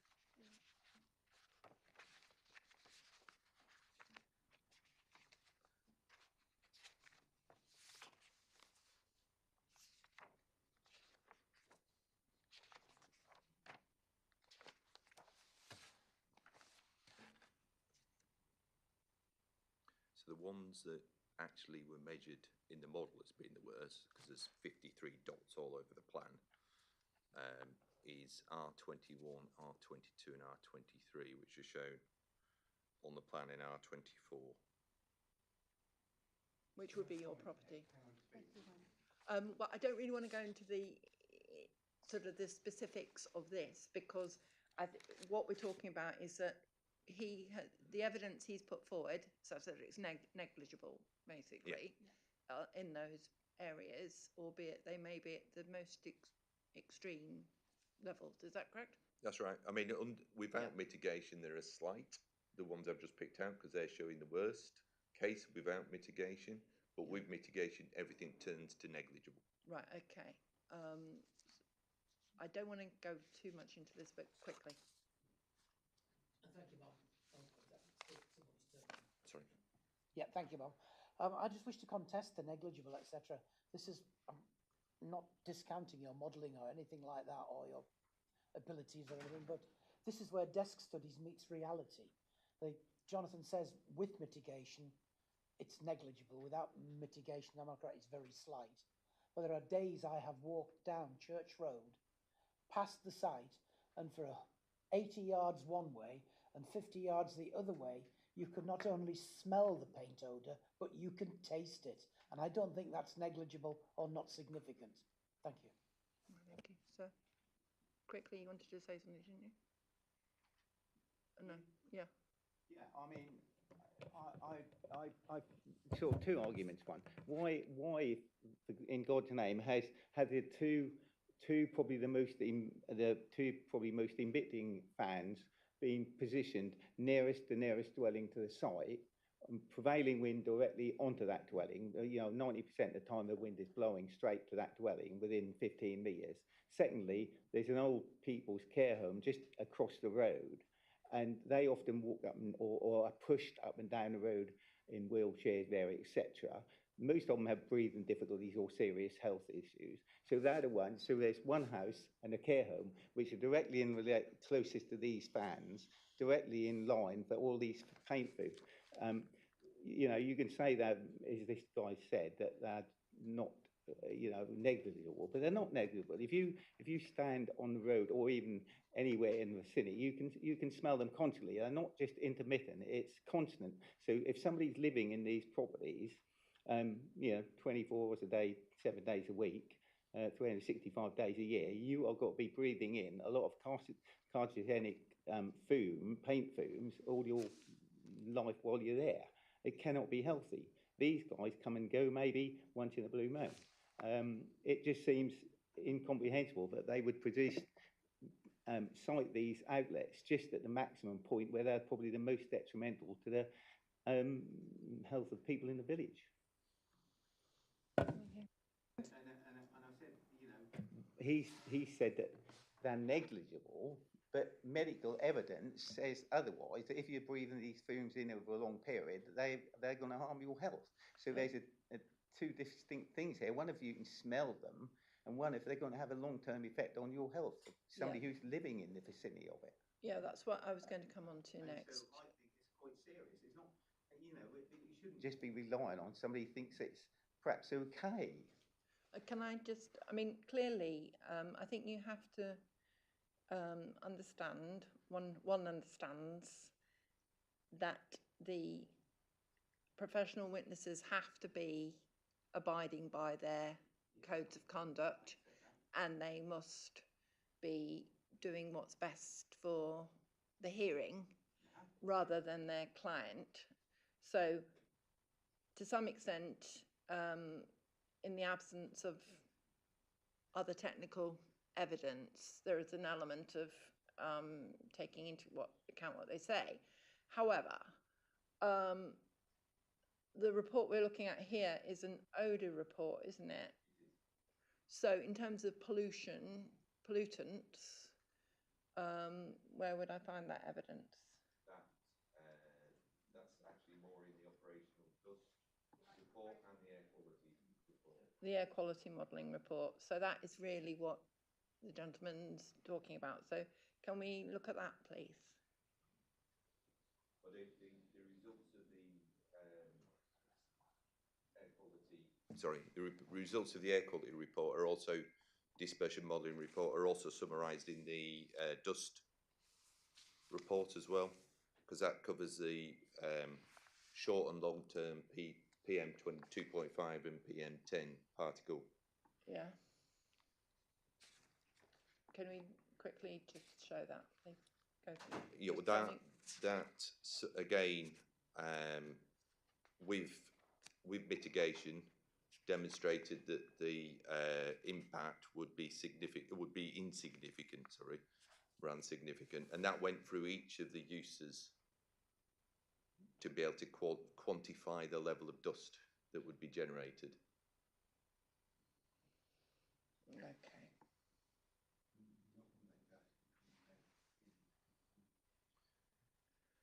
Right. So, and these thresholds of significant, insignificant, negligible, etc. What is the metric? How's it? They're actually established by the Institute of Air Quality Management, so they publish guidance on how we are supposed to undertake the assessment. Yeah. And in certain, depending what you're looking at, which pollutant potentially, the EA also offer guidance. So it's a sort of accepted. Yes. Yeah. Okay. All right. Thank you.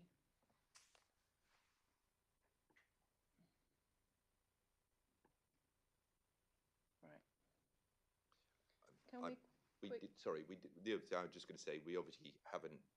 The modelling doesn't assess what they're feeling now or smelling now. It is the proposal rather than existing scenario. So. Well, on the basis that the existing scenario won't benefit from mitigation that would otherwise be undertaken. Yeah. So, quickly, Mr. I need to get on, but carry on. Yeah. Thank you. Just on that, the first thing is that it will require, it talks about mitigation in terms of the air quality system, but it will therefore require proper and continuous management of that mitigation system. And should that fail for any reason, then we will be subject to pollutants. The second point I've got is I'm still a bit bemused, or bit not understanding the position of the point sources dispersing the pollutants and the stacks, because the drawings I had didn't show them in the same places as the modelling. So I think, didn't I just circulate, go through those plants which had them in? The drawing you showed me the old, well, sorry, the position of the stacks that I believe is currently on the plans, but the modelling appears to show the point source for dispersion in different place. So the current plans that are shown show that the stacks on the west, two on the west side of the north building, and sorry, on the east side of the north building, and one on the west, whereas the modelling shows the two on the east, but then the point source seems to be around more in the middle. No, so that, has the that west relates to one, the new plan that I showed you has three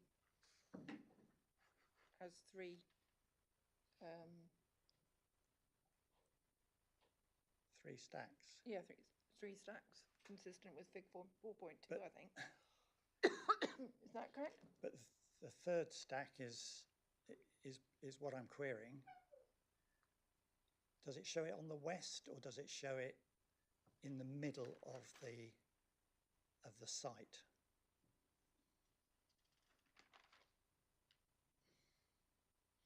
Shows on the west elevation, doesn't it? Yeah, shows on the west. And yet the modelling, I thought, showed it in the middle of the site, not on the west. No, I don't think so. Am I wrong?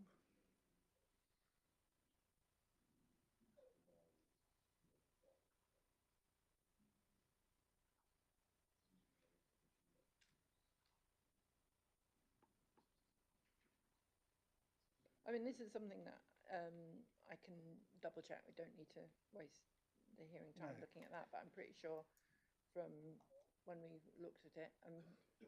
But we certainly, it would affect our amenity. So It's on the west. It's on the. It's on the.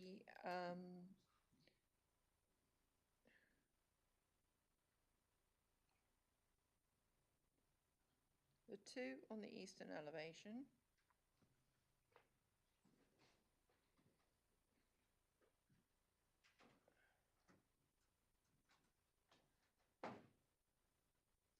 To be fair, I think you might be right actually. It's shown on the western elevation.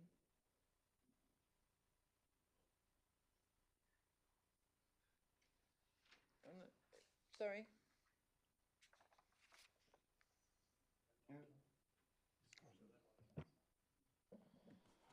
It's the modelling that has been supplied by Create Consulting is the intended and accurate position for the extraction at the end of that northwest southern end block.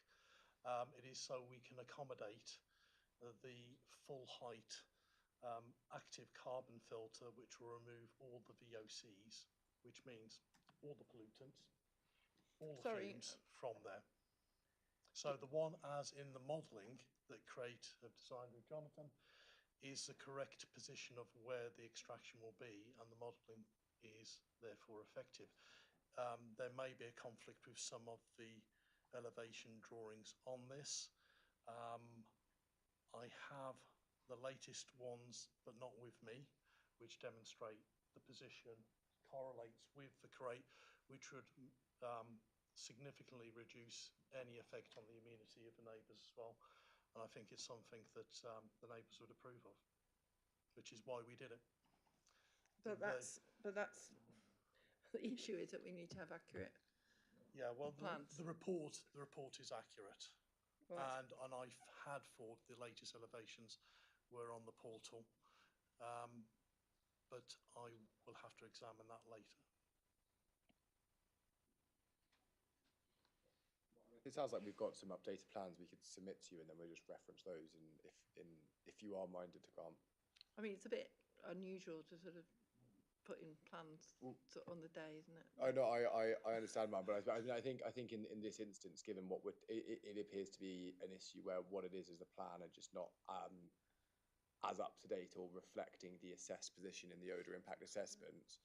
And if I mean, obviously, I understand it's in your discretion.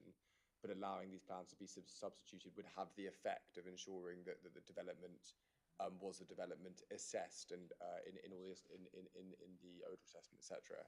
I mean, I suppose the question is, would anybody be prejudiced by my accepting an up-to-date plan which set out where the stacks were in relation to the modelling?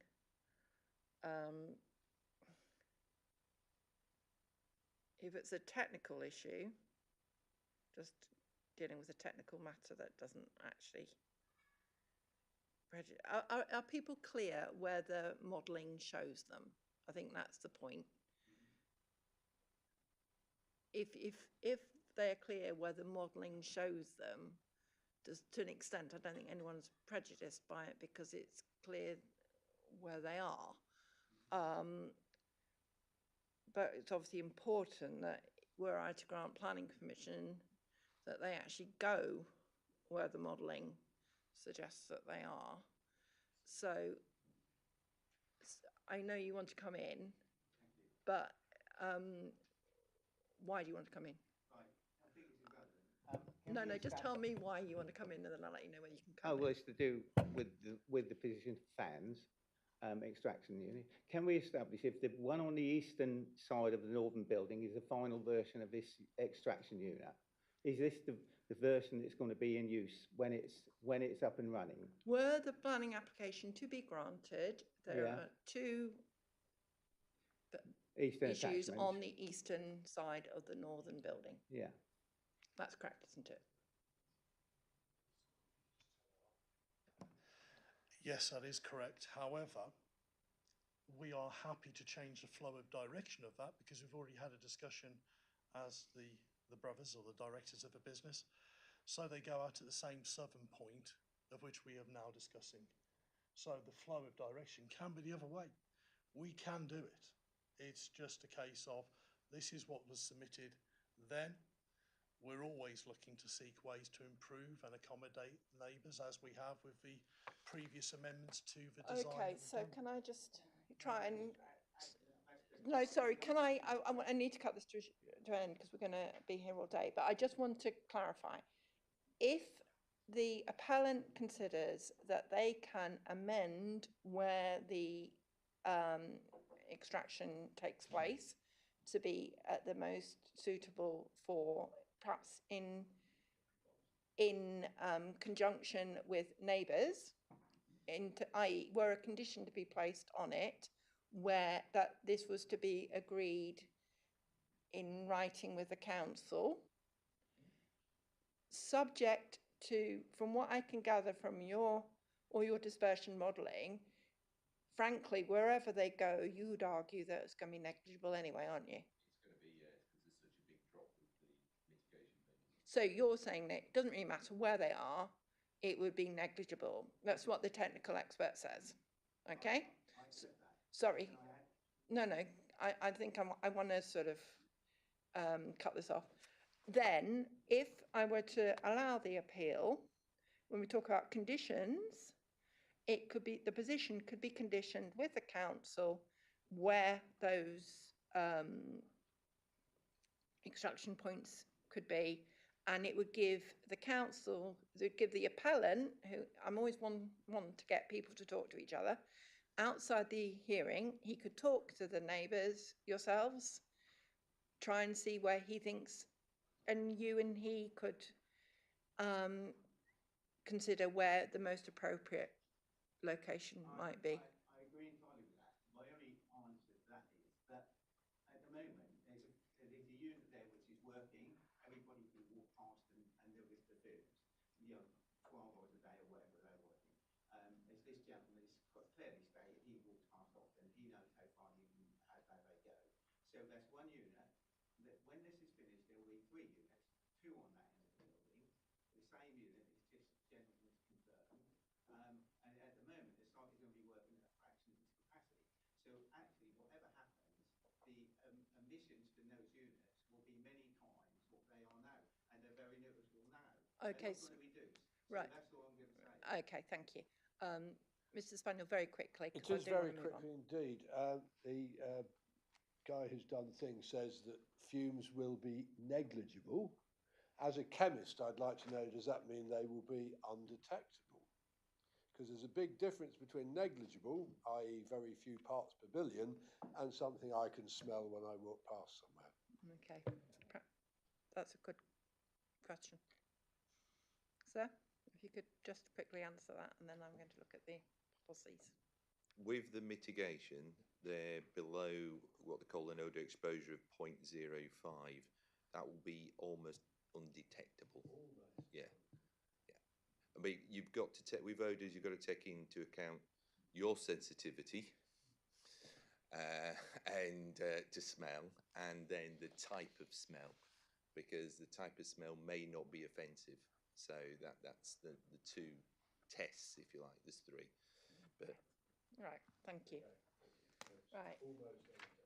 Right, okay. Now, I am going to now look at the policies that, because it's noise, smell and odour were the issues that people were concerned about. Highways is a different element, but can we quickly look at the policies that the council has, albeit I know you haven't actually refused anything on the basis of it, but what would be the most relevant policies for me to consider? Policy COM03 of the local plan. Right. Okay.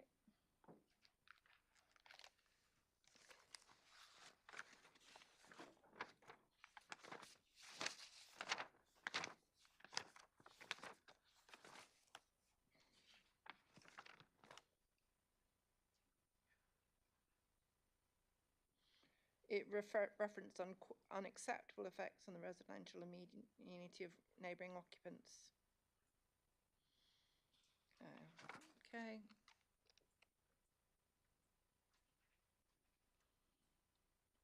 Right. Thank you. I don't think that seems like the most obvious question. Yeah. The obvious policy. Okay. So, as I say, I come back to the old B2 question. Mr. Parker, your clients applied for B2 use on the basis, well, they've applied for B2 use, which is rather than B1A old school or E3G or whatever. Are you suggesting that the development proposed is actually more akin to? Yeah, I mean, the whole B2 use came about with discussions with local authority that the actual activities that they do, the local authority felt that it would come under a B2 use, whereas some of the activities they do and the effects of them could be more akin to light industrial use, as you've said. I'm not sure I've said that, but I've said it. I've said that's what suggested your that argument might be my is. point. Yeah. But I think that there's different things going on here, isn't there? The actual activities themselves could be considered a B2 use, but the effect of them is more akin to that former B1 use, the EG use, and particularly where there are other controls suggested. And I think that's our position.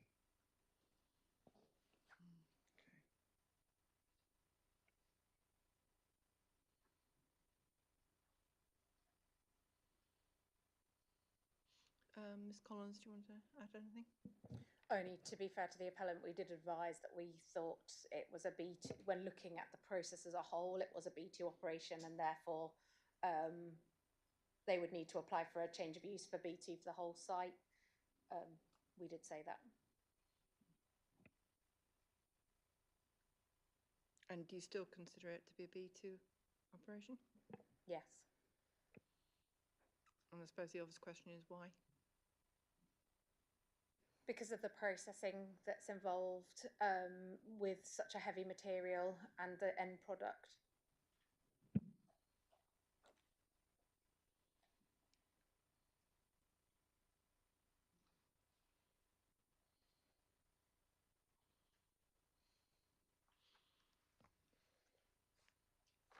Okay.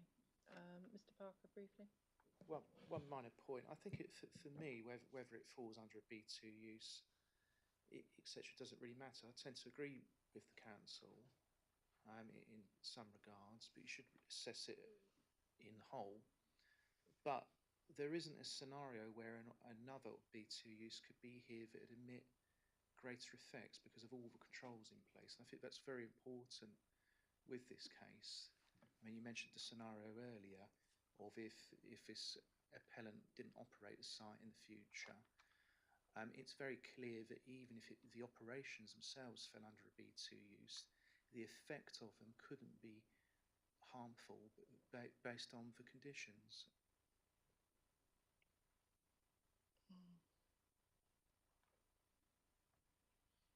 Okay. Obviously, I have to consider what my judgment is on this. You know, we've heard the evidence, but at the end of the day, it's sort of my decision. Obviously, it's got to be a rational one, but it's my decision. Okay. Can we now move on to great 7? Sorry, briefly, Mr. Heath. Sorry. I think Como 2 is the key one here, rather than Como 3, because Como 2 is healthy lifestyles, and we're talking about, you know, noise, smell, odour, and air quality. Well, amenity does relate. I mean, it does Yeah. talk about noise or odour. Yeah. I mean, I'll look up COMO2 as well. Yeah, thank you. Okay. Can we look at the highway issue here? But before we do that, if you remember this morning, we went through all the existing uses on the site in sort of tedious detail. In terms of the actual uses on the site, the highway people seem to suggest that if we buy the fallback argument, that the amount of journeys will be about the same, or potentially an unrestricted use of the site as prior to this application being allowed could be similar to or worse in terms of impacts than the site as it is. Does that take into account extending the site by over 1,000 square meters? Even if the site is extended by another 1,000 square meters, it wouldn't make any difference. Is that right? Yes, because what they were saying is like, if you fall back on an E use class, then you would generate a significant amount of car usage, and you get a lot more cars coming from and going from an E usage from the old B1 usage than you would from a B2 usage. And there's also B8 usage on the site, which you could potentially on a fallback get a significantly amount of deliveries and HGVs. So what fallback do you have to B8? In the top right So hand. just purely that B8 that though. unit. But it's only one unit though, isn't it? It's only one unit. So that one unit of B8 would be as much as 3,000 square No, meters. not as much as the total, but if the whole site was in operation, so what they've assessed it on is if the whole site, every building as it stands as existing, was in operation to its full capacity in comparison to a singular user with the extensions using the site in the manner that they've described and set out with their travel plan and the vehicle movements proposed, then they thought that the two would be comparable. So they're saying all the uses, like the B1, the B whatever, light or general industry on the western side, all those units, if they were all working, it would be akin. Yes. In terms of the size of because I couldn't help notice they're quite big, the HGVs that come into the site.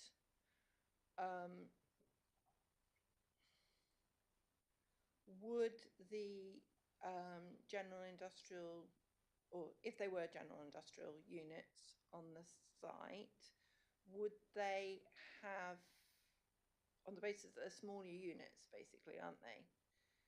The general industrial, if they are general industrial, the general industrial units on the site as it stands, are they not smaller than? Not the buildings to the south, which were one single. But they're not all B, but we established that they're not all B2 general industrial, they're B2 and B1, aren't they? Yeah, and then the B1, what the Highways Authority will say, will generate more vehicular movements, more people movements. I'm talking about the size. I mean, I know offices are likely to cause more commuting, clearly, because the officer, they come in and there are lots more desks on seats, I mean, more bums on seats on there. But in terms of the size of the actual impact of an HGV related to a heavy industry, because it's a heavy industry, however you actually operate. We dispute the term heavy industry. Okay, what term would you use? There we go. It's a characterisation that's been given to ourselves. We could consider ourselves advanced engineers. It's not heavy industry. Right, okay. And as far as HGV movements, we've been logging the amount of vehicles coming onto the site and various directions they're coming in and out from us as well. And having been on an industrial site in Attleborough, with smaller units around us, HGV movements to small units are as likely as they are to any size unit, because most freight is travelled around the country on palletised HGVs. It's kind of a moot point, in my opinion. Okay, right. Carry on, Ms. Collins. Thank you. So just looking at the Highways Authority comments of the 3rd of the 11th, 2022, they say, notwithstanding that, the remainder of the site has unrestricted B1, B8 use, which could consequently generate an equal amount or even more vehicle traffic than the proposed user, both in number of movements and the size of vehicles involved. And that was our statutory consultee advice that we took into account in determining. I'm just slightly nervous about whether people actually got the right amount of B1 and B8. I know there is in the appellant's statement, it talks about B1 and B2 and B8, you know, you're increasing. Has the council double checked that those figures are actually correct? In terms of the building size? Yes, in terms of floor area, yeah. We have done a crude measurement to check that that's within the realms. We haven't, but we've measured, you know, right, okay. length and width, and it's of the same ilk as what they've set out in their statement, yeah. Right, okay, because, sorry, I'm just still getting, you have to bear with me. I'm really getting confused. In terms of this morning, we went through all the sites. There didn't appear to be brutally honest, that much B2. But I could only see that element on the southern side, and then there was the B2 existing ones on the westernmost side. Correct? That was the only B2 that there was there. There's B1 on the B1, B8 at the top, and there's office in the southern building, offices in the southern building. Okay, so in terms of the intensification of the use would be, in terms of, are you expecting that all the,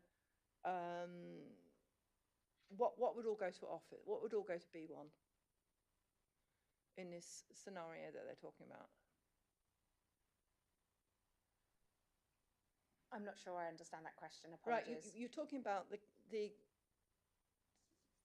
Highways Authority have said, if the fallback position were to come forward, you would find that there could be a lot more traffic on the road, okay?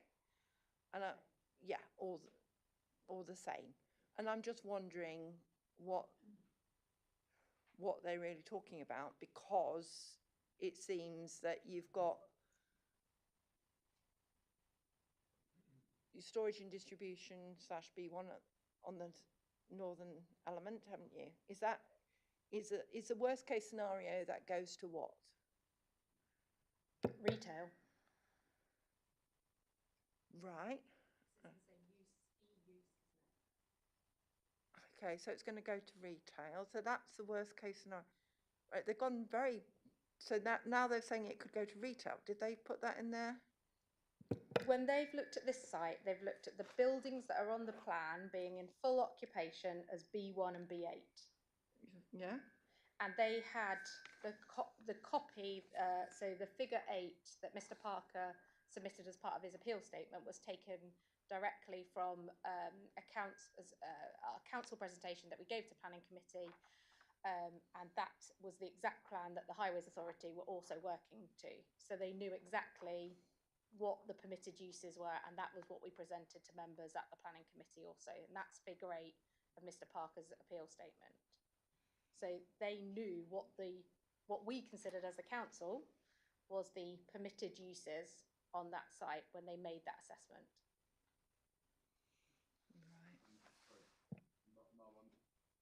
Sorry. On that point, I think it's worth emphasising that as far as I read the Highways consultation response, it's broadly, if not entirely, in accordance with what you've just said about, well, there's not very much B2 on the site. They say, and I'm taking this from the April 23, notwithstanding that, and that's Paragon printed packaging, the remainder of the site has unrestricted B1, B8 use, which could consequently generate an equal amount or even more vehicular traffic, etc. And so as I understand what the Highways consultation response is doing is they're assessing the fallback by reference primarily to the unrestricted B1, B8 use. And they're saying, having regard to the highway traffic that could generate, that unrestricted B1, B8 use, how does that compare to this? And that's why they say no objection to the scheme. So as far as I can see, looking at their consultation response, they have correctly understood the position on the site that Ms. Collins was just going through now, and they have come to their conclusion, which I think is sort of perfectly reasonable, that would be greater than or equal to what is being proposed here by reference to that unrestricted B1, B8 use. And the B1 being light industrial, or B1 being office. Because they're two different things completely, aren't they? If you've got a whole load of commuters coming to a site or people shopping with servicing twice a day or whatever, once a day, that's a different ball game from how many times did you say your lorries were going to come on site? Was it 3 times a day? Sorry. Currently, it's averaging 3.5 a day. Is that 3.5 lorries coming a day? That's an average, yeah. Is it traffic meters in and out? And that's, a lorry coming in and a lorry going out. So that, yeah. And of those, it's around about just under 2.5 of those are Arctics. So you've got fixed rigids as well, which are still considered HGVs, but without the articulation. We're not talking significant numbers. And in fact, when we were having the consultation, if I remember this right, please correct me if I'm wrong, they were insistent on us having more car parking spaces than we actually required. Because they said the size of the unit required more car parking spaces, where we run a relatively low amount of staff for the space that we have. And a large majority of those staff live in Norwich or Thetford, which would be going along main routes rather than through the country roads. So we were trying to explain this to them, but it has a lesser impact now on car parking availability.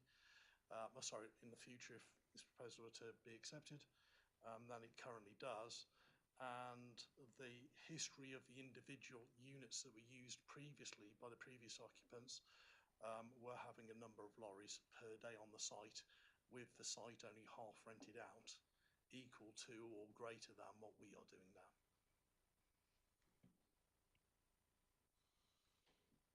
Okay. I need to go back and look at the highways consultation, and I also need to we're going to be talking about the fallback issue, because it's whether it's a material consideration that I take into account or not is something, I mean, I have to take it into account, but how much weight I give to it is a different matter. Quickly, Mr. Spaniel.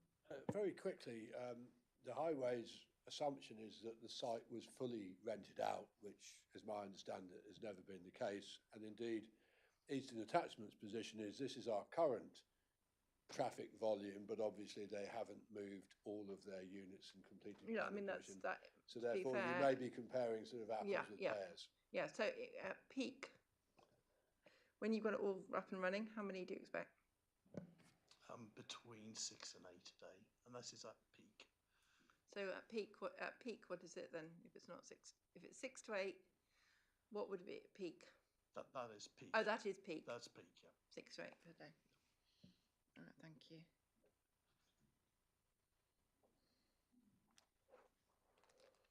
Okay.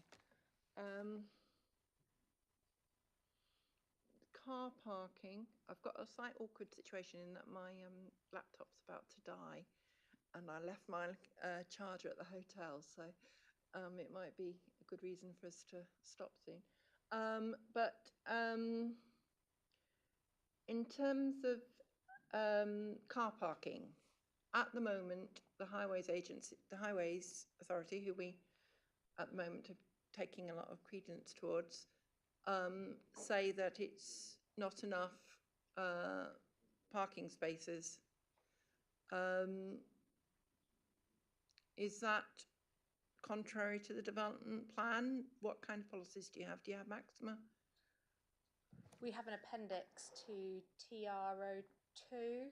Yeah. Might be TRO1. I'm sure it's TRO2, which sets out parking standards in it. The Highways Authority have their own parking standards, which are actually higher than our parking standards, which is set out in appendix to the local plan. I can look that up for you. But assuming that it's a, we've already established, whilst it's in a settlement boundary, no one would ever suggest it was the most sustainable of locations. I don't think anyone could they? It's not accessible by public transport or anything to meaningfully accessible.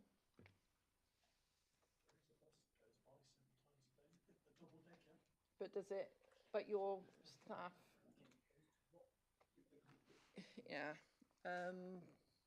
So in other words, the fact that the Highways Authority is saying that you need more parking is something that I ought to give quite a lot of weight to, I would have thought.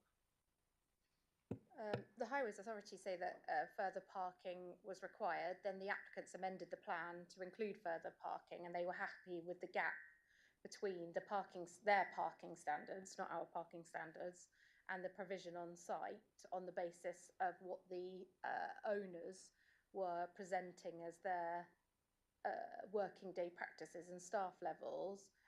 And then the owners presented a travel plan as part of the application, but the Highways Authority said that wasn't necessary. However, we did agree with the applicants that in the event that we granted planning permission, which obviously we didn't, that we would apply a travel plan condition, which they were comfortable with. And also your note from the Highways Authority response that they wanted to make it a personal permit, to apply a personal permission condition because of the parking situation. Okay, well that's something that we can talk about, whether personal is appropriate or not when we consider conditions. Okay, let's move on. Oh, turning circles. The Highway Authority weren't very happy with the turning circle or the way that the traffic were able to enter the site. That's correct, isn't it? At the entrance to the site, what they were saying is with very large vehicles, they would have to move on to the opposite side of the carriageway to be able to make the left-hand turn into the site. However, that was a situation that was occurring before So you're Eastern saying Attachment owned the site, so and therefore they the couldn't whole object. issue of turning is a moot point. It's just because it's as is. Okay. Right. Okay.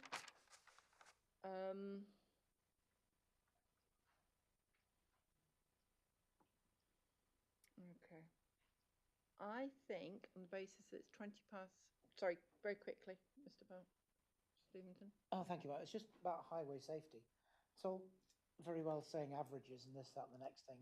But I'm sure I've counted many more than that going down into the site on some days. But that's not my main point. My main point is when there's an HGV going down one of these 15-metre rigs going down that road, it's been measured on the plans as a 2.5-metre track, but not until recently measured our car. That's 1.93 metres. That's without the whip mirrors. That leaves on the verge side of the lorry that much space, in between the lorry and the car that much space, and between the car and the verge that much space, such to the point where one of them has to pull over and stop, or because I know I wouldn't like to drive past a lorry doing that. But the main issue is with highway safety is I have seen two HGVs trying to get past each other on that stretch of road opposite where the Quantrill site is, where the footpath is right next to the road. And one of the HGVs has to pull up onto the footpath to allow the other one to pass. And it's not just HGVs. I've seen an Arctic and a bus doing the same thing in order to get past. I've seen a dustbin wagon have to pull into somebody's drive to allow an Arctic to get past that's been coming out of the Cawtry site.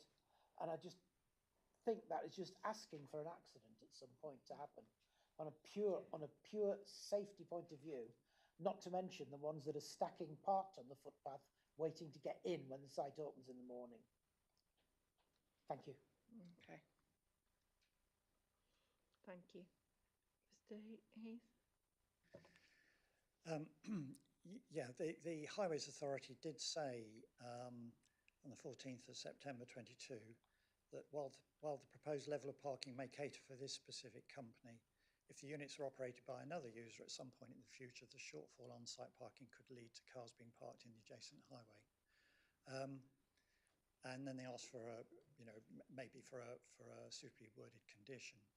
But I think our point is that we believe that the maximum parking standard should be set as there is a clear and compelling justification necessary for managing the local road network, and there is no adequate overnight lorry parking facilities or suitability for stacking of delivery traffic.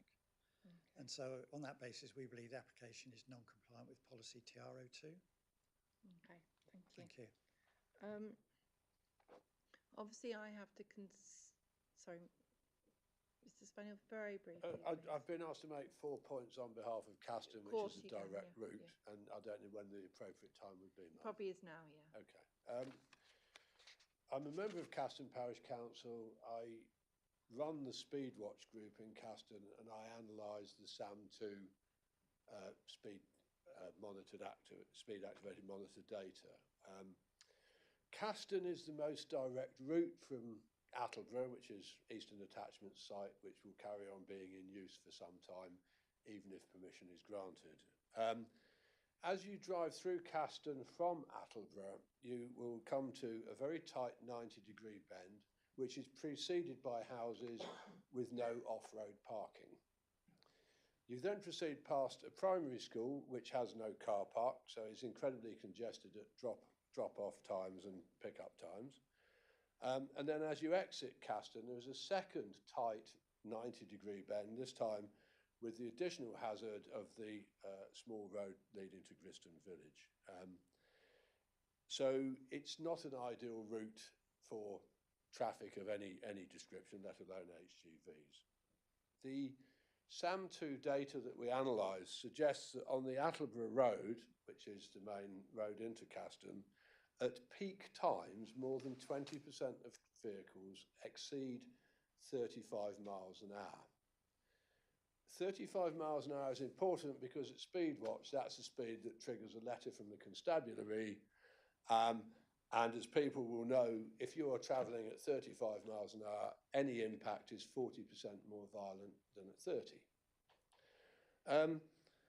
We are concerned about road safety, but we also have an issue of road noise in Caston. There was a planning application made in 2022 for the old rectory 3PL 2022-0380 HOU, and the householder argued successfully that he needed to build an acoustic fence to reduce the traffic noise on his property. Many of the other properties in Caston have only a pavement between the house and the road. And if you look at traffic information, you'll realise noise is a function of several things: how many vehicles, how fast they're going, and how heavy they are the key contributors to traffic noise. My final point is that the planners have argued that they will put in traffic conditions.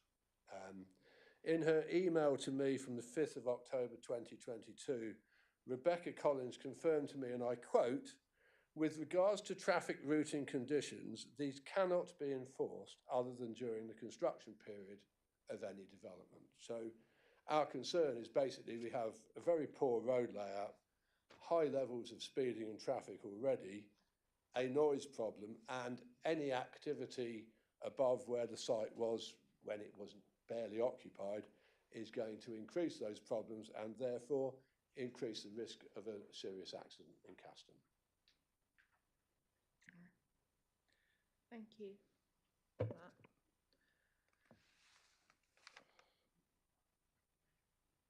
As I was saying, I think to be honest, the biggest element of this agenda is actually 8, which is whether any development plan conflicts and harm arising is outweighed by other material considerations, which will be where the appellant will probably rehearse the fallback argument and whether it's material, you know, to the extent to which, if I were to say, were I to argue that B2 wasn't appropriate, they would then say, well, X and Y, and therefore it's something that I have to take into account. On the basis that my laptop's about to die and it's 4:45 and I've asked that people be available tomorrow, I would like to adjourn now, and then we can come back tomorrow all fresh-faced and bushy-tailed. Mr. Parker? Could I make a request whether we can start at midday tomorrow? No. Lovely idea as it is to have a lie-in. Sadly got places to go. Sorry, sir. Mom, I just wonder, I've been asked by 2 other organisations within the village to speak for them as well, HMP Wayland and Thorpe House. I wonder when would be an appropriate moment to voice their concerns. Yes, I think it would be. I mean, they've already sent in a letter of objection, haven't they? I don't know. I don't believe so, not from what they've told us. I've seen something, yeah. Okay, well, they've asked us to speak about the possibility of another fire in the premises as the one that wrecked the Attleborough premises just in August. Yeah, I mean, I don't want you to go on the evacuation problems. Yeah, I've read about that. Yeah, they've got at the moment 960 odd prisoners. They're building extra spaces, so it's going to go up to over 1,000, and they've got nowhere to put them. Right. So they have a huge security problem. Should there require to be an evacuation of nearby buildings, as there was in August last, even though there is about a 67-metre gap between the factory and the nearest housing over a railway line. Mm. And they're very, very, very concerned about the possibilities and the safety not just the staff but the other prisoners, of having to possibly move them at short notice to anywhere, and there are no spaces for 900 people in the prison estate anywhere in the country.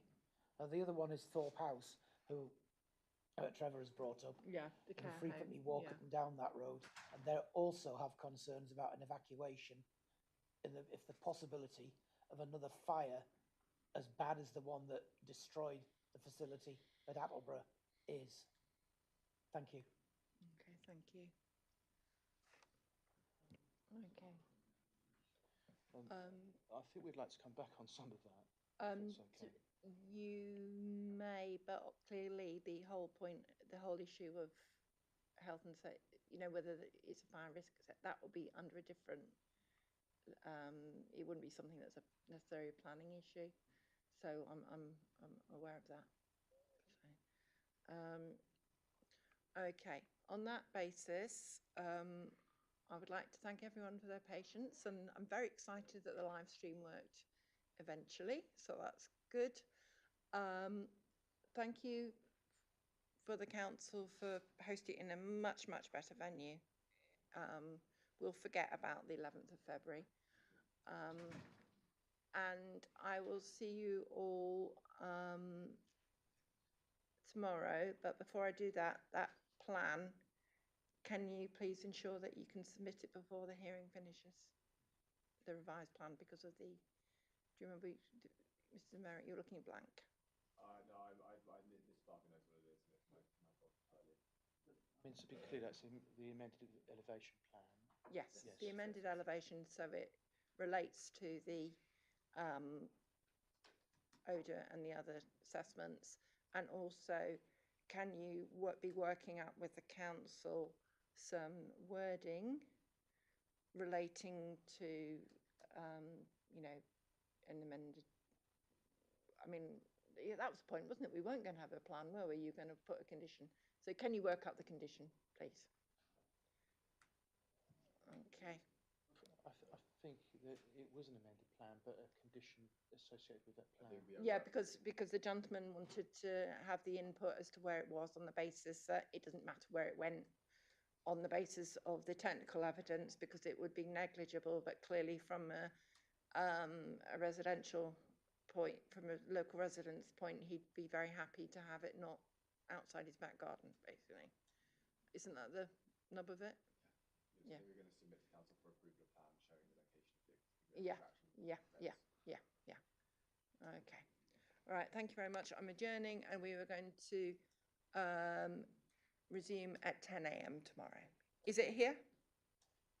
Yeah, okay. I'm sorry, I know I'm not supposed to, but I do need to ask you a question. I'm not able to attend it tomorrow due to medical appointments. And you did mention a site visit. Our house is adjacent to the proposed building, and I just wondered, would your site visit be taking that into consideration?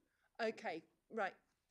It would be really great, because I remember right at the beginning, I tasked the council and the appellant a long time ago actually to sort out a site itinerary.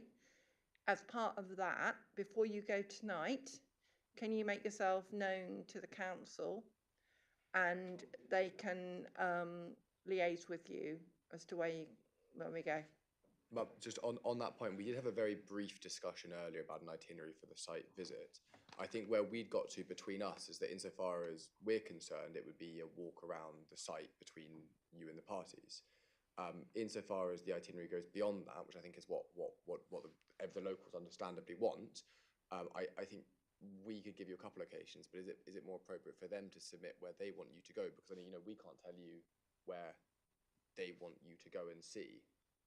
We can take you around the site, but I don't think we can take you to the residents' houses, for example, in their gardens. You can take me to the roads, down the roads, can't you, quite happily? I think, to be honest, I would be happy if I have been down the various roads that are adjacent to the site. I don't particularly want to go to the prison, so you can. That's all right. If anybody specifically wants me to go in their garden,